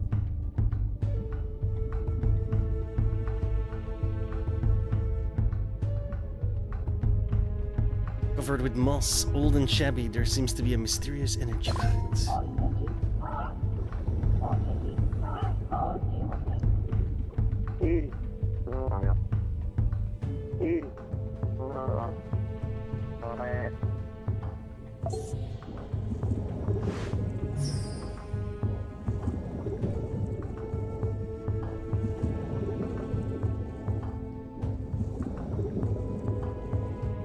Gotta find another brown shell.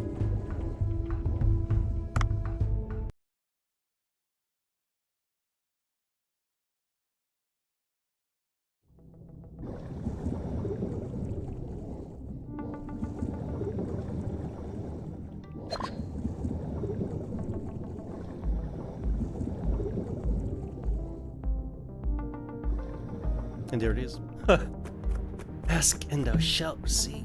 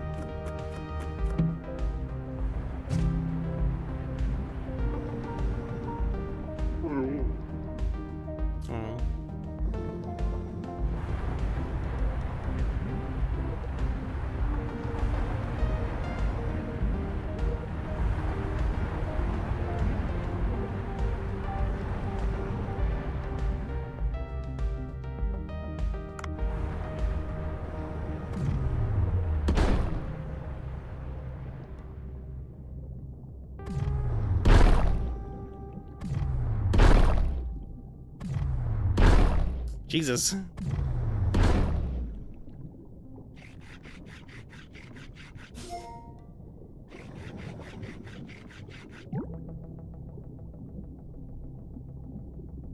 Don't know, I haven't even come across them yet, I think.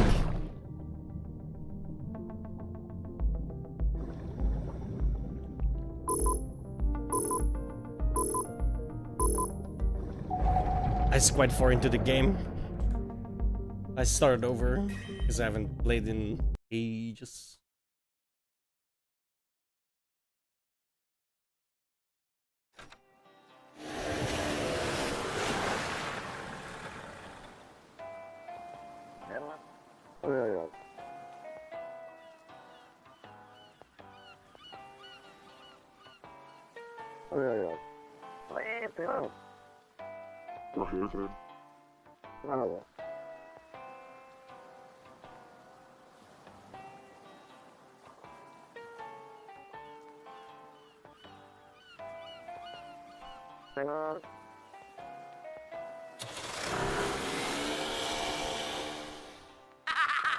Cha-ching! Thank you so much for the baities, my dude. Salt fresh from the ocean? Yeah. Here comes the salt. Mr. John Watson.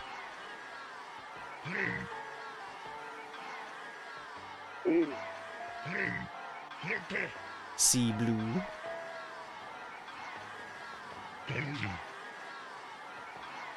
I sometimes carry out justice myself for those that commit particularly evil deeds.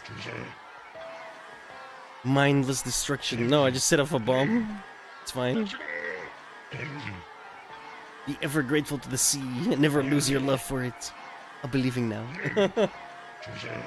We're watching you.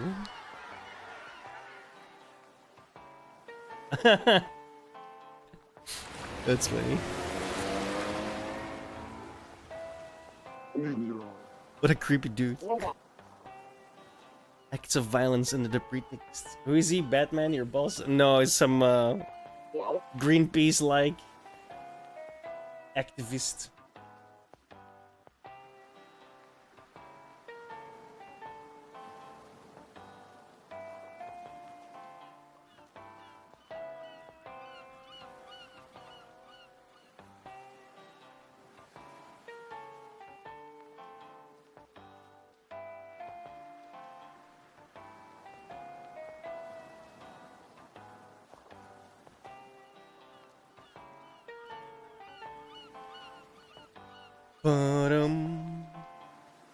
Favorite weapon early on?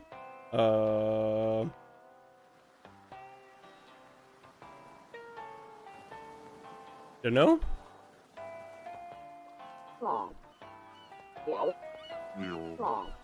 My harpoon, I guess. I don't know. The harpoon's what I use the most, I suppose. Yeah, pretty much. I remember really liking the rifle the first time I played.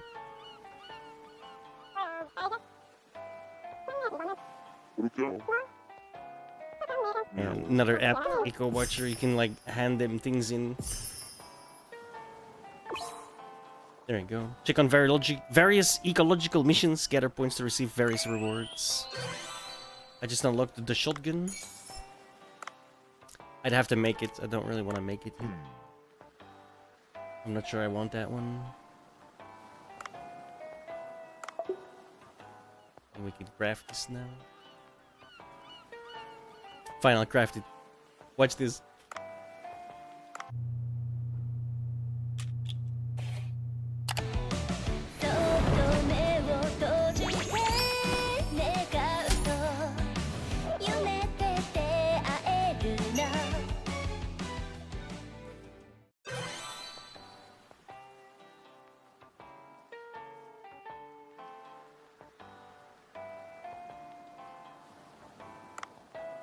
So now I got that new weapon. Also, these gun cutscenes are the best, dude. They're so stupid.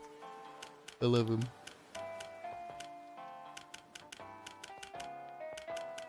There's like 4 or 5 different ones.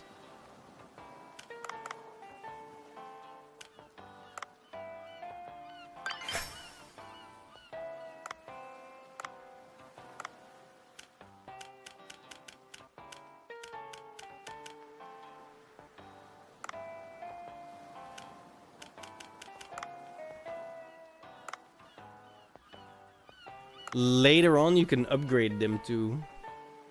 Oh my god, $700.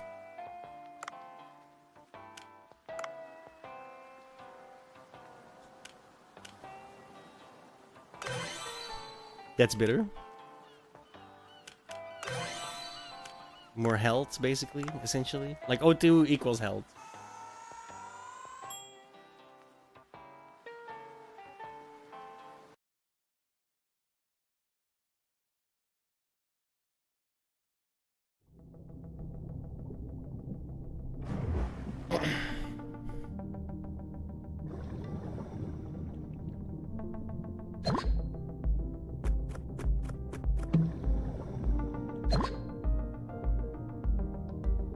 The harpoon will now be much more useful attacking those higher level fish, I suppose. You can kind of view it that way.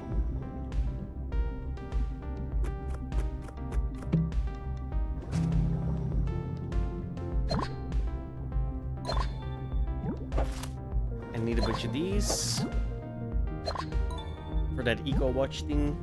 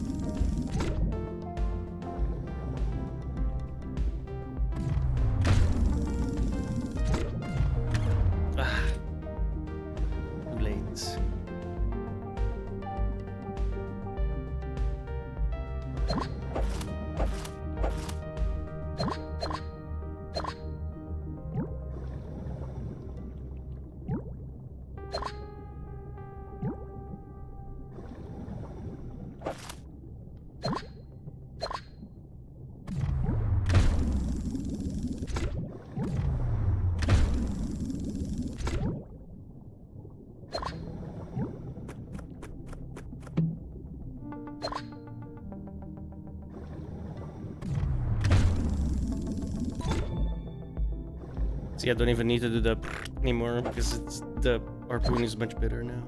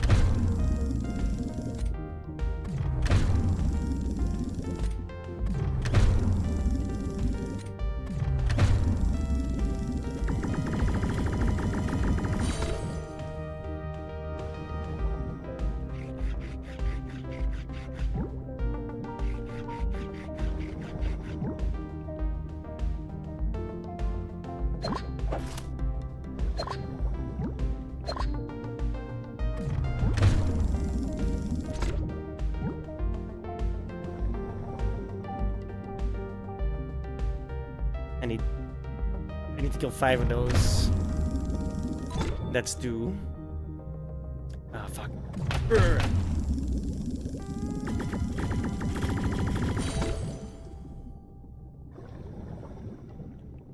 I just got sprayed.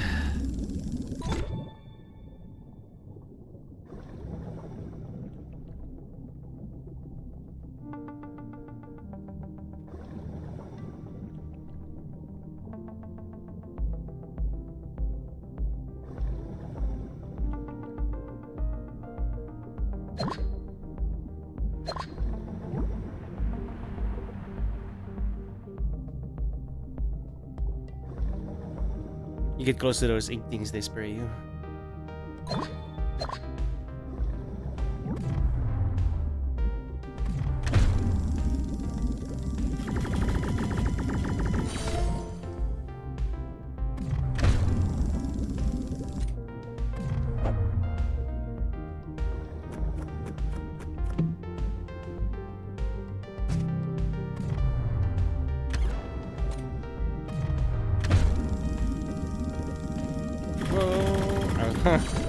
Wasn't paying attention.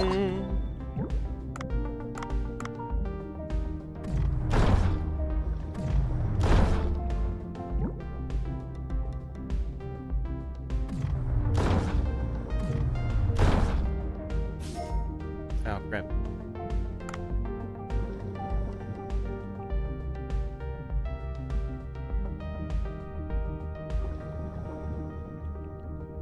Perfect. I was about to say, if I'm not mistaken, I think there's usually an exit point around here.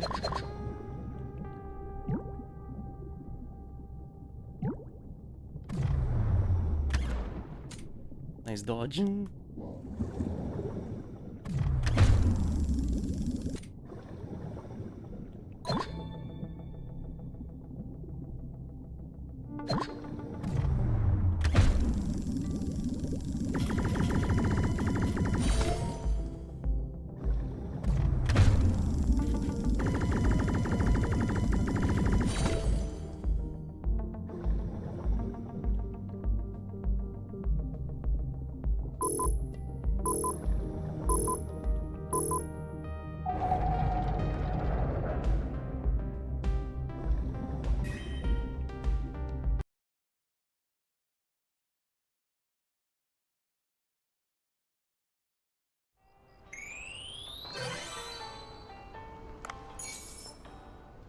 Another gun complete. Well, not complete, but I have the blueprints to make it.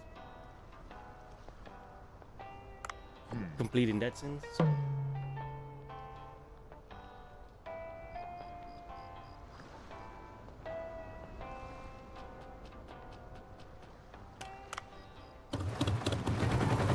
much was it? 15.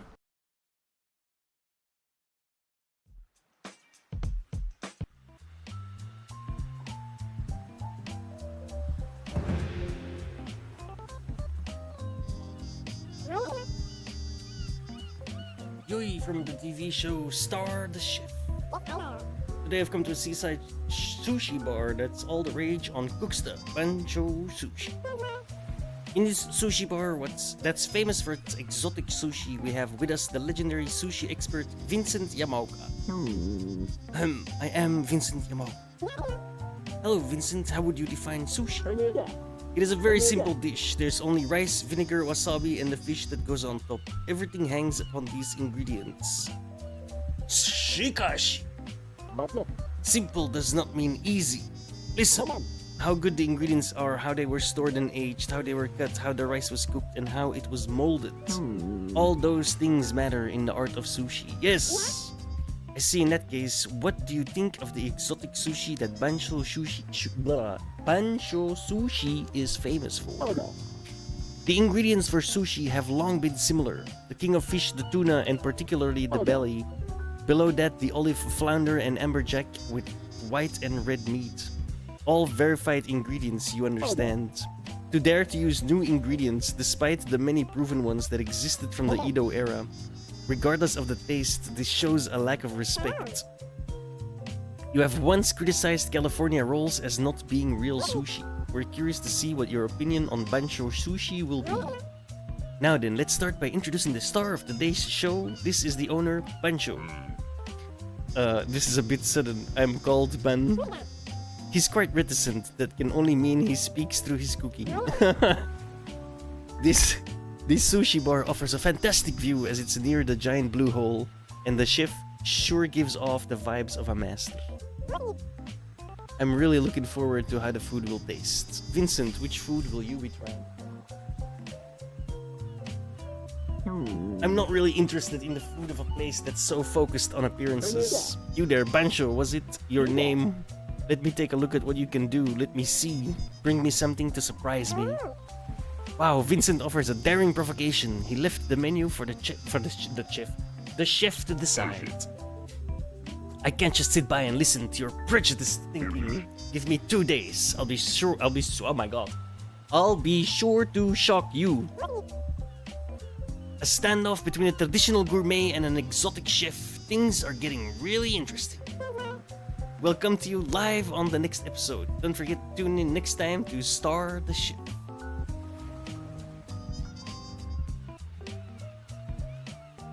What are you thinking? What are you gonna do? A man does not run from a challenge. I've thought of something. Will you get me the ingredients? I need sea grapes and white spotted jellyfish. They can both be harvested in a limestone cave about 100 meters down in the depths. You're going to make sushi with those? Okay. Already got that stuff, right?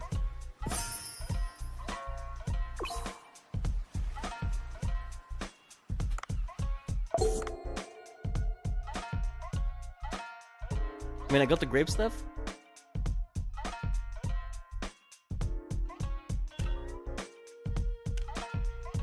And I got fried egg jellyfish. That's not, we got the wrong jellyfish.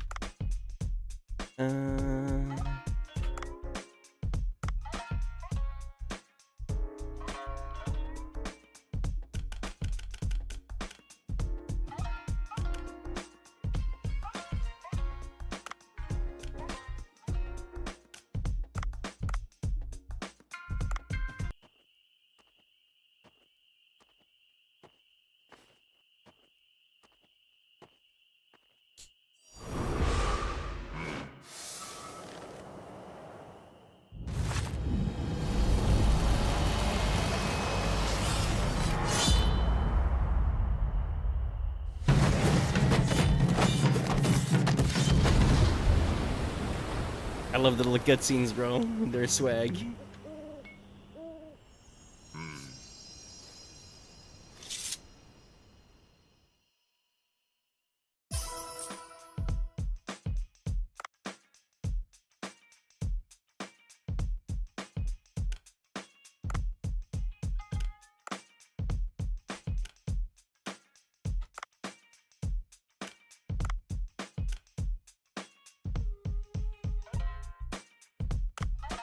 Alright, 15.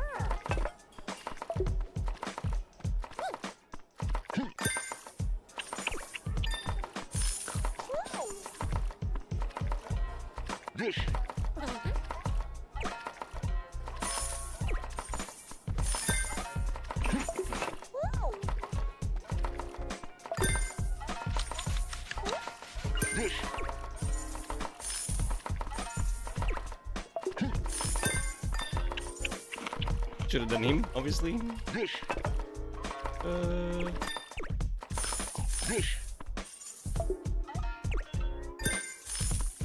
Okay, we had 14 customers. That's good. Very little waste.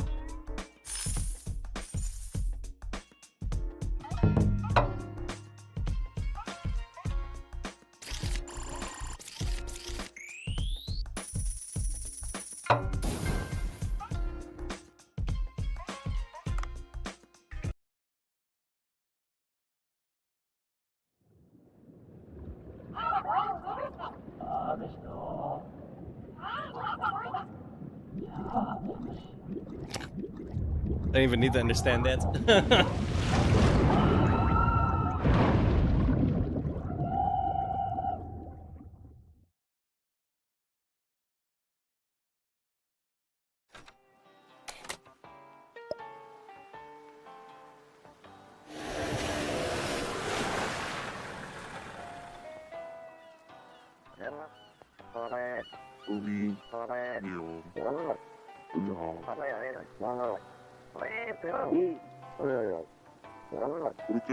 What's he doing?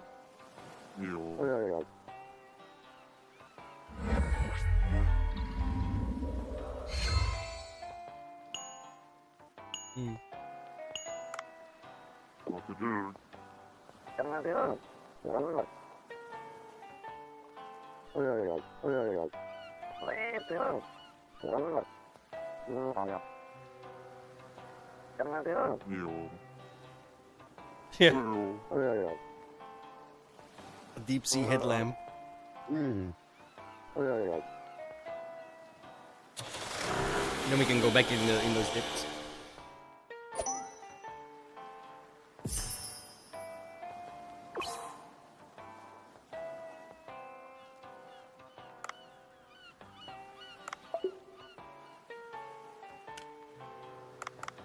Get anything done? No.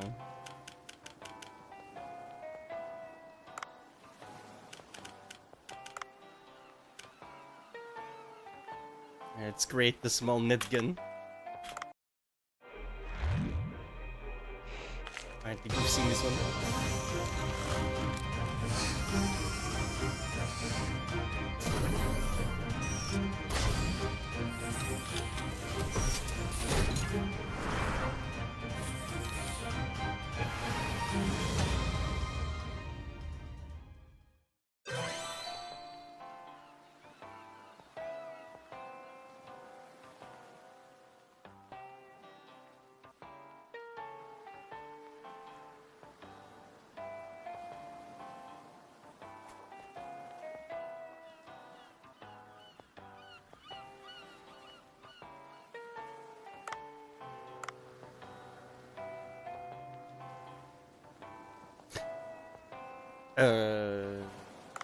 Who's going? Oh, we gotta call the. 여기다. 여기다. 여기다. 여기다.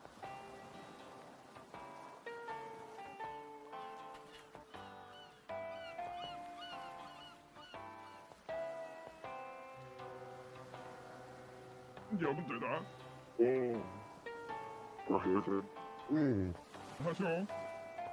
연동이야. 연동이야. 여기입니다. 떨어져.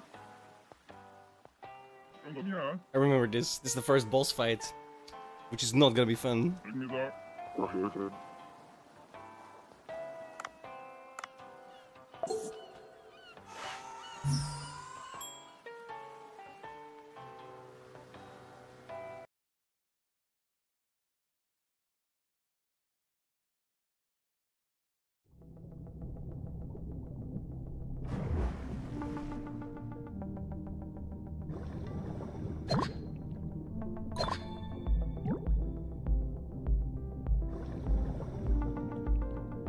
Apparently, I need 6 more starfish. Orange.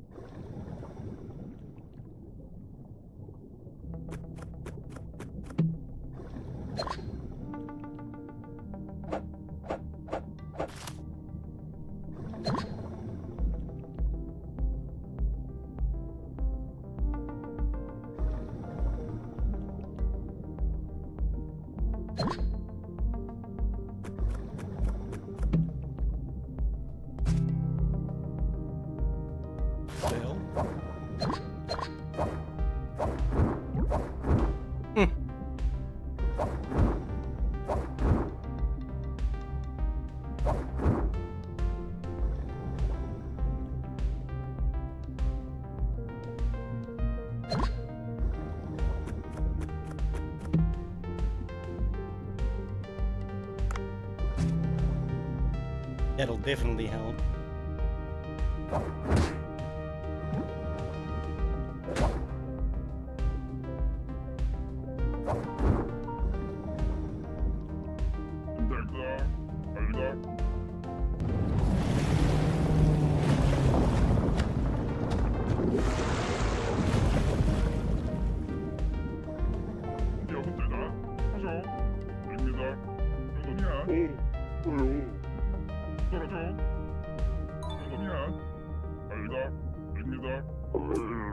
Come to the boat, lame.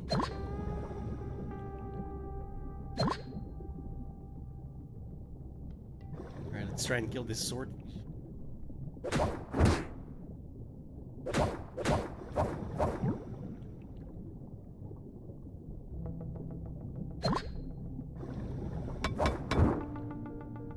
Actually, we should go for this thing.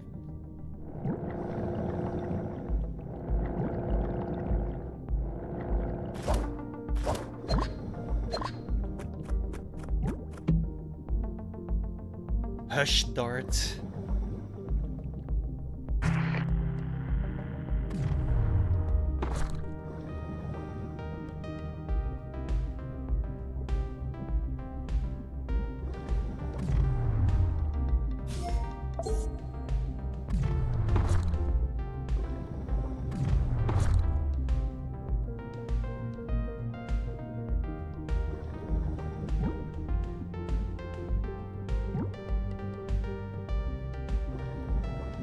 Need bullets.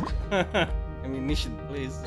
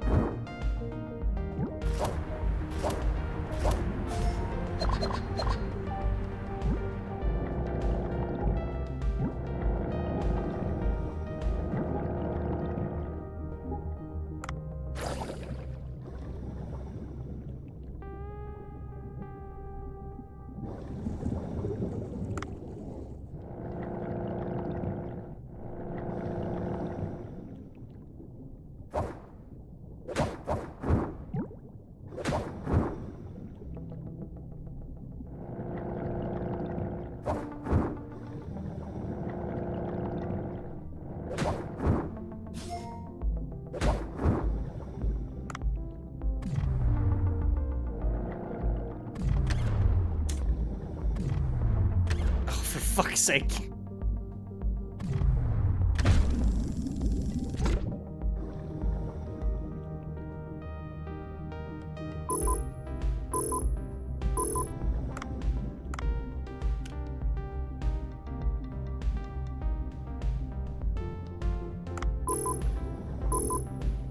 Just making sure.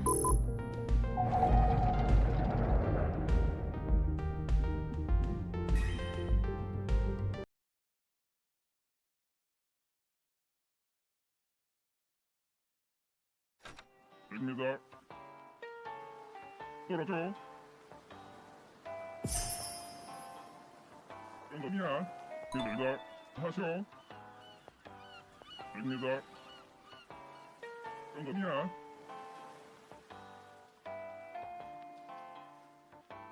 이요. 여기다. 알다. 과실은.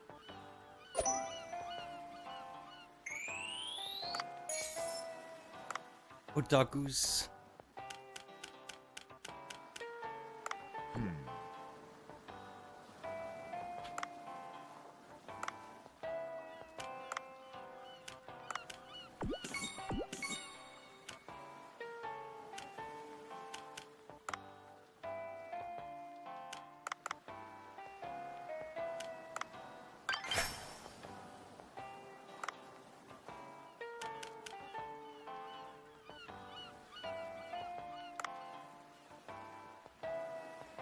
Why does it say new?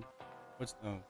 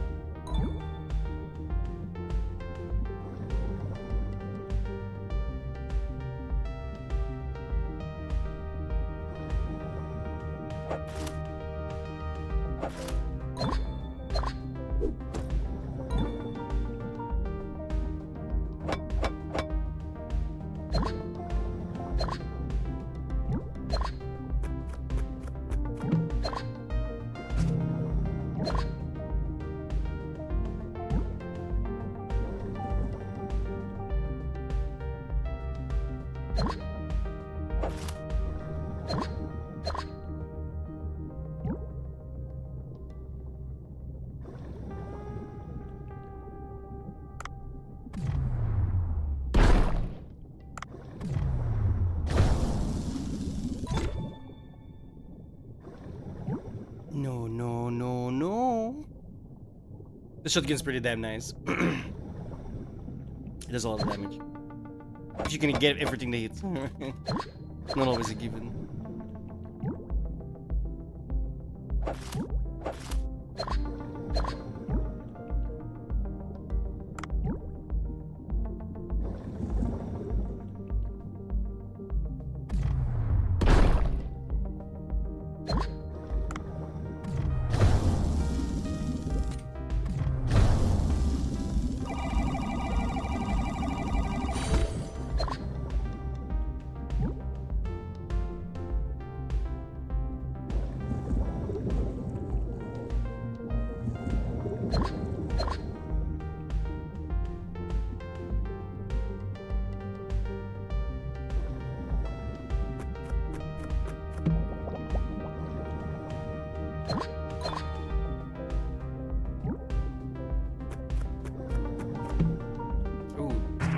That's the gun I'm talking about. Gives you a laser sight as well.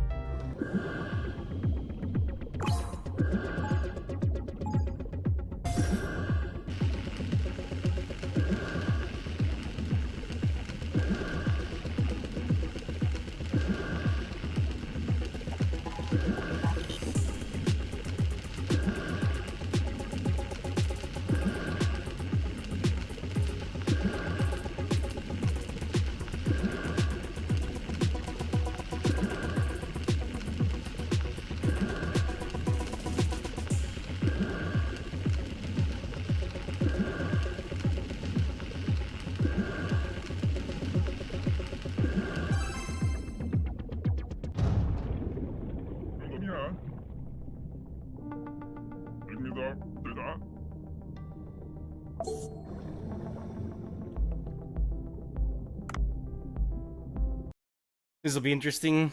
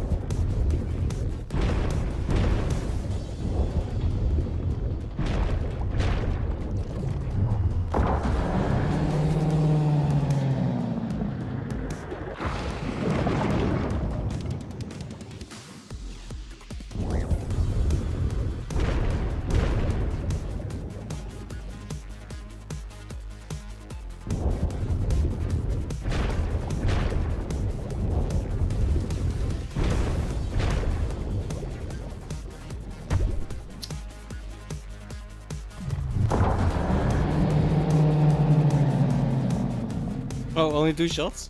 Oh, no, no.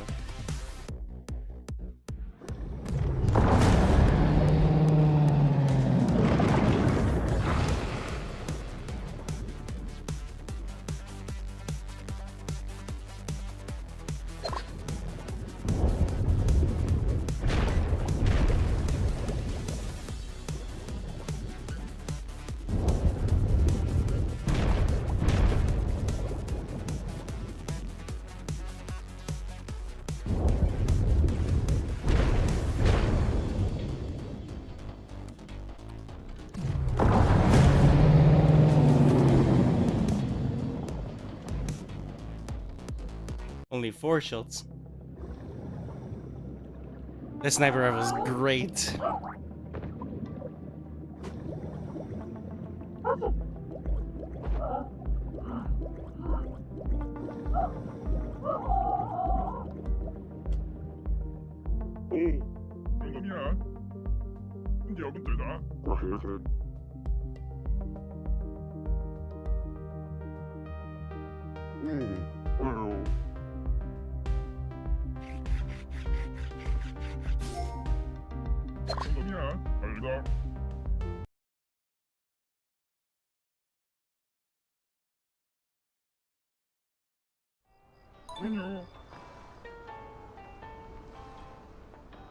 Alright, bus number 1. Dunzo.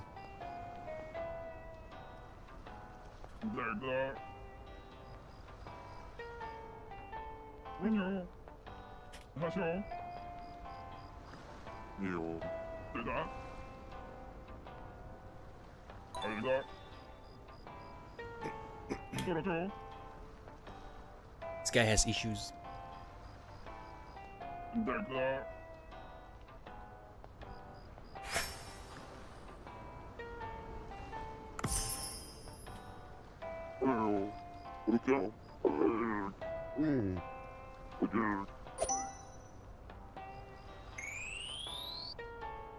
I hate that I need to find it 2 more times. Because I think it's the best get in the game, probably.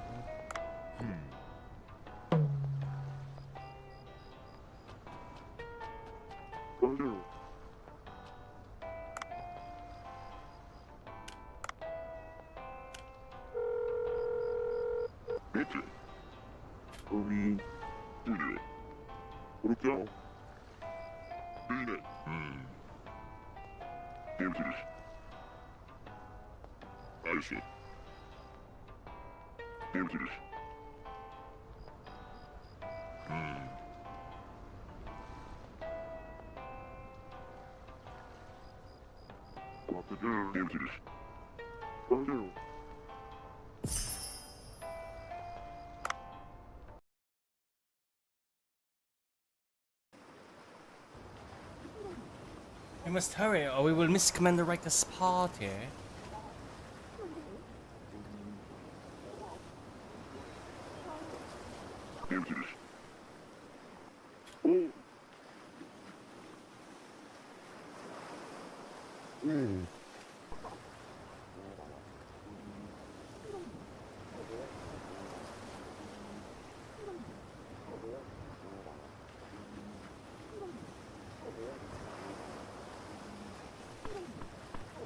You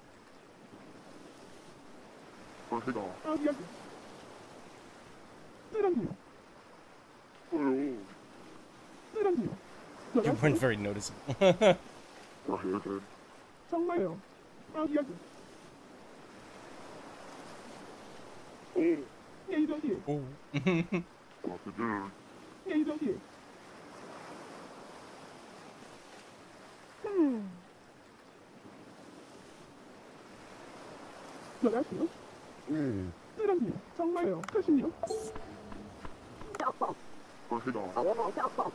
Everyone cares. Just go on. I just want to continue playing the game. Perfect.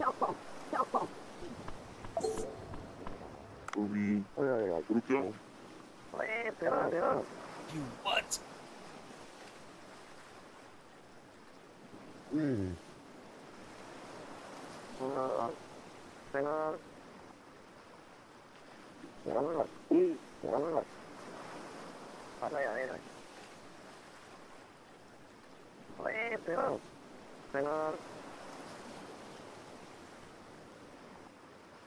Under the sea.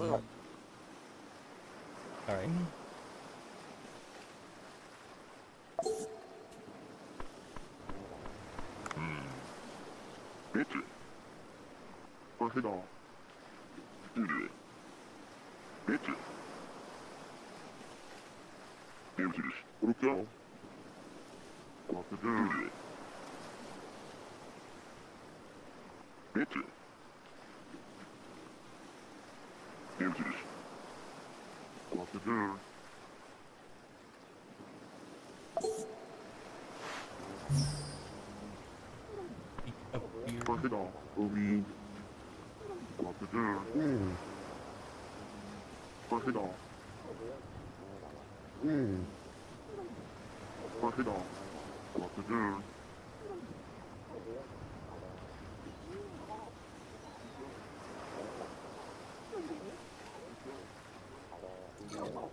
Campai.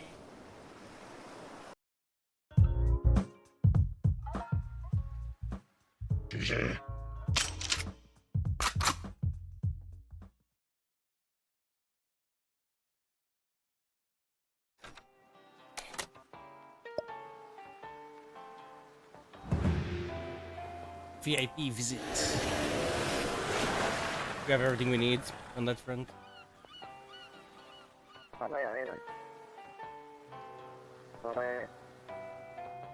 Let's see.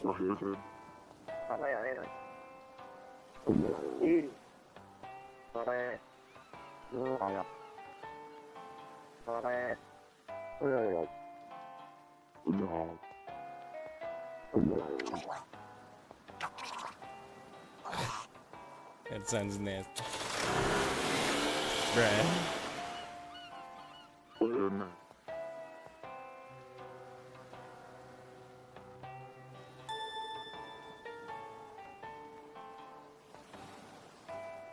That's nasty.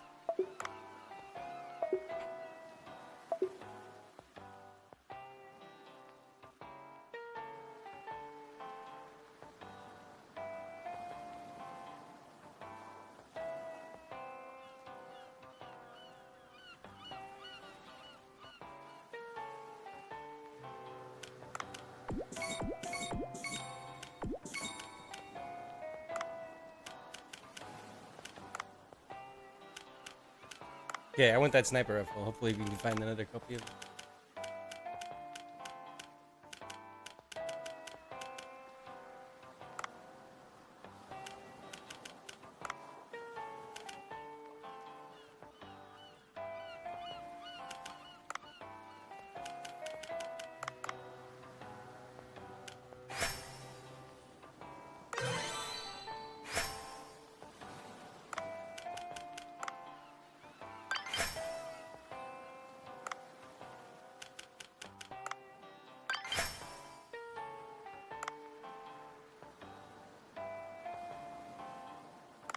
What did they give me?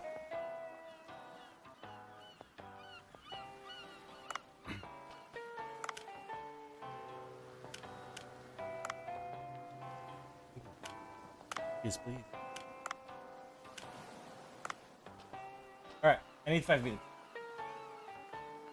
5 minutes, s'il vous plaît. Go grab a drink, go grab some candy, whatever. I'll be back.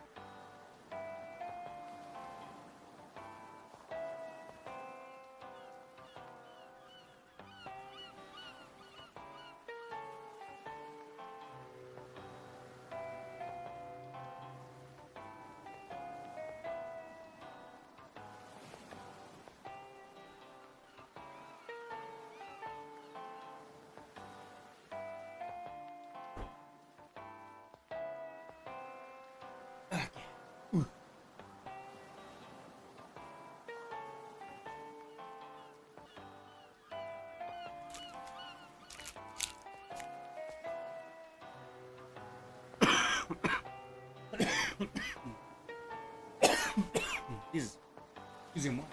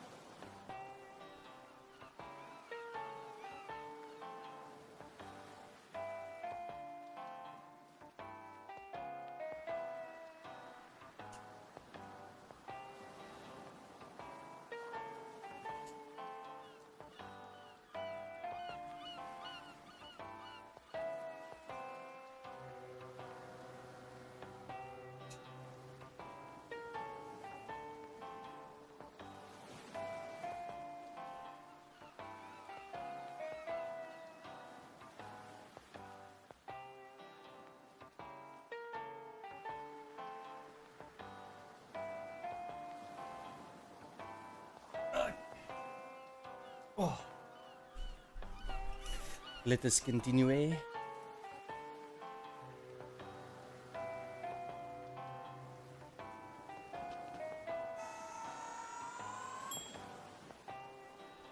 Oh, I should have upgraded. Yeah, I have $1,000. Shit. Oh well.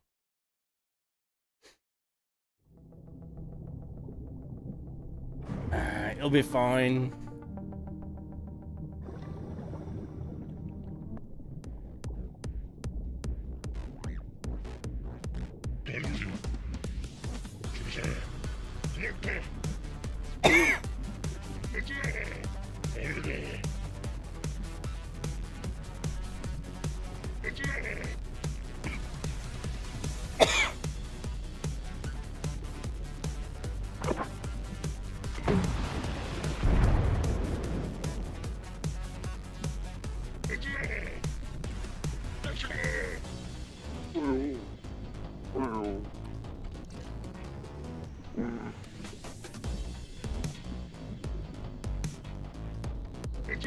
Enough blabbing.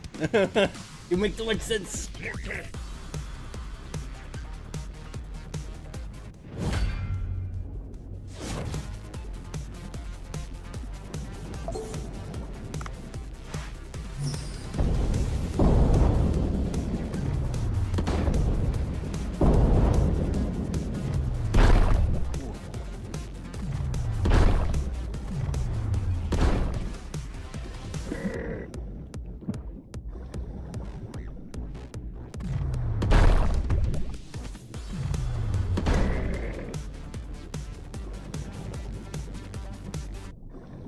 Shotgun for the win.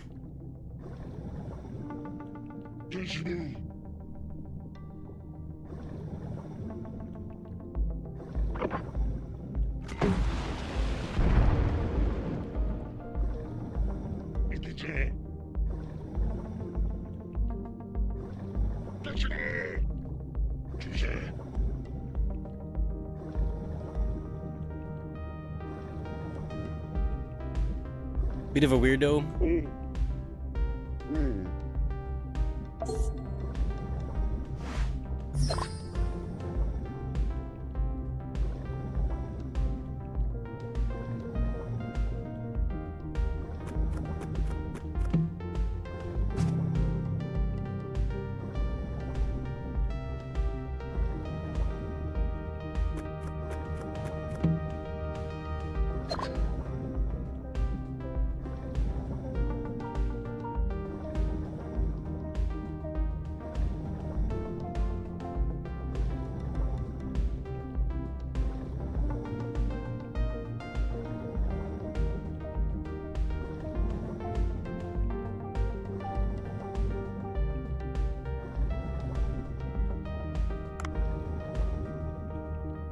Forgot what I needed.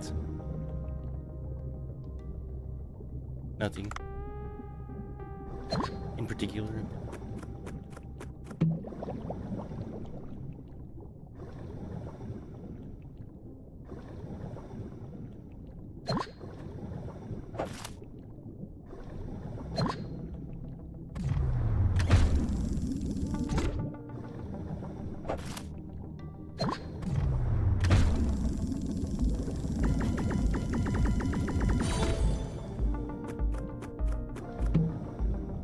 Level 3.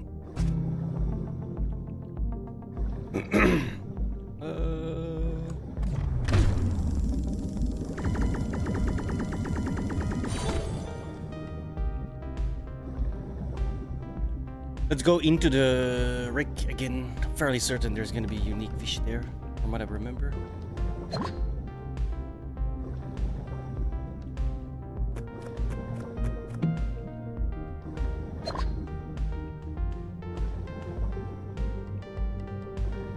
Have I got these yet?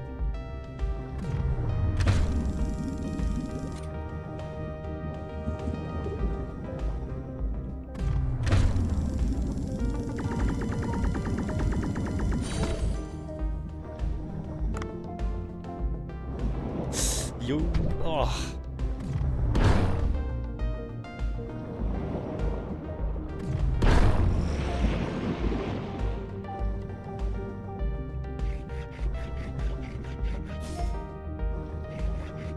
Six and a half. Oh wow, I'm full. Wonderful. So much for those unique fish.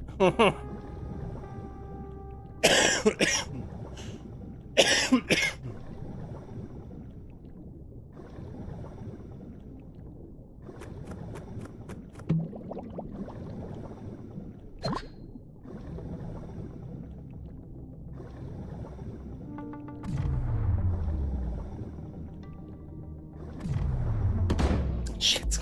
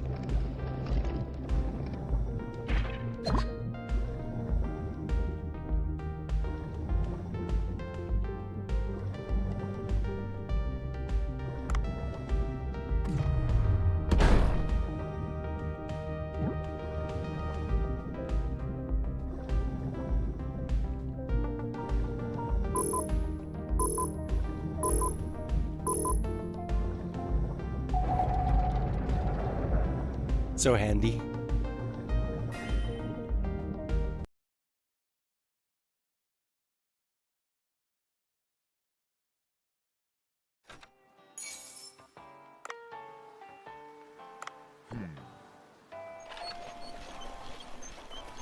Look who it is again.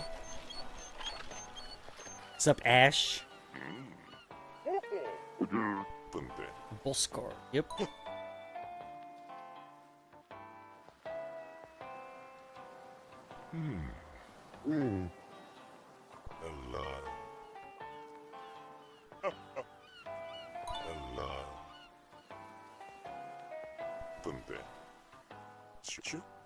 Shoot you? That's so fun. What the fuck? So random.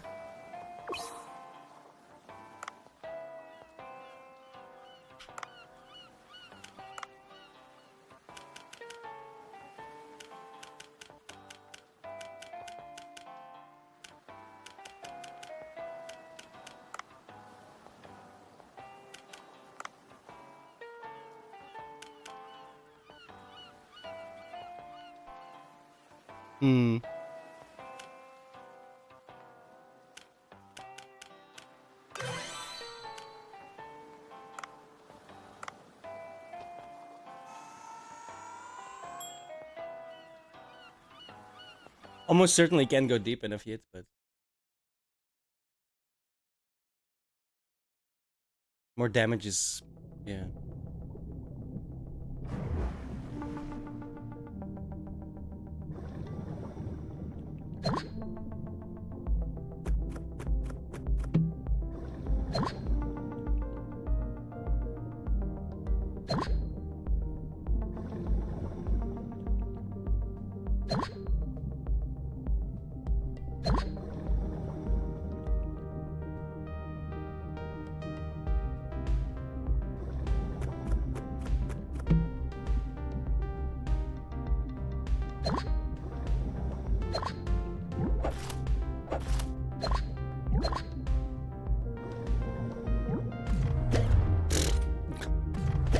Or as if I don't hit them.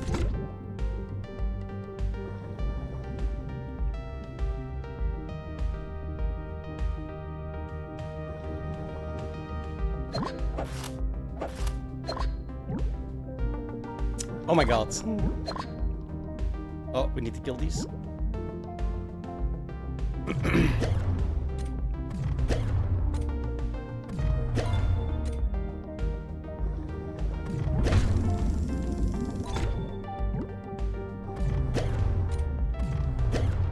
I suck at aiming, bro. Damn.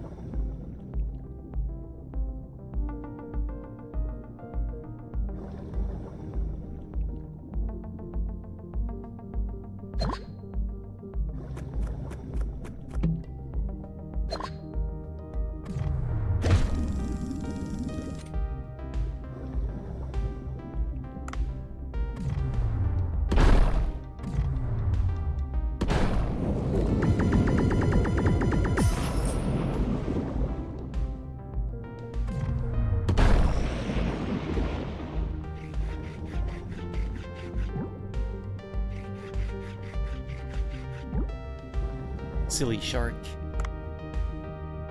Thou art no match for me.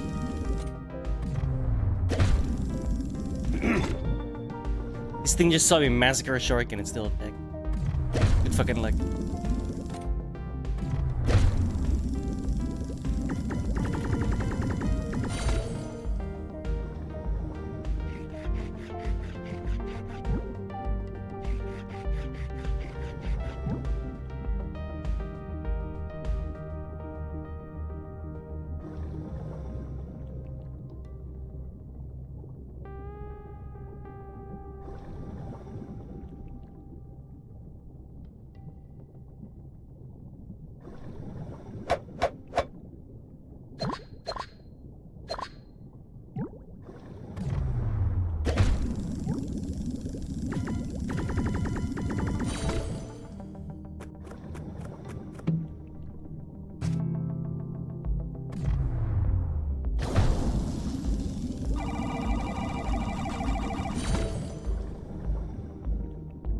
Full already. Fuck my life, dude.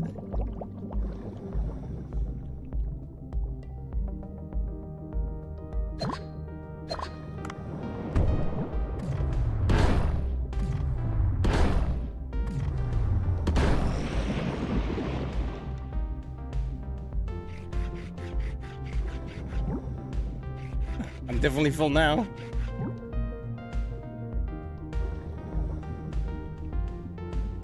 There's an escape here somewhere, right? Or did I imagine that?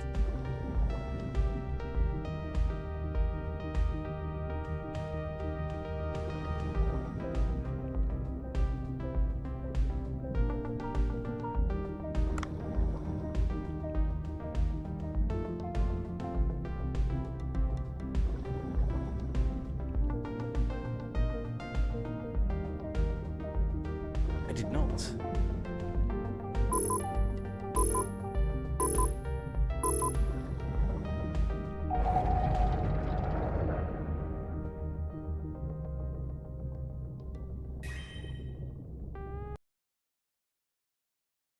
Okay, for a second there I thought the game crashed.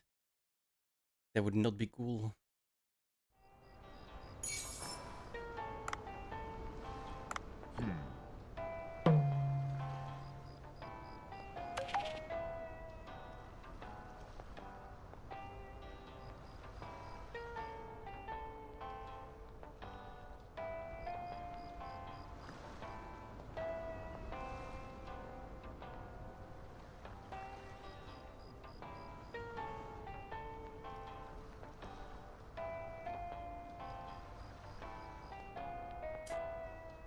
The name's Spy and Raul.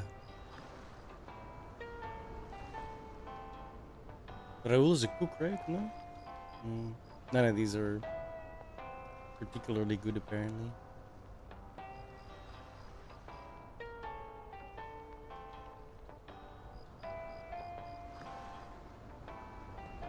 Manager.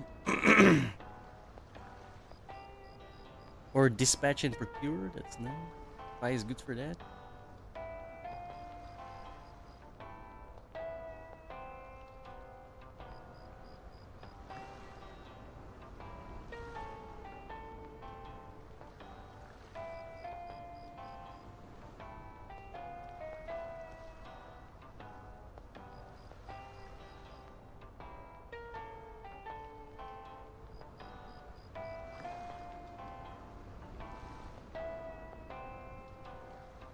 Again, a manager.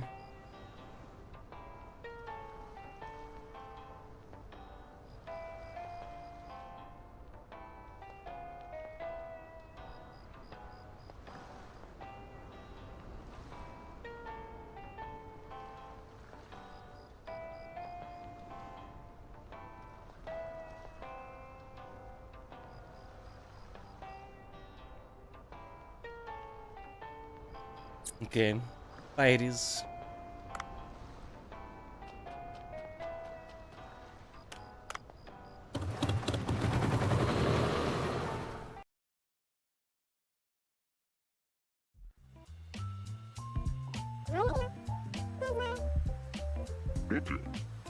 Jellyfish sushi.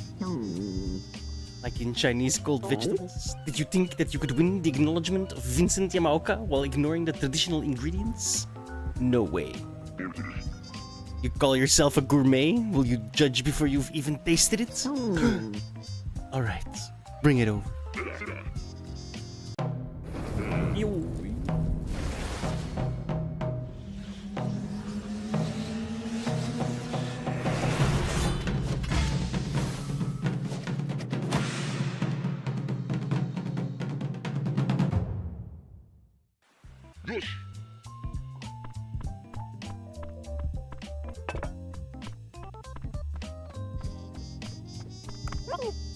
So this is jellyfish. The flesh is transparent. The white dots are pretty as well.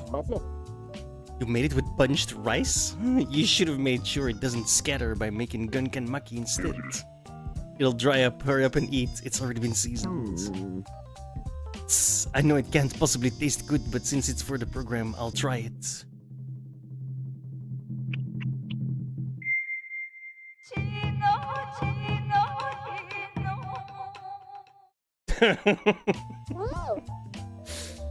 So good, dude. I swear I love the cutscenes, bro. This is amazing! Speaking of amazing, granola bar.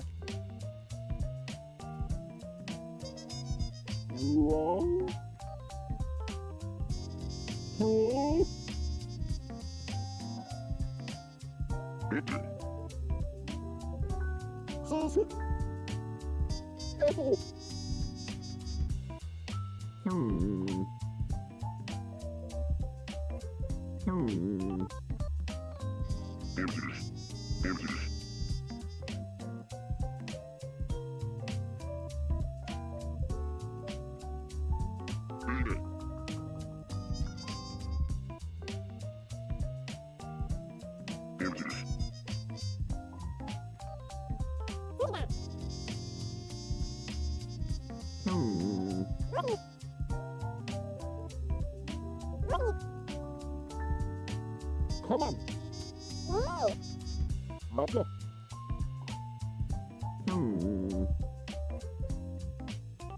Come on. Hey, Yoda. Yoda.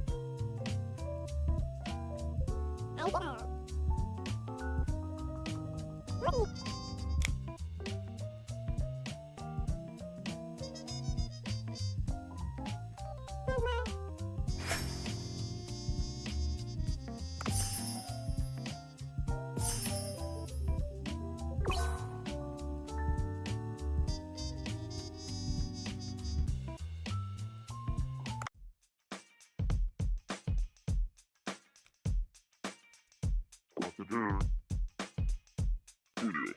What to do?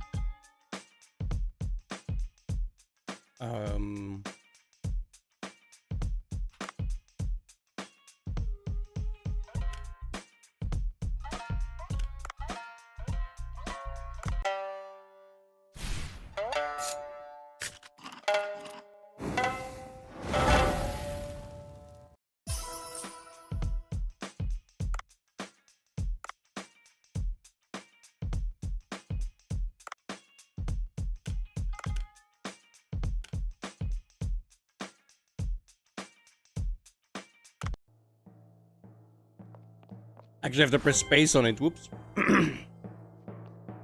These cutscenes are hilarious as well. We're being graded right now.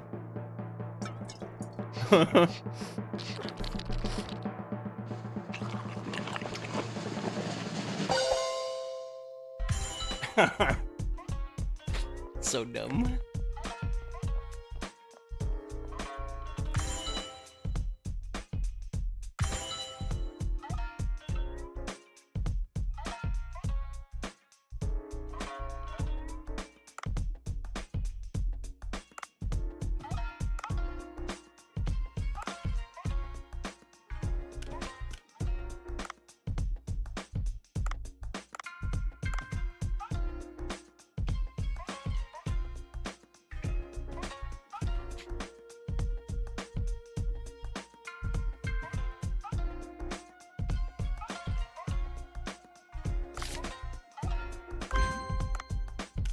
Expensive.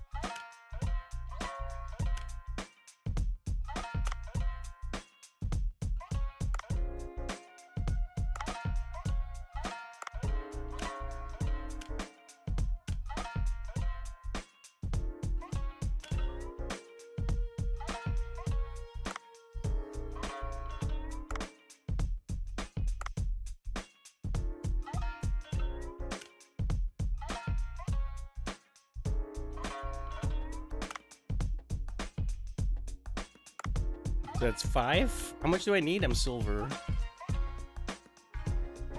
22.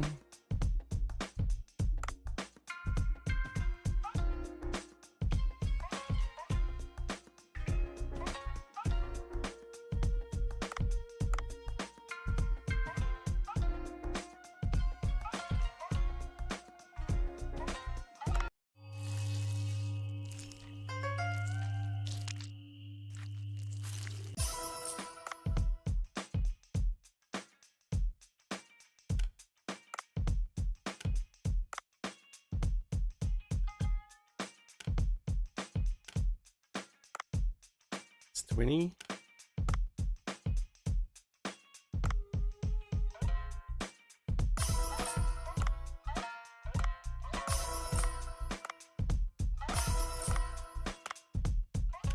$22.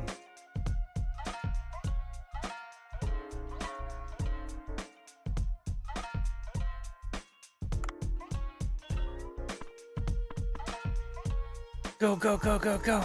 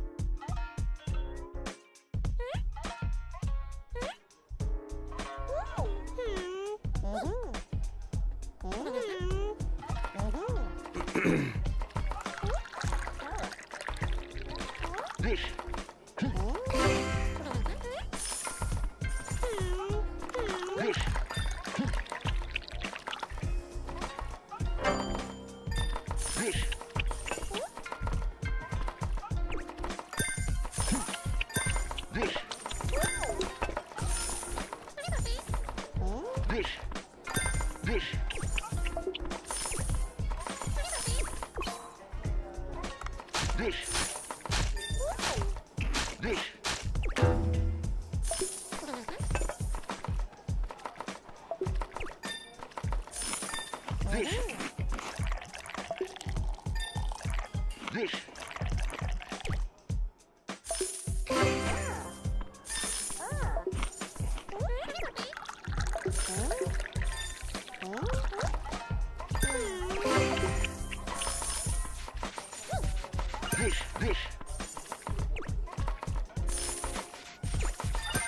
made a shit ton of money today. Holy fuck.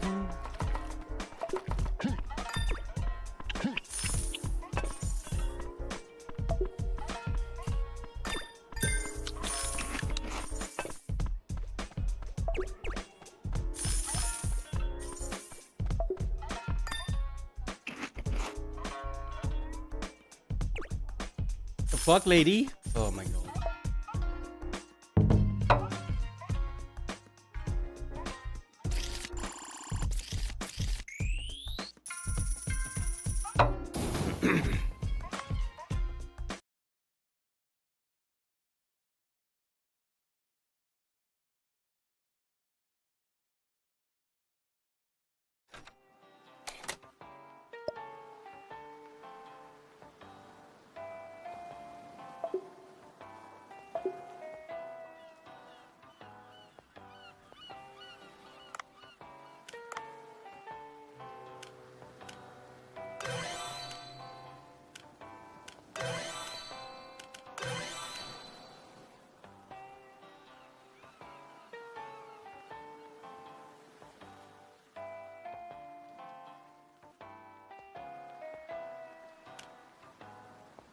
YOLO!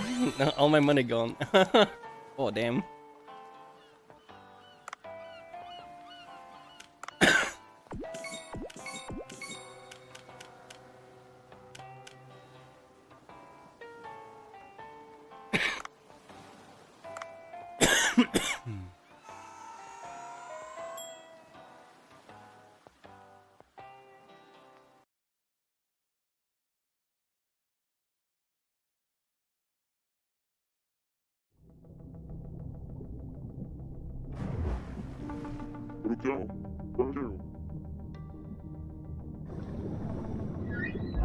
Pirates again.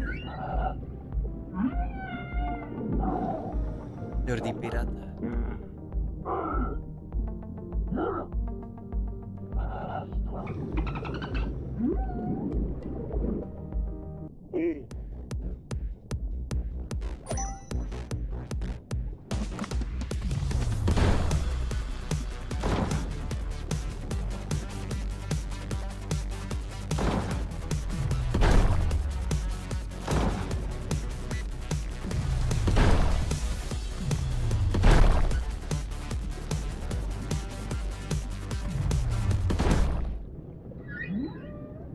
Silly pirates.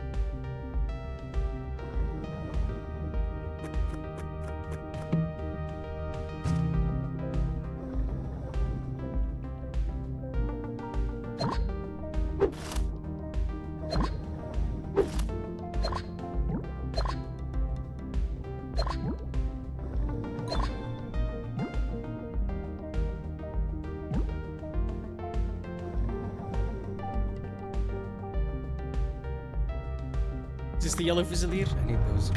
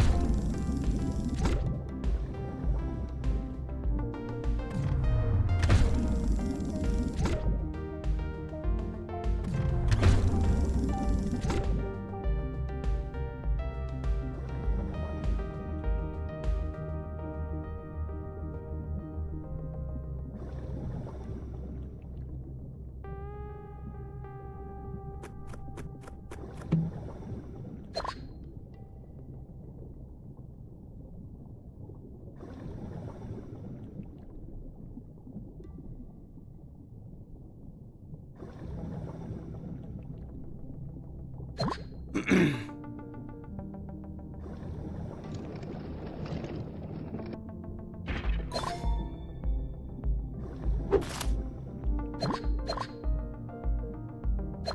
think I need like one more.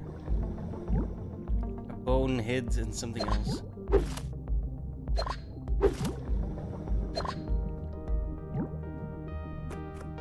Or skull, rather.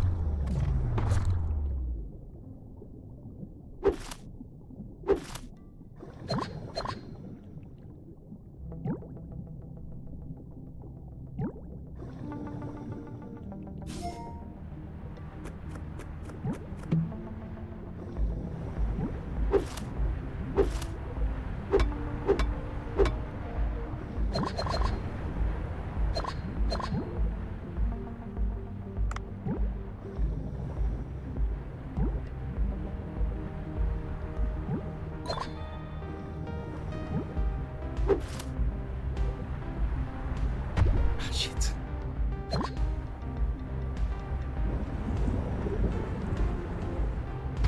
Ah, fuck off. God damn it.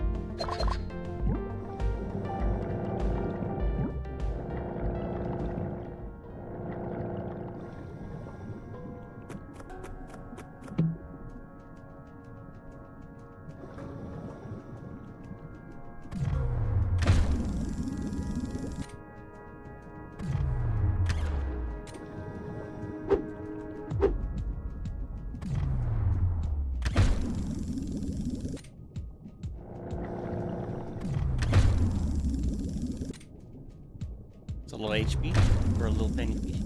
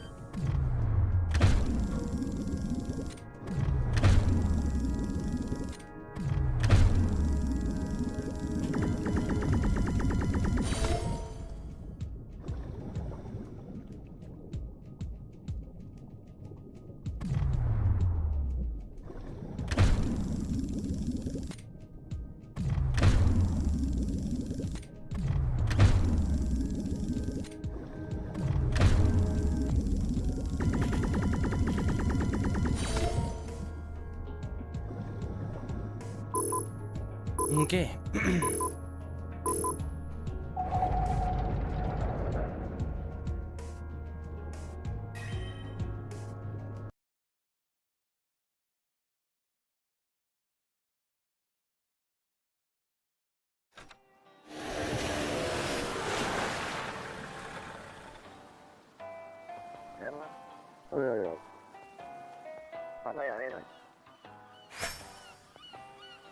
I do like money.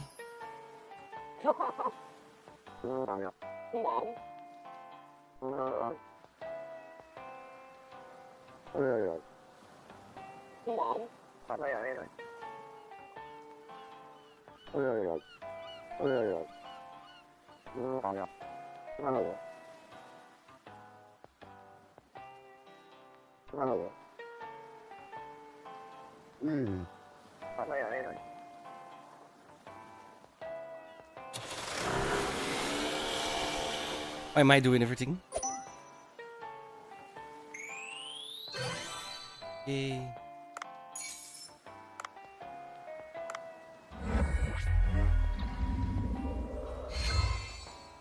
Ooh.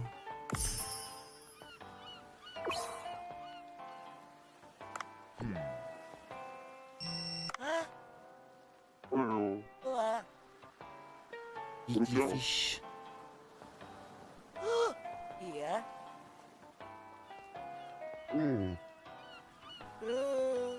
Yeah. Oh.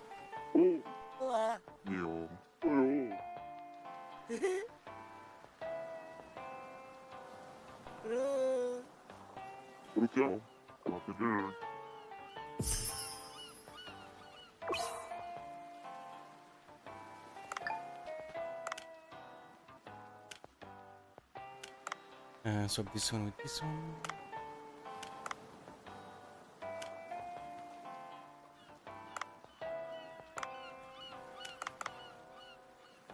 Yeah, see, I need foot bone and one pink.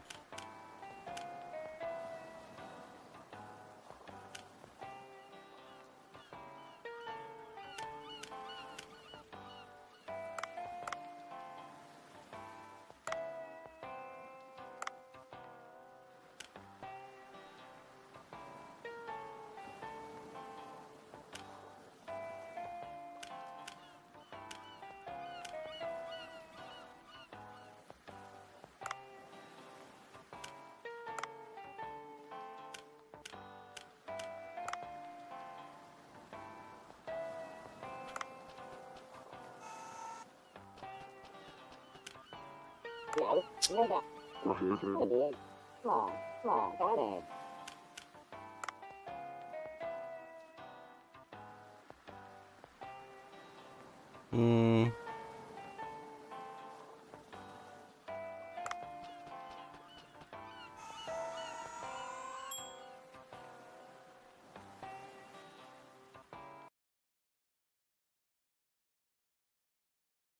Last time I used the bomb, I blew myself up, so let's not.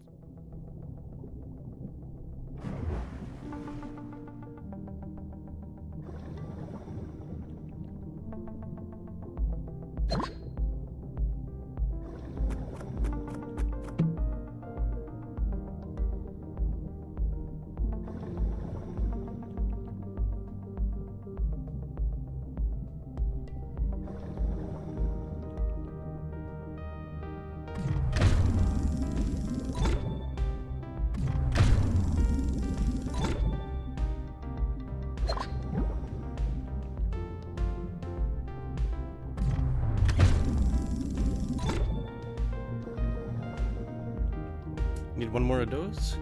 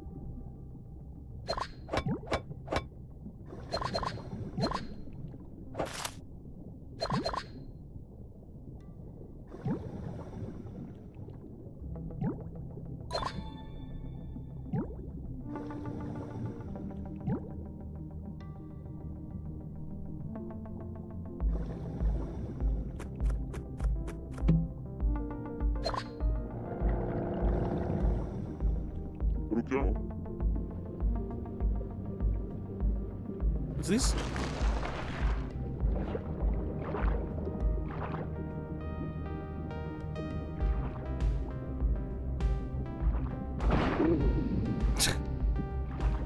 Rude.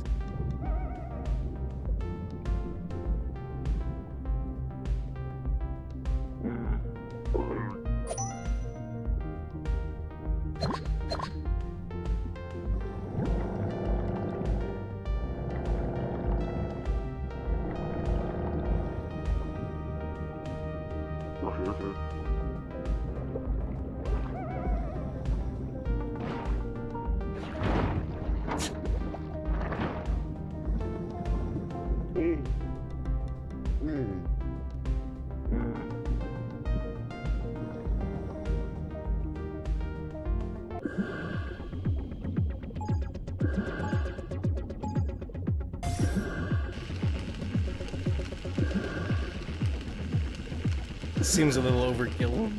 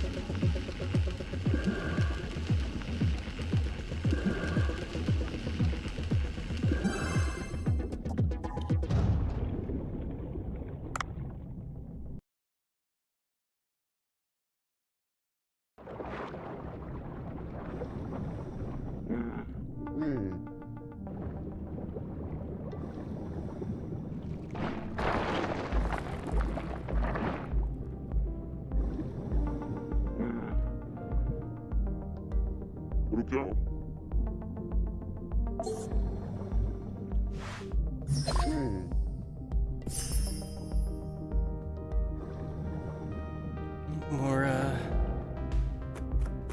charms.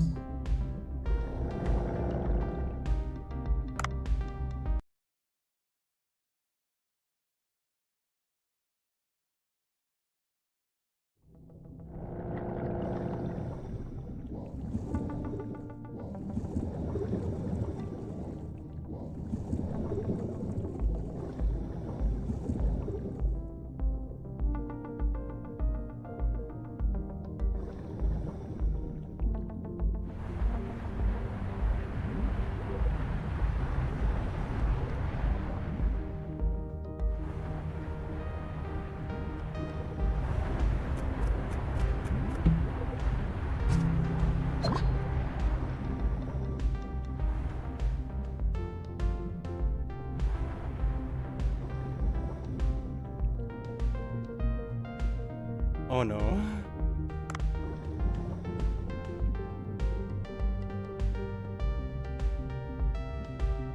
I'm out. I'm not sure I want to fuck with that thing yet.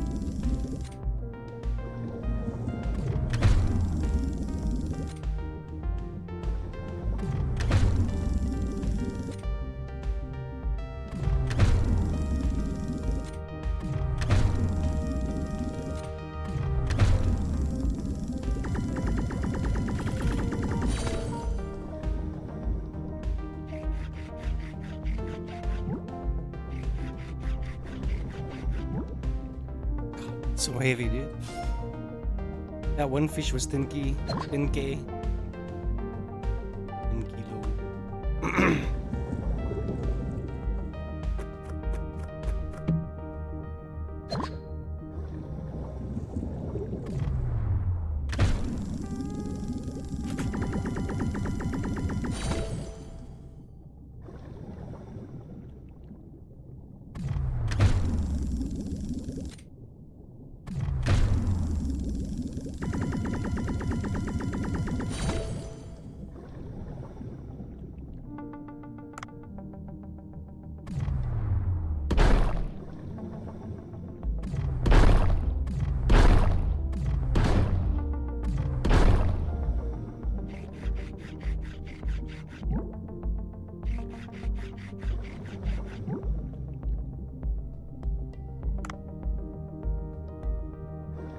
Quite encumbered now.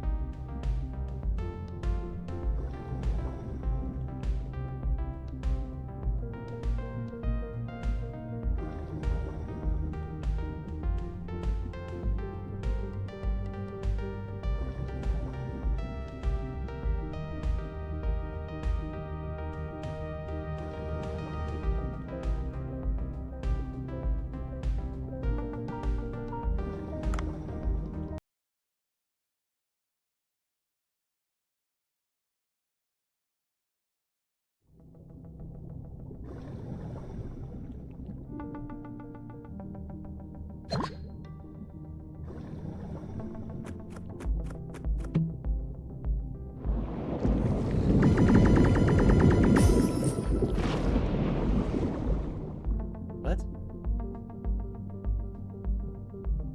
I'm confused.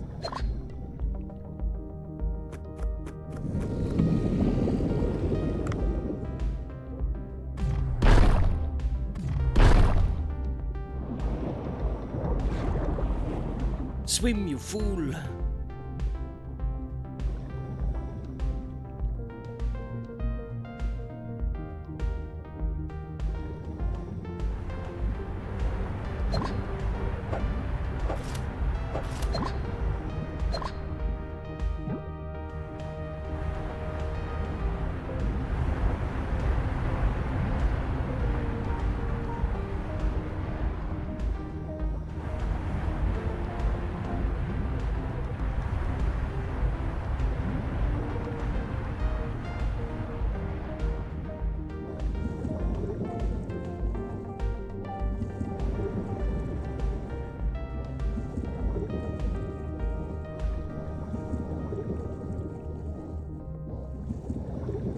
Bro, where's all the escape hatches?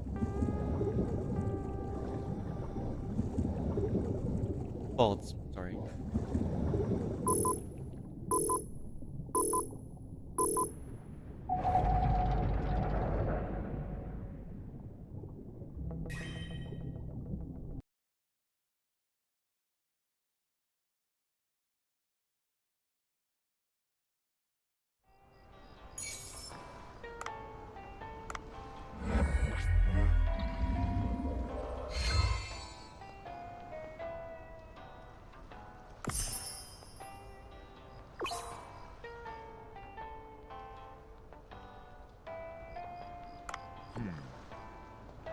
Indeed.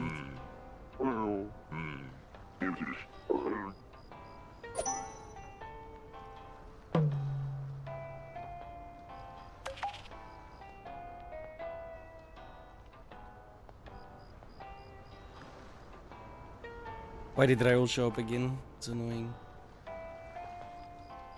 I don't wanna...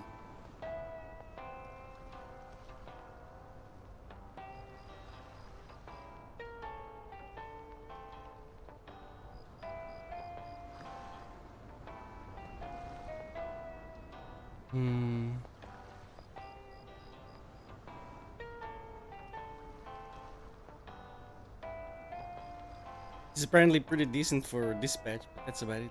Like, he's the best for dispatch.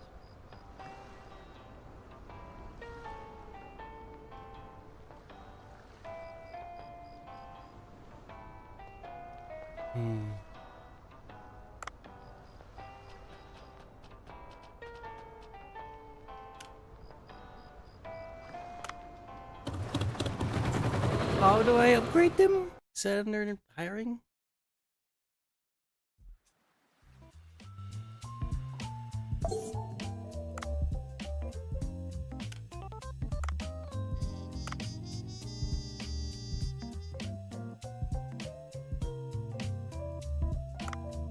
No, this ain't cheap.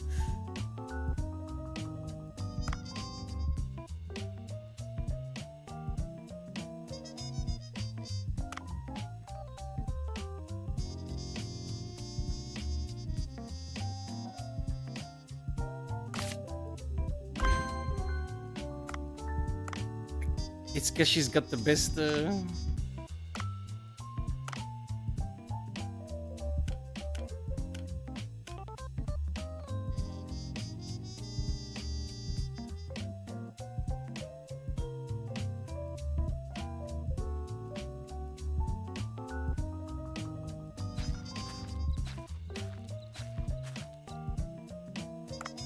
She'll get me stuff now, but I do need to upgrade you.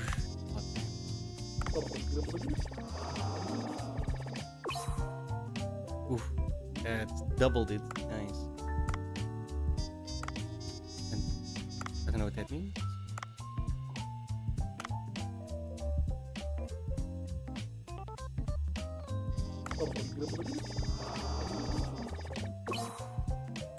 Broke as fuck now, but hopefully.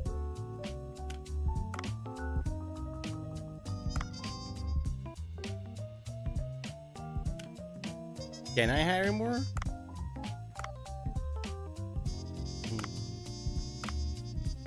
I mean, I don't have money, but I will get money. So yeah, we'll just do another ad.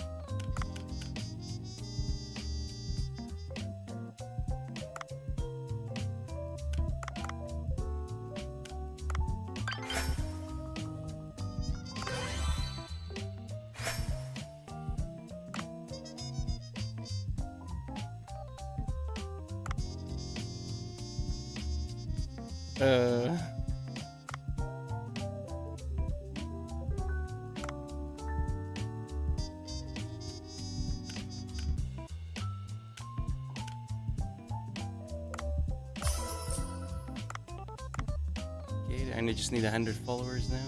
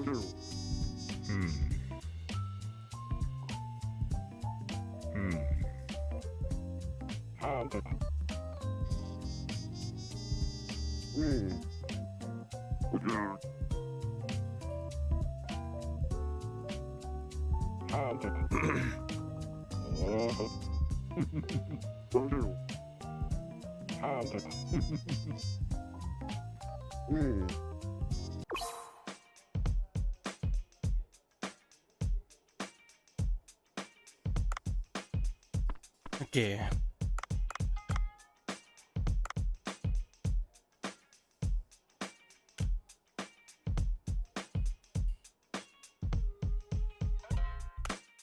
Make you one, that's 5.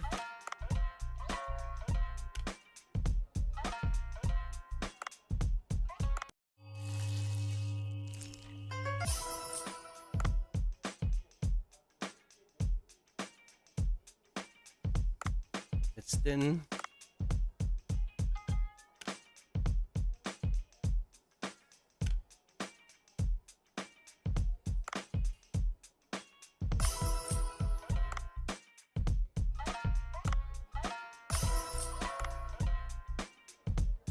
That's 20.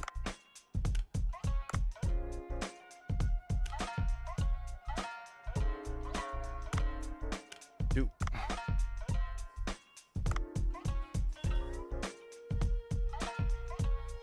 I'm not sure what this means.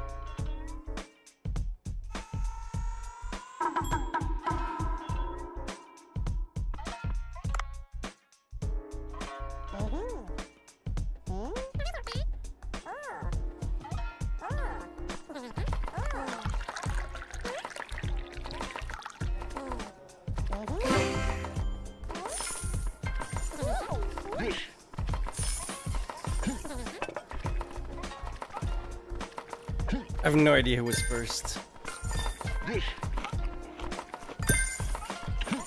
Weird.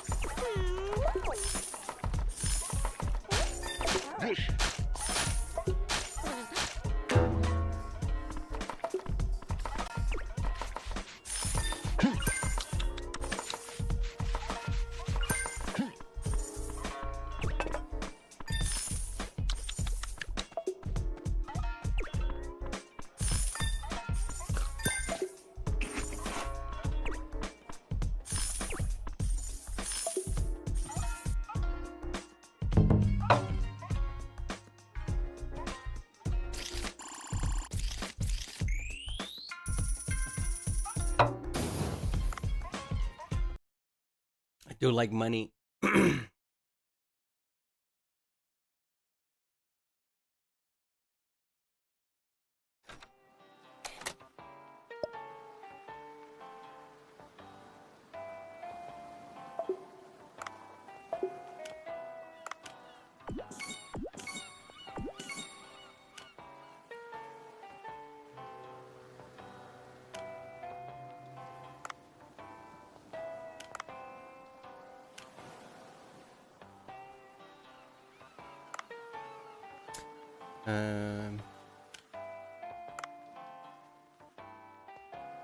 No, let's not, because I want to keep it for the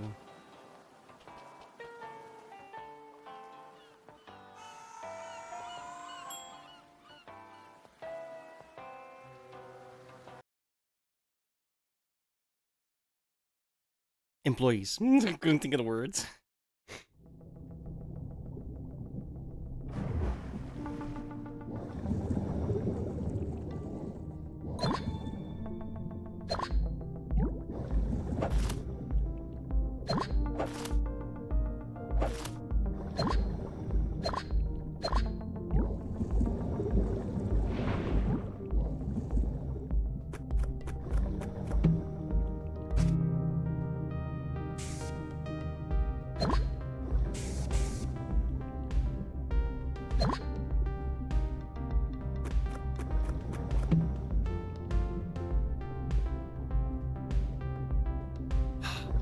I want the sniper rifle, man. It's really good. Where? I've only seen it once.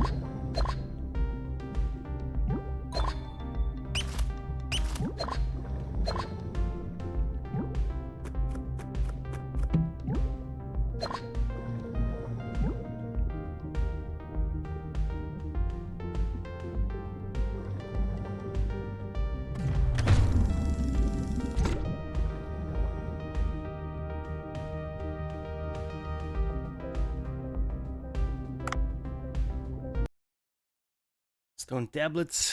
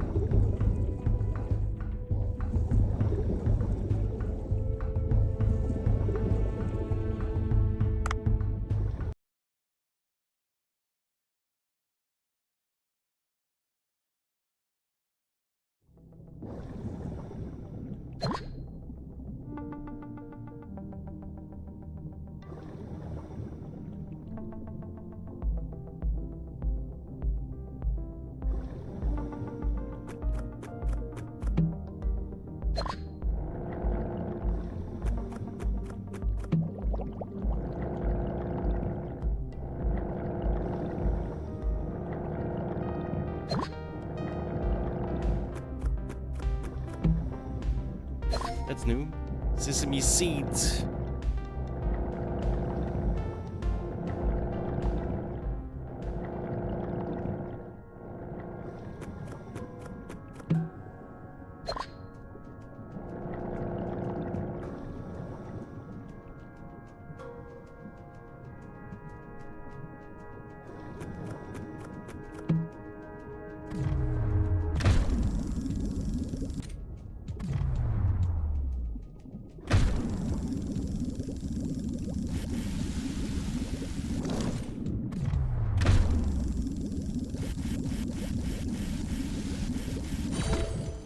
That's such a weird one.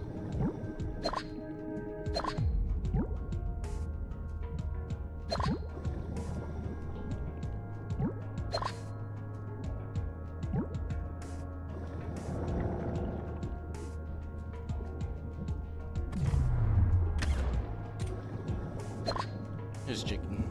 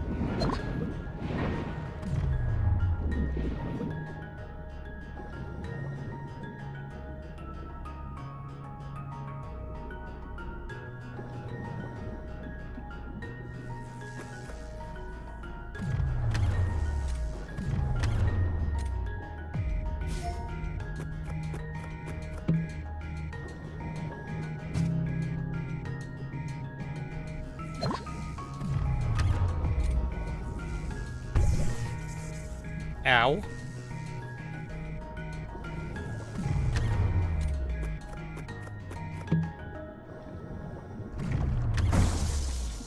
Oh damn. That shit blows up.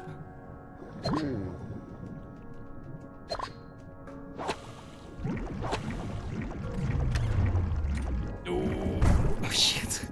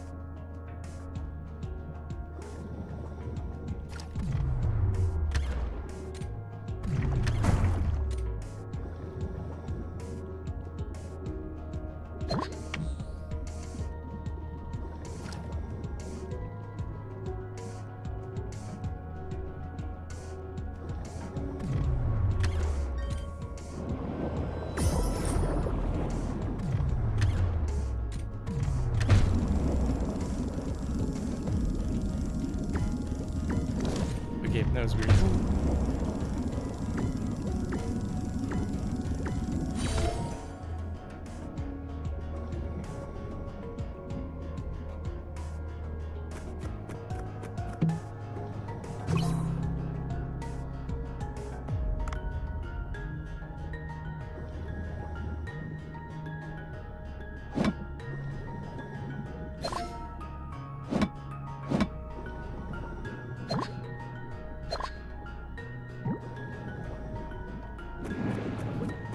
Shit.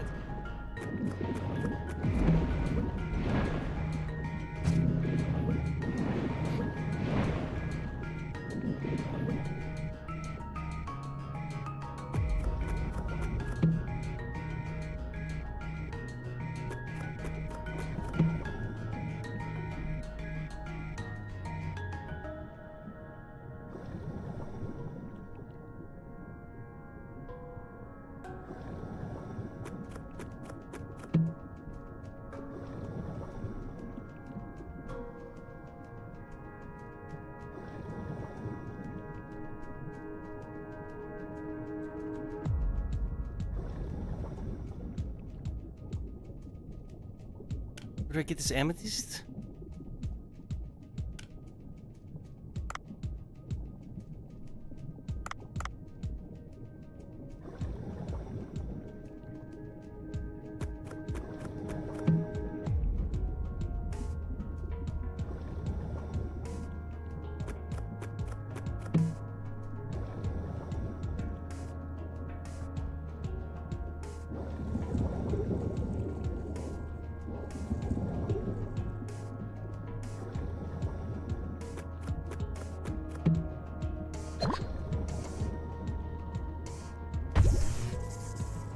Oh, that hurts.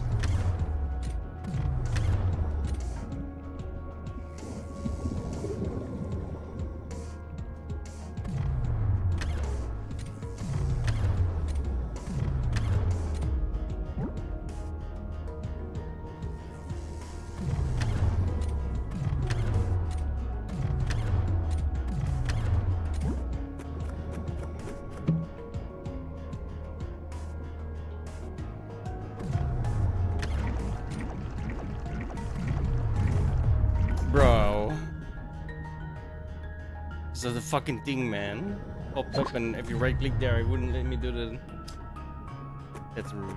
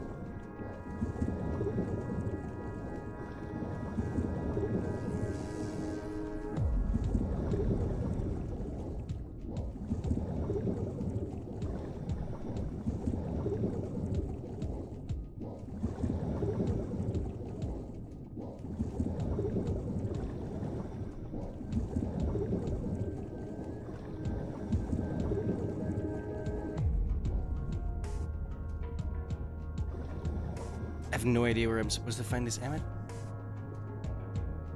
Found diamond.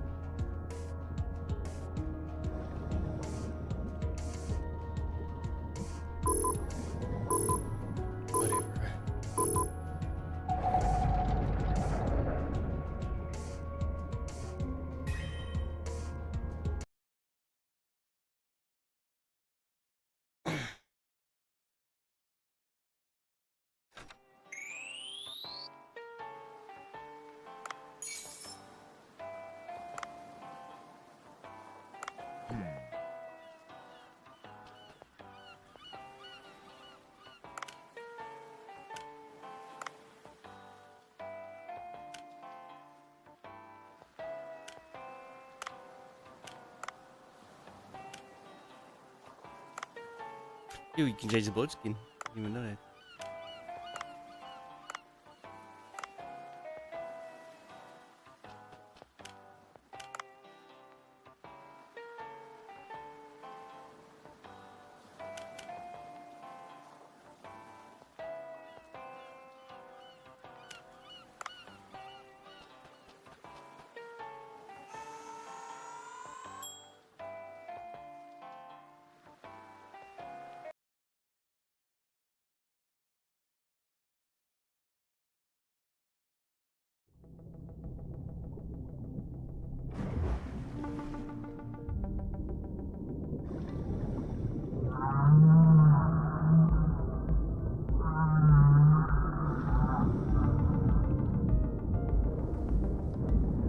Quick picture.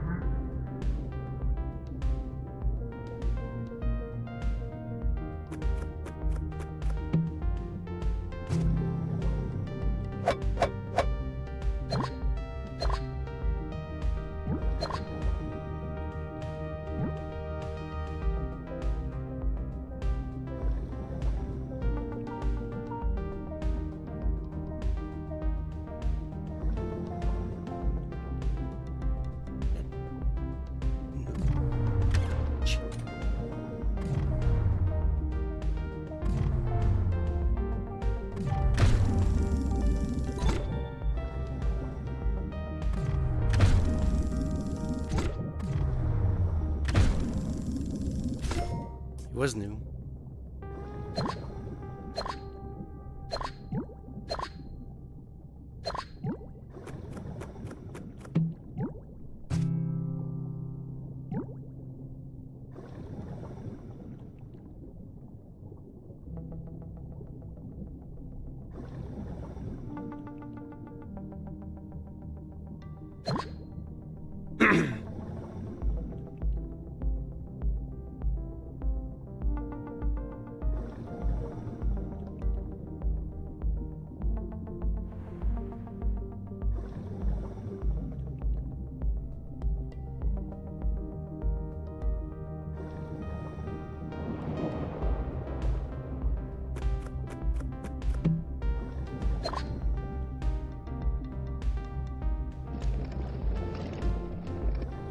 Hey, nice.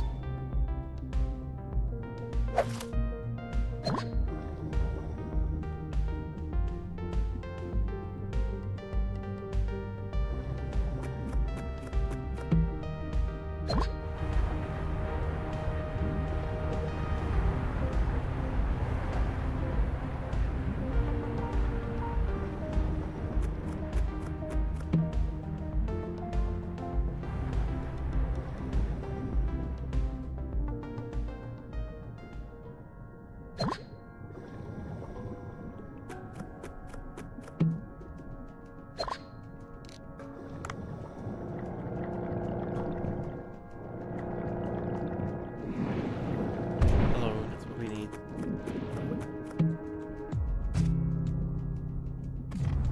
Shit.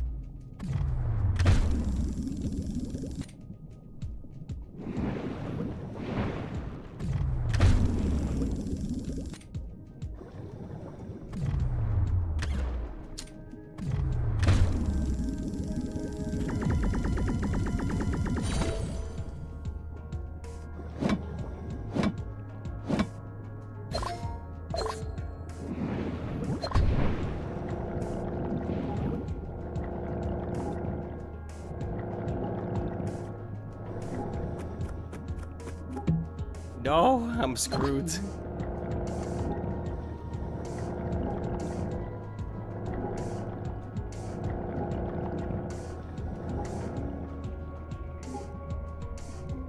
Not. Let's go, let's go. Come on, come on. Ah.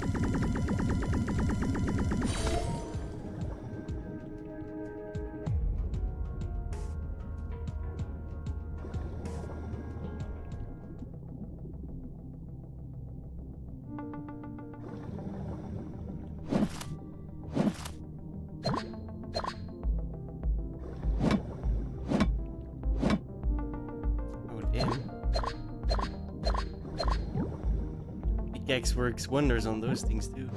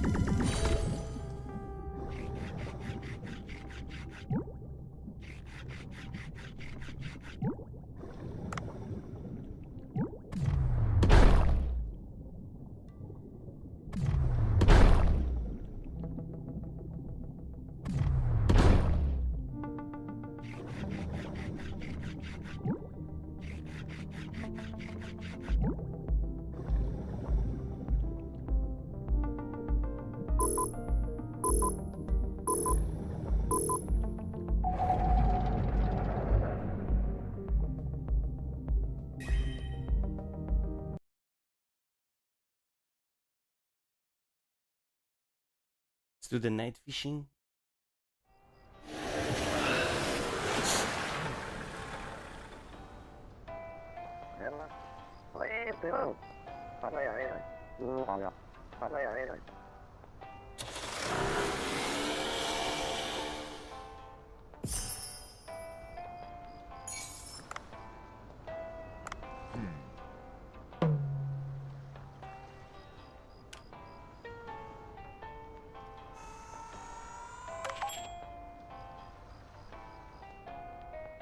You and Mitchell.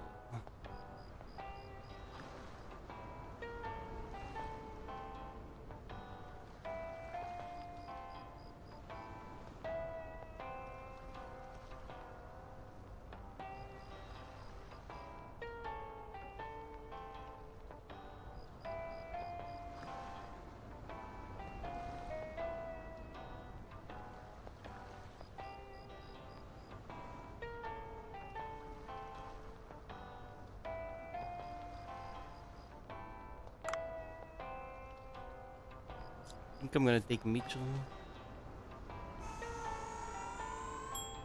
1/3, so that'll be then 16 customers? 14? 14 and a half?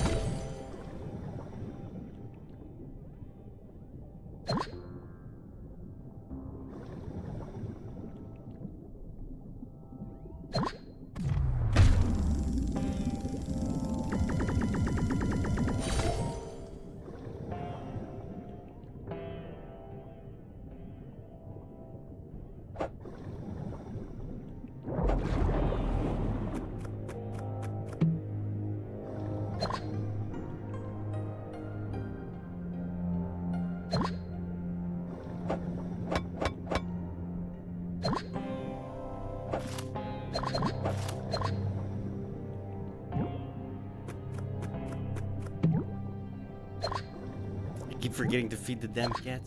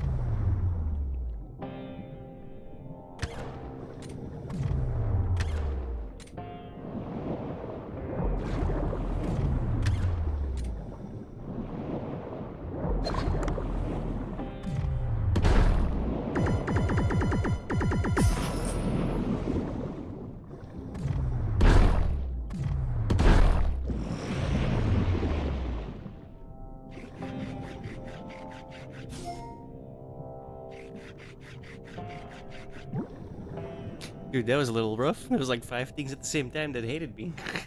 Jesus.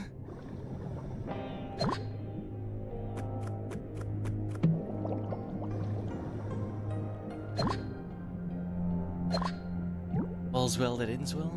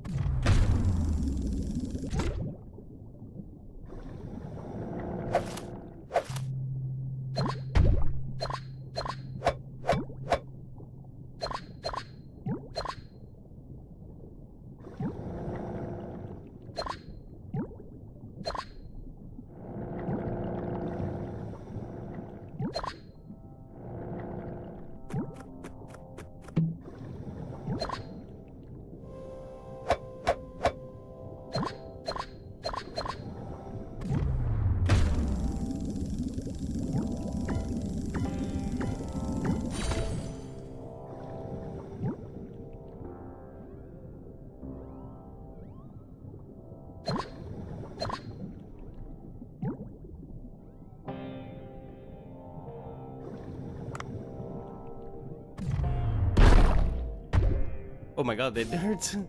Wait, what?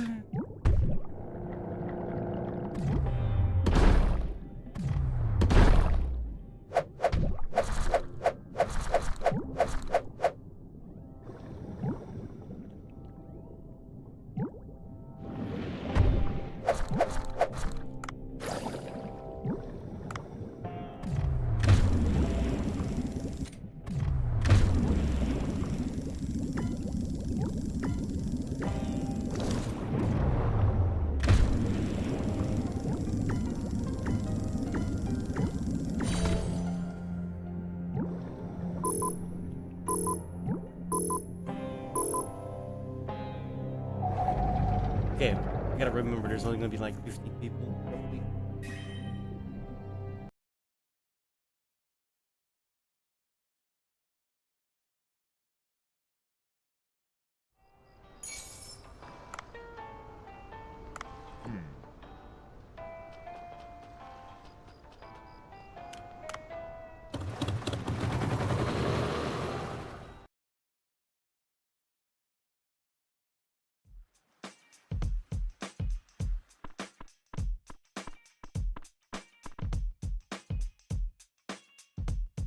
The guy is gone now.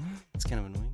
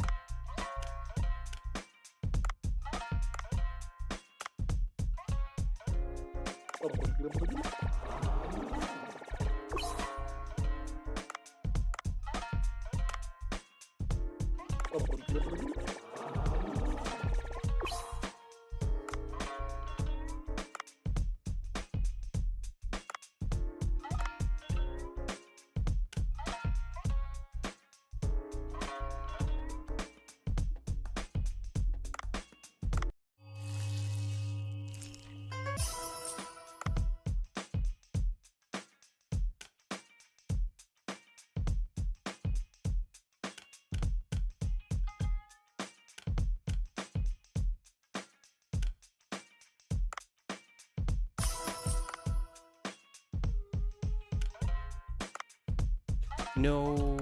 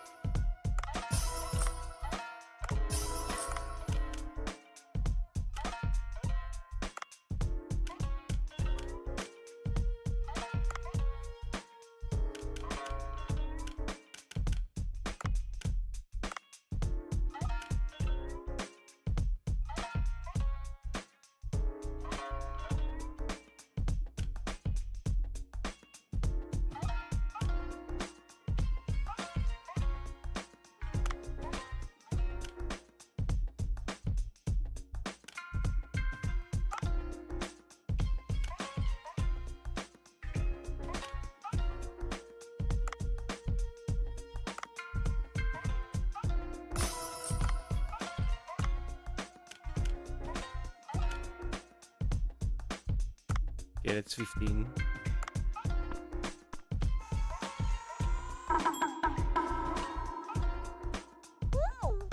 Oh, motherfucker. Had I known? Guess that's for the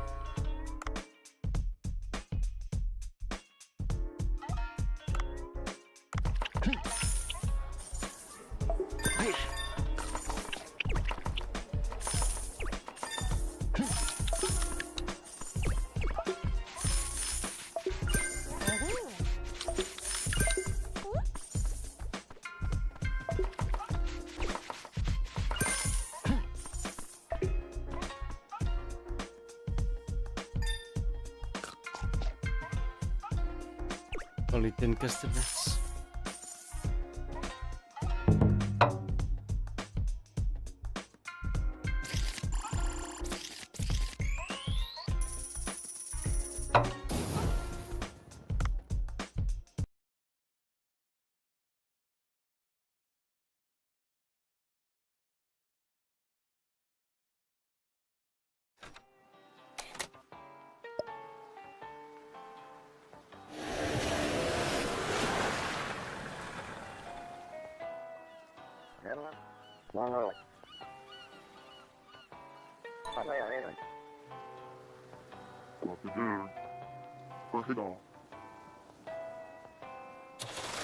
Alright.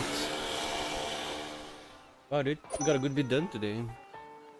In terms of the gaming. Yo, see what's up?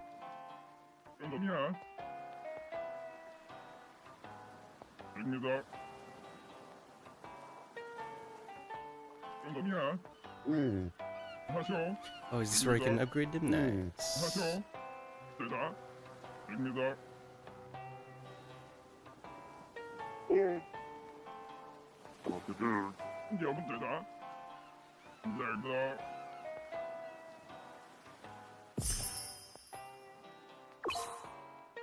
Excellent.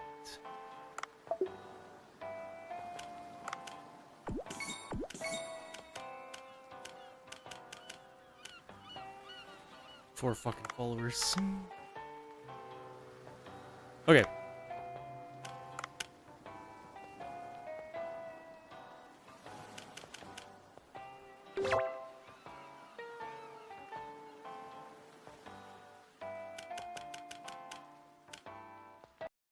Boom. Nice timing, Sin. It's gonna be it for me. Thank you guys for trying it out. I'll be back tomorrow. Same place, same time, every day of the damn week. Except for Saturday, because then it's my birthday and there's a party here. So, yeah. Anyway, thank you so much. Peace the fuck out. See you guys later. Have a good one. I'll be back tomorrow. Bye-bye.